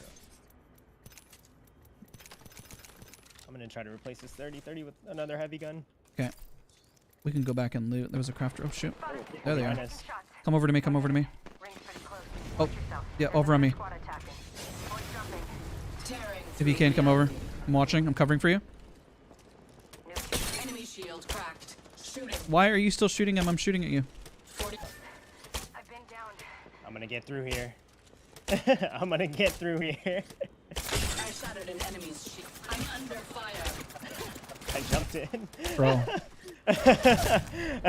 Oh, you went in? Enemy Nice. down. I went in. Yeah. I should have killed this guy much sooner. I'm gonna grief you. Okay, no one around me. Nice. Enemy killed. I'm coming through. Give me a second. Was that a solo? No. Shows were spread out a lot. I cannot use the bow for the life of me. I kept missing too. I'm coming over. I'm gonna res you. For sure. Always be aware of where your teammates are at. Kind of hug close. And then be ready as if anything were going to happen. So the minute you got shot at, you can always, queue over to my position. You saw where I ash ulted towards a spot. That's where the ash ult comes in. If you're getting thirded, always go towards a spot and ash ult where you believe you can find an out and get out of dodge. So then you have the positional advantage, right? So when you go back and look at what I'm doing with Ash, hopefully that'll make it a little bit clearer so you can look at the VOD. Alright. Fighting going on at Grow Towers? Okay. Or maybe it was even... I think it was... Was it Grow Towers? I heard it. It might have been, yeah. Let's Gardens. Care package coming in. Okay, let's see if we can use the Ash ult to actually get into a fight. I missed so many bow shots there that I should not have missed. Like that guy's... Oh, here's a bunch of cells here. Sorry. Lots. No, you're good. Cell here. I think I actually have more than enough. Oh, it's right in front of us. Yeah, yep. Down below, let's push.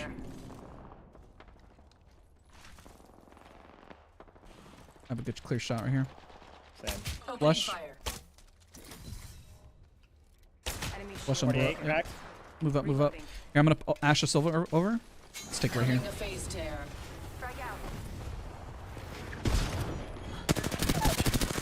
They're all cracked underneath on me. All dead. Swamping. I shattered an enemy's shield. We routed that squad. You're good. I'm holding for you. I'm pushing up. I'm gonna cue that angle. This will bind them. I'm backing up. They're on the roof. Another team's pushing them. Oh, I'm gonna bat real quick. Cover. Swap off one of the armors if you need to.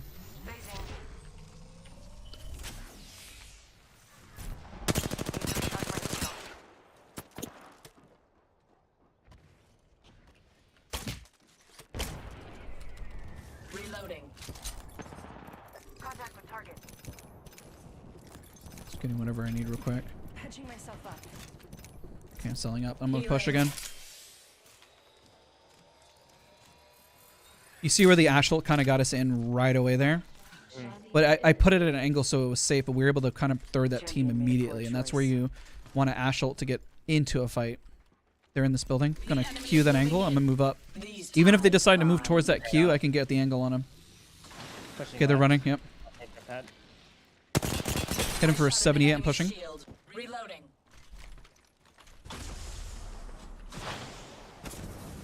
Oh, they went that way. Okay. The queue went up. You might have a nice angle in here, but I think he kept going up.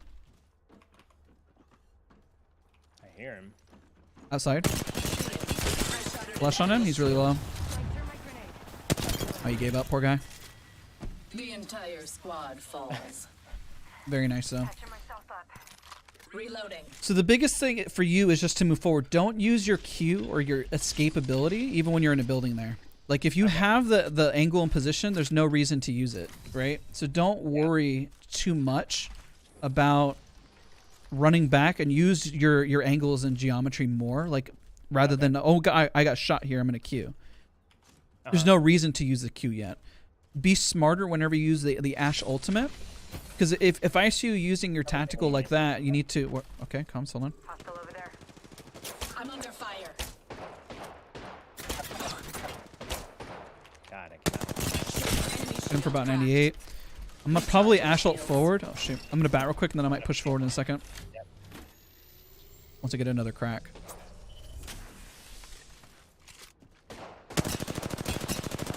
Here, move underneath right here. Move on this rock with me. Move on this rock with me. If you get shot out in the open, the key forward. Once we get a crack, I'm gonna Ash ult us forward till we get an angle. They went to the left, I saw. I think they're running. Yeah, the ring. Yeah, they're running. See him right here. Flash on that one. I'm gonna ult over to the far left so I can get an angle. Nice, keep going. They Ash portal. I'm gonna take their port. Actually, I'm just gonna destroy their fuse. Alright, she's got height. I'm gonna flex on her by looting in front of her. I'm not gonna take her port. I'm waiting. Oh no. Disappeared. Throwing a burnt nade. Okay, I'm gonna put my Q up in the air and see if she jumps at it. Oh, she didn't jump. Entirely. I think she ran. Up. She run? I think so. Yeah. Oh yeah, she did. Cracked. I don't have my ult. Pushing up. Recharging shields. Once you get comfortable with your sense, you'll be able to beam a lot more from these distances to make pushes for that. Because that's how you're seeing me dish out damage and then able to... I'm with you. Factor. I don't know why my shotgun wouldn't shoot. That was great. How did she dodge that? Got her. Give me back. What a pitiful squad. Shields are depleted. This fight Present. isn't over. Get up. No worries, Jills. I appreciate all of you guys for being here. Seriously. Yo, what's up, Hollow? It's good to see you, bro. Recharging shields. So whenever you're in a 1v1 like that, I know that the shotgun won't shoot, but remember when you're wide swinging an angle right here, what that means. It's like either you have so much HP and a jump on them, or you need to use the wall here to kind of peek and double back. Yeah. This wall is perfect for that, technically, you know? Rather than just being right here in front of their face. And if you were an Ashe, one thing you can do is pretty much cue that angle right there, and then kind of pick on them, because they literally can't go anywhere at that point. They're literally kind of stuck at that angle for free. So more stuff whenever you look back at the footage to help as an Ashe, you know? I just want you to be able to have a VOD so you can look back and say, oh, okay, that makes sense. So now, like, really use your ultimate almost in every encounter, because it comes back so quickly, dude. It's always there, and it always comes back for the next fight. So just always have it available, or just always use it. Use it in one fight, and the next fight you get into, it'll probably be up again. All right.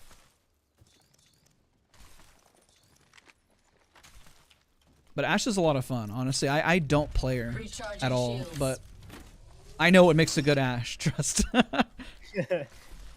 Yeah, I think that was like been my thing, is just figuring out which character really suits my playstyle, and I feel like not necessarily even fits my playstyle, but learning how to like be more aggressive and kind of, because I felt like I've always cowered at fights. Yeah. So know that by you putting pressure, it's weird. It's like finding the middle ground. Knowing that by putting pressure in a fight, that it's going to make it easier for you to win that fight. But also realize that if you put too much pressure and you over aggress around angles, that you're going to just get absolutely shredded and eliminated. So it's not necessarily just saying like, here's an example of like, I'm gonna have big dick energy and just run out here and just start shooting. It's like, okay, you have this angle right here, you see them there, and you start blasting them, then you move up to the rock afterwards. Then you have this rock, and then you can kind of head glitch it best you can, and then move forward. And if you notice it gets shredded, okay, I'm gonna put my Ashe ult out by moving around this corner. I'm gonna take the roof. The roof is now mine once you get up close enough, you know? Because once you got the roof on them, you're pretty much just playing games with them. There's only one squad. Yeah, I know. I was like, where are these guys? Pretty sure they're looking for us too. I'll shoot up in the air a little bit. Replicator incoming. Come on, heal. Where's the last death box? I have no idea where they're at. We're gonna get shot from some random angle. Okay. So as we wrap up, because after this I'm gonna do one round of control and kind of wrap up. Any questions that you guys that you have, or anybody in chat about anything that you're seeing? And keep in mind, like it doesn't always work out in your favor. You know, you can have the best aim in the world, and sometimes just third parties or angles and just stuff happens, and that's okay. And sometimes you're gonna lose your ones, but as long as you have an understanding of like what you need to do, that's the goal. You know, that's how you always have better games and you win at the end of the day.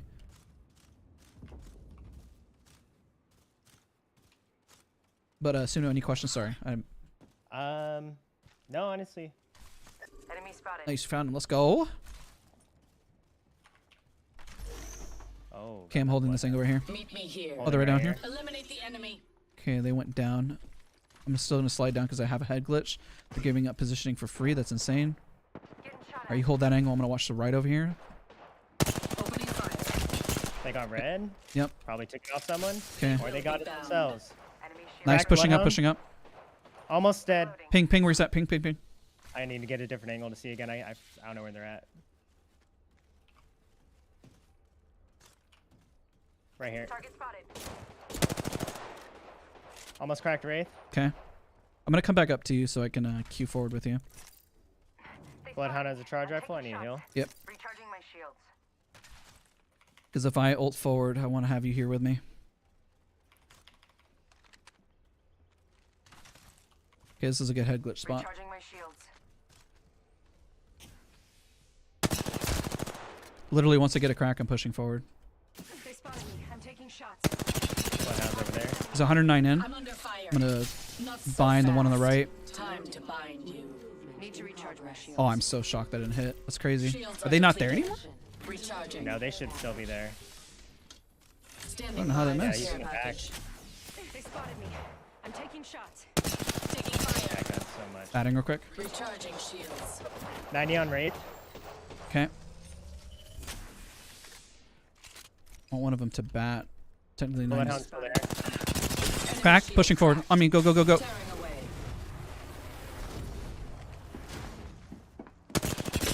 Cracked him again. Enemy's shield. Taking fire. Oh shit, they got a nasty head glitch. Crap. Batting. Shields are depleted. Careful wide swinging that angle. Cracked Wraith. Nice, pushing up, 25 pushing up. health. Oh, dead, dead, dead, dead. Sending an Wraith is like star. pretty low now at this point. Focus. Do not let them best you again. Pushing up. I'm under fire. Enemy shield cracked. Time to bind you. Oh, I didn't bind her? Oh, that sucks. Did it bind the Bloodhound? Oh, that sucks so bad. Oh, damn. But yeah, we should have gotten that Bloodhound once we pushed there. It's fine. But you kind of get the pacing and like... That's the same angle as you. If I would have went to the left, I think we would have gotten him. Yeah. Hopefully that's a little bit more like eye-opening and hopefully it helps. Yeah, I always try to analyze like what happened each game. Yeah.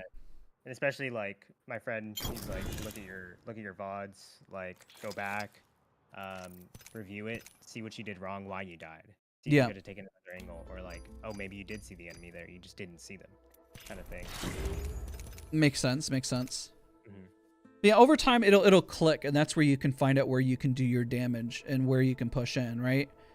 So if we ran in and you know that I'm running one angle, you know, run the opposite or run them down essentially. The problem that happened where it was harder for you to fight was that they kind of had a head glitch, which is why I backed up from the head glitch spot, because I know like me with a spray weapon trying to hit somebody at that point blank, unless I got a headshot, I'm not going to necessarily get to win that encounter, and especially if they're both peeking. But it'll happen. I can't believe that. I guess I need to throw it further to the ground. I was hoping to bind them so that I can buy myself time, no pun intended, to bat, but then it just didn't happen that way. No, that's unlucky. But the damage will come. Focus on the things that I told you for aim lab to really help you out. So then you can do more damage in those encounters, because that will open up every time there's a crack. You saw many times that like I got a lot of damage in a crack and then just kind of full sent it. You can do the same with a port. Let's say like you got a crack and you say, okay, I'm gonna put a port over there. I'm gonna aggress on this. I'm gonna push forward. Or even if you push forward and you queue forward on that to get a different angle at the bottom so you can work your way up, that's going to be the overall goal. Could we have waited for them to run to zone? Yeah, but, you know, there's glory in being able to push a fight and learn how to aggress. But just make sure you have angles. Make sure you're taking cover, just like you were in the 1v1s. That's why I start off with 1v1, so you kind of get a feeling. You do it around the box, but when you're in game, you're kind of forgetting, like, your angles and your positioning. Just don't forget the 1v1s. If you feel like you're out in the open, that you're exposed, 100% most likely you are, right? Yeah. So hopefully that helps. No, all right, definitely. man. I appreciate you. I'm going to wind down with everyone in chat and just do a quick round of control, but thank you so much for hopping in, bro. Yeah, thank you so much for all the advice and coaching, man. It was great. Appreciate it, man. No worries, dude. I'll talk with you soon, all right? All right, have a good one. Are you too? Bye-bye. All right, everybody. Let's wrap up with a round of control. I appreciate all you guys for watching. Hope you guys enjoy the stream. Hopefully learned a lot. You know, not everything works out the way you want to, especially when you're pushing a squad or trying to calm. And I hope that the reason why I like bringing people into the lobby so they get a feel for the pressure. Like, okay, that this is how a player puts pressure and goes in on it. I promise you, because that's like, I know Hollow was just here. When you see somebody doing damage, for me, it just screams like, I want to push so hard now. Like, we have the jump on this team. We're going to mess them up. And like, that's the confidence that you should have going into a fight. If your teammates are doing damage and they're taking angles, they're making plays, you keep that momentum with them. And if they're slowing down a little bit and they're trying to assess, you assess with them. And you're able to make plays and make calls just as much as they make calls. You know, that's what makes the camaraderie. And yes, you have an IGL, but if you make a crack or you get a bat, it helps your IGL decide what decision they need to make. How often do you coach? I have no idea. Just kind of do it whenever I feel like it, essentially. My highest rank was Plat 1 last season. Do you think I can get Masters of Split? 100%. Aries, great to have you here. Appreciate all of you guys. I know it's a little harder for me to focus on chat whenever we're coaching, but I hope you guys understand. I want you guys to learn as much as possible. And I'm always learning myself, trust me. And it doesn't mean that I always have the answers, but it means that we can look at it, analyze it, and review it, and constantly improve. And that's what I want for everybody. I essentially coach the way I wish that somebody would coach me, which is I want to hop into a game with them. I want to understand their pacing and their flow, and I want to 1v1 them. So that's why I coach the way I do. Is because like, hey, if I could 1v1 against somebody who's absolutely insane and cracked to their mind, it would help me identify like, wow, okay, that doesn't actually work, or that does work, or you know, and so forth.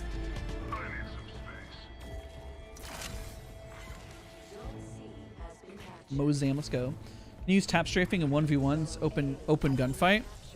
Yeah, of course. I do it all the time when I'm trying to reload and I just tap straight forward to the right, so at least I have some movement to throw them off.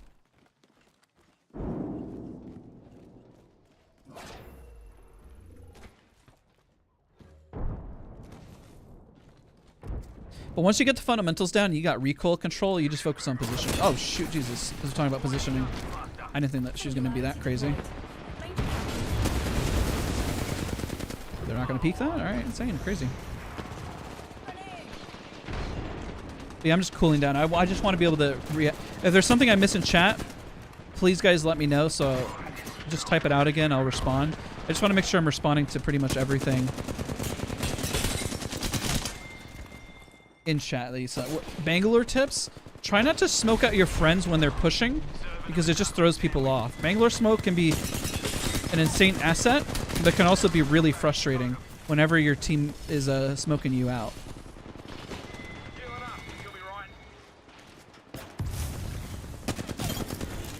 Poor guy.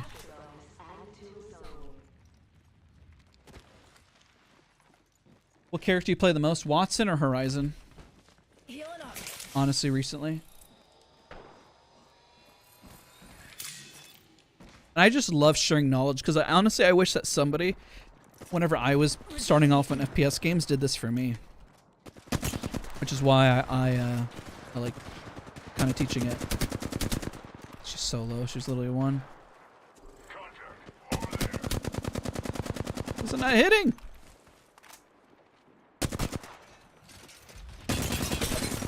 I'm dead. No.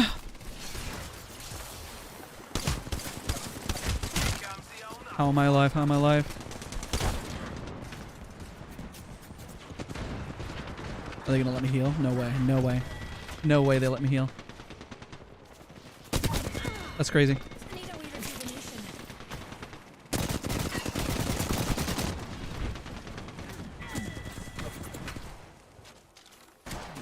No. GG's. Any seer tips? Honestly, you can slide jump and then constantly scan your area consistently as seer. And people don't really use his ultimate whenever you're ready to push. People sometimes panic and just throw the ultimate when there's like no damage done. Do it whenever you have damage, so then you make the opponent freak out and get scared. It's like a Bloodhound scan. Just scanning for the sake of it doesn't make any sense. When you need the information is when you've actually done damage, you know? I feel like that's why a lot of seers really struggle, is that, oh my god, they got a whole great angle on me. Dude, why do they have angles everywhere on me? Holy. That's crazy. They literally had like every angle imaginable.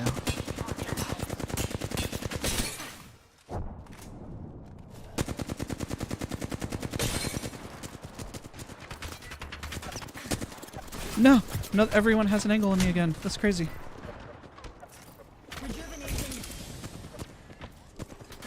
Loba tips, drop down your ultimate all the time. Don't be afraid to drop down your ultimate, even if it gives away your positioning, because you should have better loot. And if you're dropping it, it means you should have also a better angle. If they push you, who cares if they push you? I feel like Lobas get too scared, like, oh, I can't drop my ult. They're going to know where I'm at. And if you're fighting somebody and they already know where you're at, just drop your ult. Get the resources that you need. Don't be shy. And also, do not use your Loba Q to push forward without knowledge of where the enemy is at. It's like yeeting forward as a Pathfinder. It's just not going to work out very well.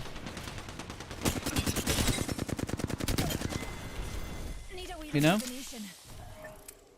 When bunny hopping, do you use the mouse move left and right, or just A and D? Both. So when I bunny hop, I'm kind of building momentum left and right. Oh, I gotta reload. Crap. Oh, that's a Mirage. I'm a big Propega. No wonder it didn't hit anything. What are you doing, bro? That's crazy.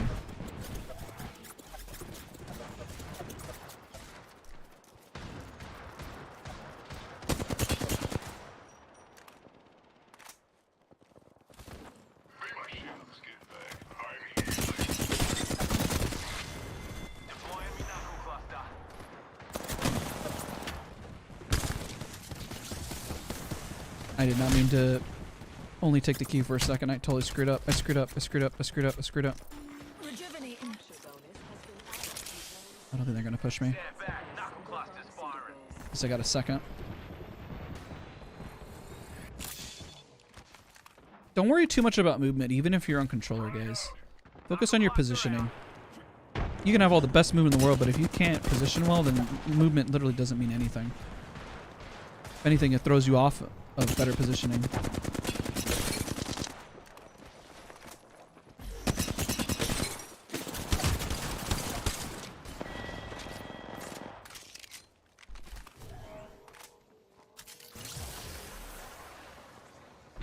Where'd they go?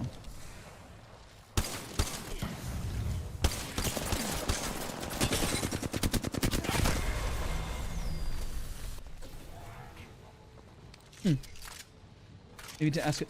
I need help. I have a horrible time at showing my confidence enough to keep people off me. Your confidence comes through your damage. Oh, Gateway. I'm sorry, bro. I'm trying to respond to everybody also, but at least do some, at least do some, show some good gameplay. You just got to be able to dish out damage. If you don't dish out any damage and you wide swing me, it's not that you're not confident. I just assume that you're not going to be able to put pressure back. You got to be able to counter pressure. Gosh. And trust me, I mean, whenever you get damaged, the scariest thing in the world is dealing with somebody that can one mag you.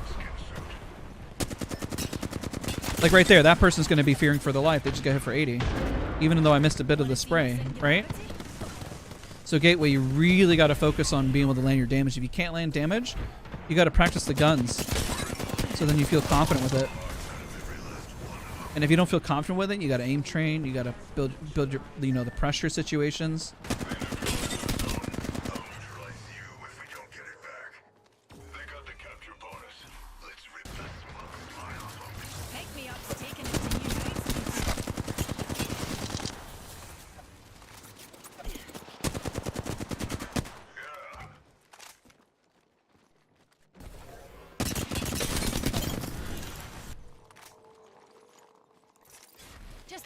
Oh, we're almost at 20 kills. Let's go.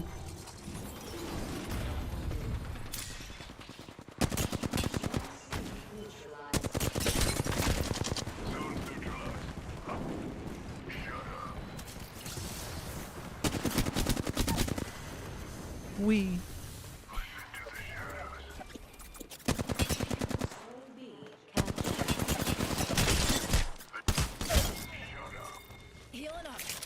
Somebody hop around the corner. So we're here. I appreciate you so much, Gateway. I appreciate you, dude.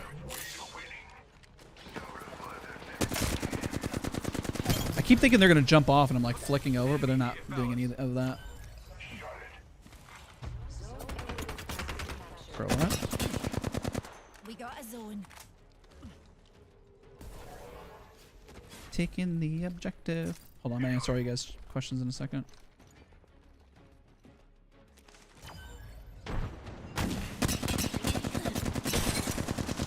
How did that not headshot him? We've got a zone, pals. There we go.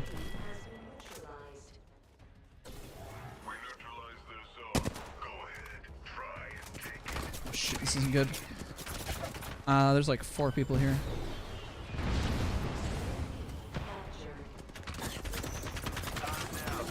No, stop it. You're gonna hurt me. Who wants to push now?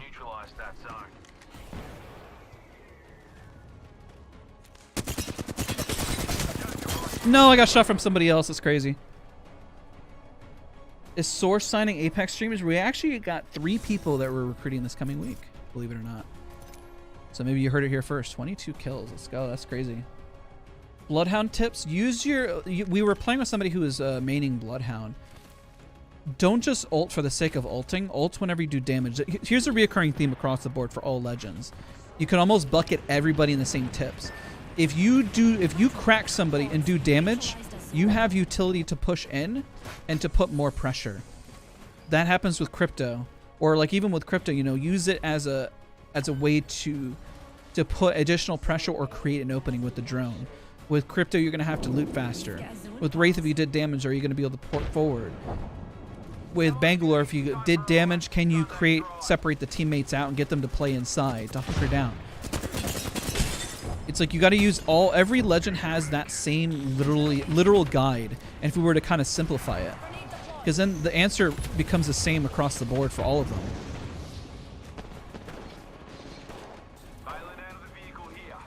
But then it answers pretty much everyone's questions, you know? You are the Apex champions. So Lewis, it's the same thing. Across the board, every legend, if we were to bucket the best advice for everyone to improve here in chat, it would literally be that same response.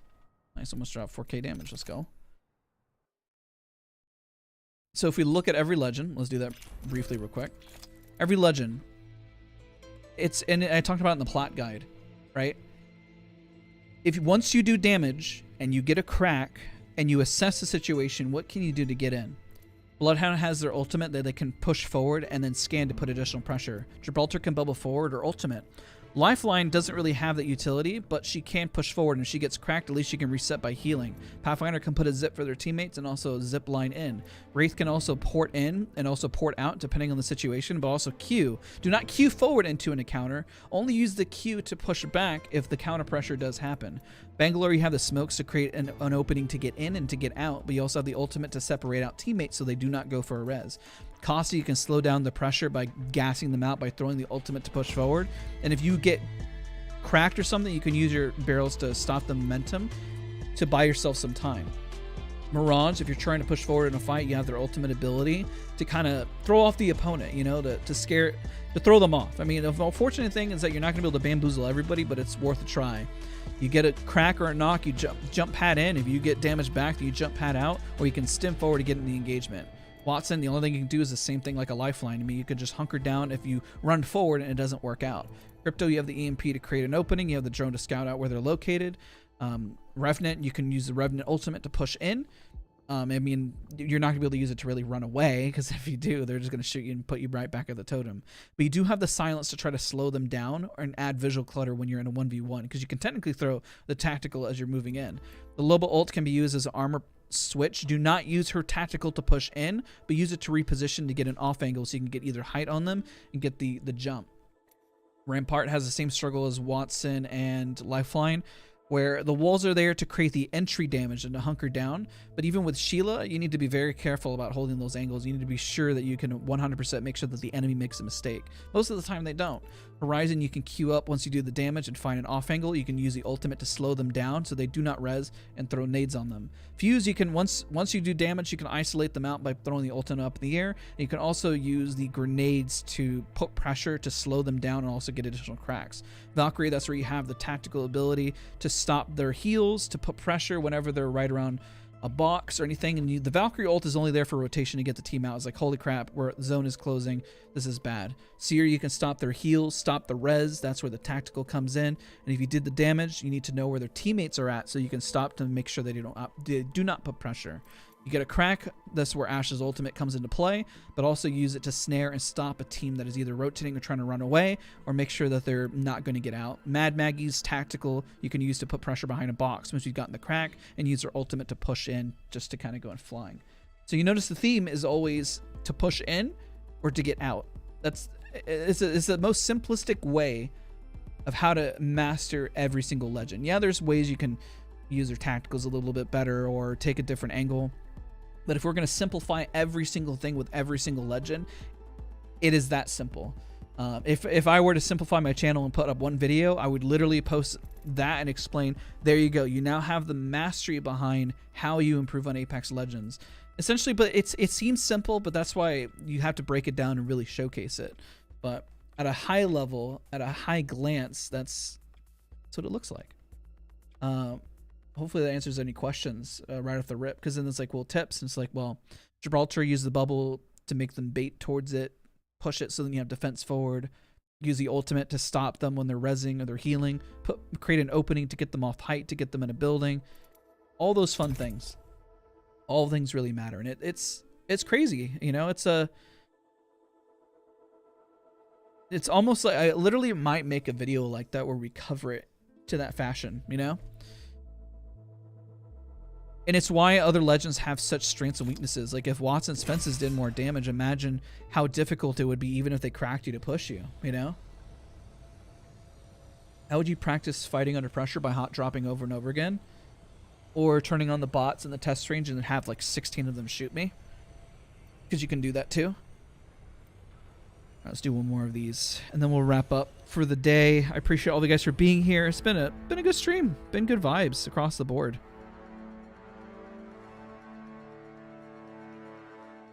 It's a lot to do, 4 coaching sessions in one day, but it's fun.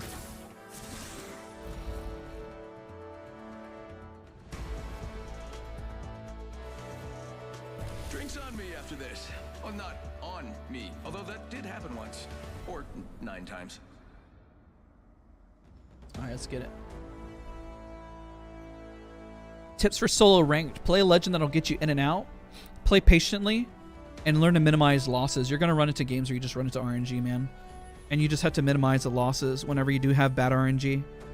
And so what is bad RNG? Whenever you push a fight and beat them and then you get thirded immediately.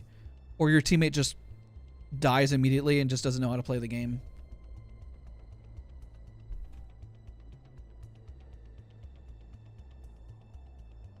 I'll also put together a video. I know a lot of people are talking about... Let's use this round to kind of talk about why I do certain movement and do the way things I do. So if I'm wall bouncing, it's just to get forward momentum to push forward because a wall bounce will accelerate you to get movement. So that's why as I move in, I'll constantly wall bounce or I'll bunny hop just to keep mobility forward. And that can make a huge difference, you know? If you miss a wall bounce, it is what it is. But wall bounce, oh, I missed it. Take zip. But it does make such a big difference when you wall bounce forward to press and get momentum.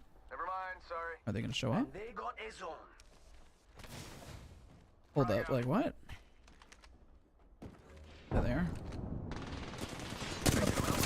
Shoot, I'm out in the open, so I'm going to bunny hop away. I'm going to climb up on the wall here and take a different angle. I'm going to nade forward to put some pressure. They're going to EMP, so I'm just going to hold for a second. If anything, I'm actually going to ult that angle. I hit one with a nade, so I'm going to hold here with the angle. They took a shot, so I'm going to wide swing it.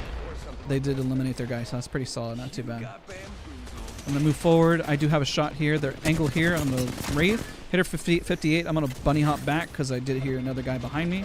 He's queuing forward, which is very strange. I'm going to pre-fire it. Did cracked him. There's a guy outside the building, but for some reason that's doing damage. That guy's hit for 180. I'm going to slide jump and bunny hop around the corner and I die. Can't catch what you can't see. So that's kind of like talking through like thought process and engagement. I've seen your aim lab pack for Apex. What percentage would you recommend to get for all of them? It depends on your strengths and weaknesses. I would just keep grinding it out and seeing where you feel like you struggle most, and then identify in game what your strengths and weaknesses are, you know? Sending out my decoy. Just gotta patch myself up. TSW's bird. So I continue to pre-fire because I assume she's going to fly out. This Wraith is super sweaty. I'm just going to take this out. Continue shooting down. Hit one for quite a bit. I'm going to slide and bunny hop slightly. Finish up the Wattson. Slide jump in. Take an angle here. Got the shots. I'm going to bunny hop in just to get some forward momentum. Slide in on these two. Got one. Switch to my Mozam and finish them off. There you go. Nice. So I'm going to hold here. Wait for the angle. I might pre-fire this shot. Okay, they didn't peek for some reason. I'm going to bounce off this ankle to see where they're at. They're not peeking, so I'm going to wide swing out on this other side. Just bunny hopping just to keep momentum, just in case somebody shoots me. So I'm going to slide forward. I might queue up just to see what's happening above. I'm going to slide over to this because I should have an angle here. I'm going to wait for them to make a mistake. They did. They're out in the open. Almost cracked them. I'm going to slide forward. What I'm going to do is I'm going to bunny hop just so I keep momentum so I can see what's around me. I don't see where they're at, so I'm going to hold and wait. I'm going to bunny hop again, or actually wall bounce failed. There they are. I'm stuck in a 1v1. I'm going to queue up. Didn't have time and I die.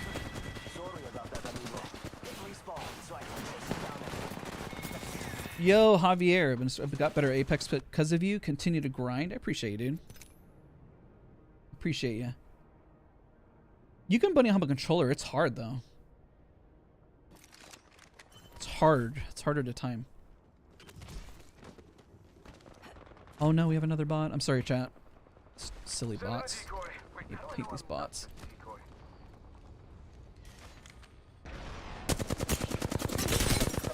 Pretty much egoing and 1v1ing there. I just am confident that I should be able to dish out more damage. I'm going to queue up and look for them. Because they're really low. Where the heck are they? They're literally just here. Oh, shoot! I'm going to wall bounce just to get away. I don't think I'm going to survive, though. I'm going to tap strafe away. Survive a little longer. I got two people shooting at me, though. Can't catch me. I don't know how they hid behind that box and I just didn't see it. That's unfortunate, man. Happens. What's your screen resolution? I like stretch res. And the reason I like stretch res is because it reminds me of Battlefield. Battlefield, the targets look chunkier. And when I do this, they look a lot thicker. You know, Loba already looked great. She already looked thick, so I got to make her look thicker. But in all honesty, it's because the targets just look a little wider. It's a visual thing. Doesn't mean they're actually wider. Oh, that's a huge nade. That's amazing. Queuing up so I can get eyeballs. I don't know where they're at. So I'm just going to run over here. Take the care package. Bunny hop forward. Spitfire. Gross. I'll take it. Wait a minute. No, I'm just going to stick with the flat line. Don't be surprised, dears. Stream is going great, man. We just got done coaching, just kind of vibing right now. Xavier or Javier? I know people go with both, and keep in mind I'm Hispanic, so of course I see it and I think Javier. Instead of Xavier. You got bamboozled. You got bamboozled. Look at you. You got bamboozled. Bunny hop or wall bounce away. Got one here. Just gonna wide swing this because I have a Spitfire. Am I gonna lose to this? Nice, got him. I'm gonna wide swing on that. Pull up my flat line. I didn't have any ammo. That sucks. I'm gonna reload. Wall bounce again for movement, just so nobody shoots me. And if they decide to shoot me, at least I'm moving. So there is a zip line on the top. I'm not gonna take it. I'm gonna wait. I'm gonna tap strafe over to the left, tap strafe over to the right. Makes me harder to hit. Hear them in the back over here. Spitfire might get shot on my left, which I do.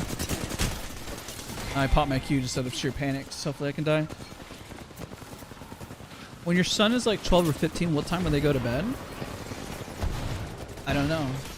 I guess, I mean, if they know how to maintain their sleep and they're not, you know, they're waking up on time for school, then They can stay up later. But if they struggle with waking up, then I'm gonna be like, yo, you need to sleep. You don't know how to wake up. What rotational tips do you have as a pathy when doing 1v2s, 1v3s? Your grapples are there to get you out of dodge, to reposition.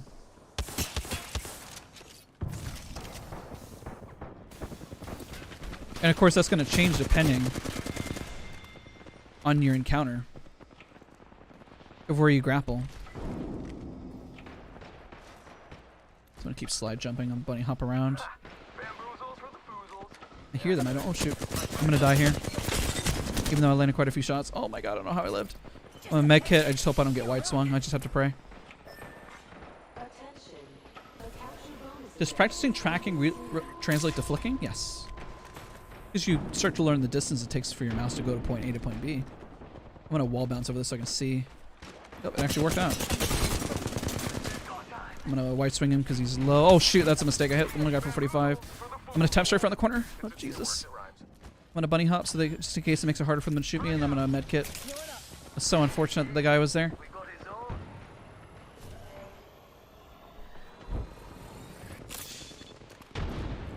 Tap strafe around, climb up here, slide jump down, wall bounce, see where they're at. I'm getting shot from the other side, so I'm gonna tap straight back in. I'm gonna wide swing right. I don't see them there, so I'm gonna keep pushing forward. I'm gonna hold here for a second. I see Octane's pushing, so I'm gonna follow behind him. I see they're behind, so I'm gonna just laser this Pathfinder. Alright, I'm queuing up. I'm gonna Mozambique him down because he takes extra damage because he's flush. I'm gonna push forward. Bunny hop forward a little bit. Some harder to hit. EMP. I'm gonna wall bounce. I don't know if it's ours. It's not. I'm crying. Oh shoot. I'm gonna medkit. I'm gonna hide behind this because you can get shot right here, so I'm not gonna hide right there.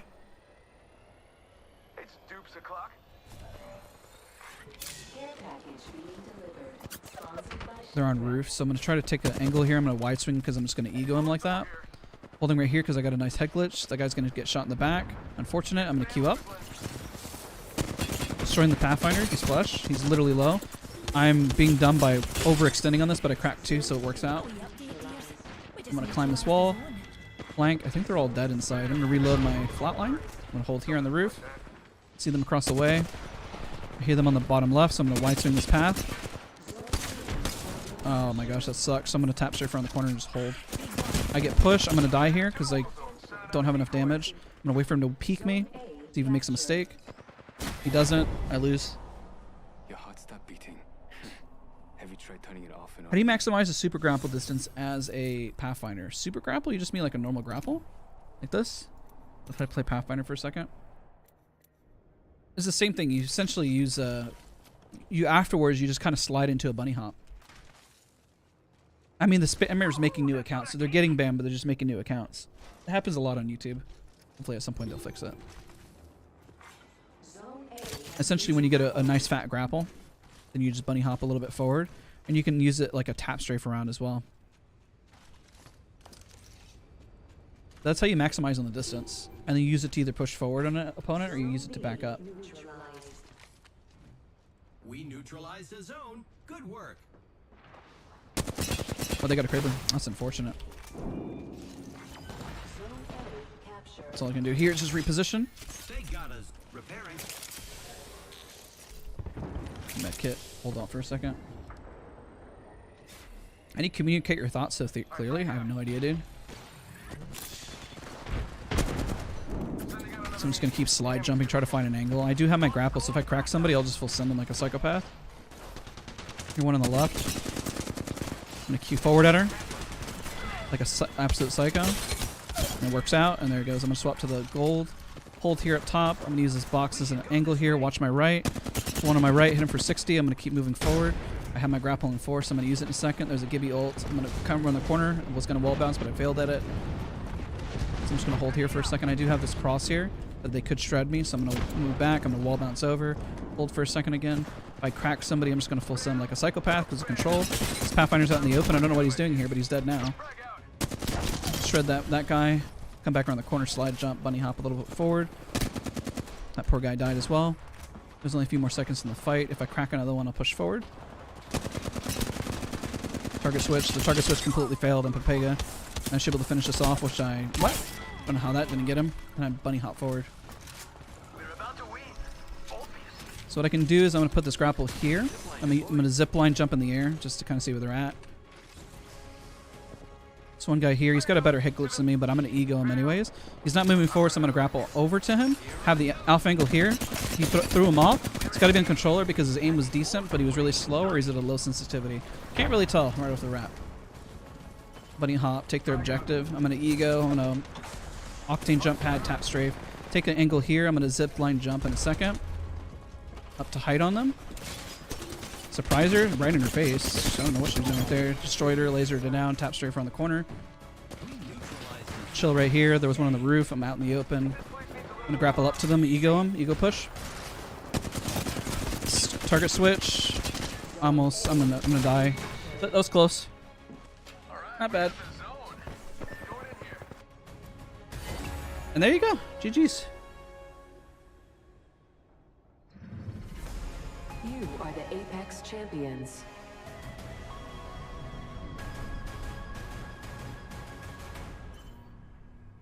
But even though I'm talking it out, that's how internally, how quick you need. Like 14 kills, 3,700 damage. That's not bad. Almost another 4K. Pretty solid. Not too bad.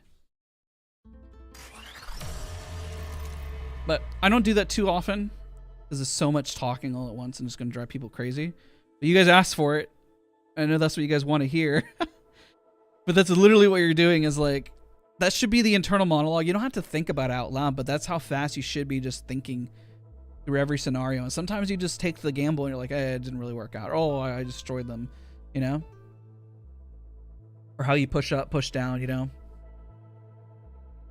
Yeah, honestly, saying everything out loud is really, really solid because you know, like, if that movement fails or succeeds, like, why you're taking different angles or doing what you need to do.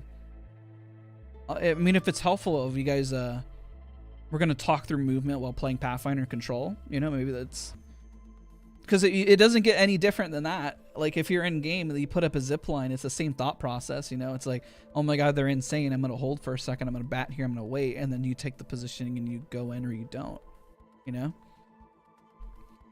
All right, guys, I'm exhausted. I'm tired. This is why I make video content. I can't do live streams as much anymore. I mean, I can. I'm just, I guess because I'm always working and running around.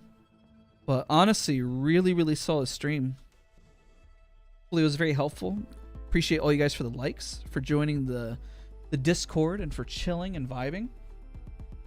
And I mean, realistically, as you guys improve your decision making, that's the same thing you guys will be doing. And then it becomes like chess. Literally, you ever see like two amazing chess players go at it? It's literally like watching art, you know?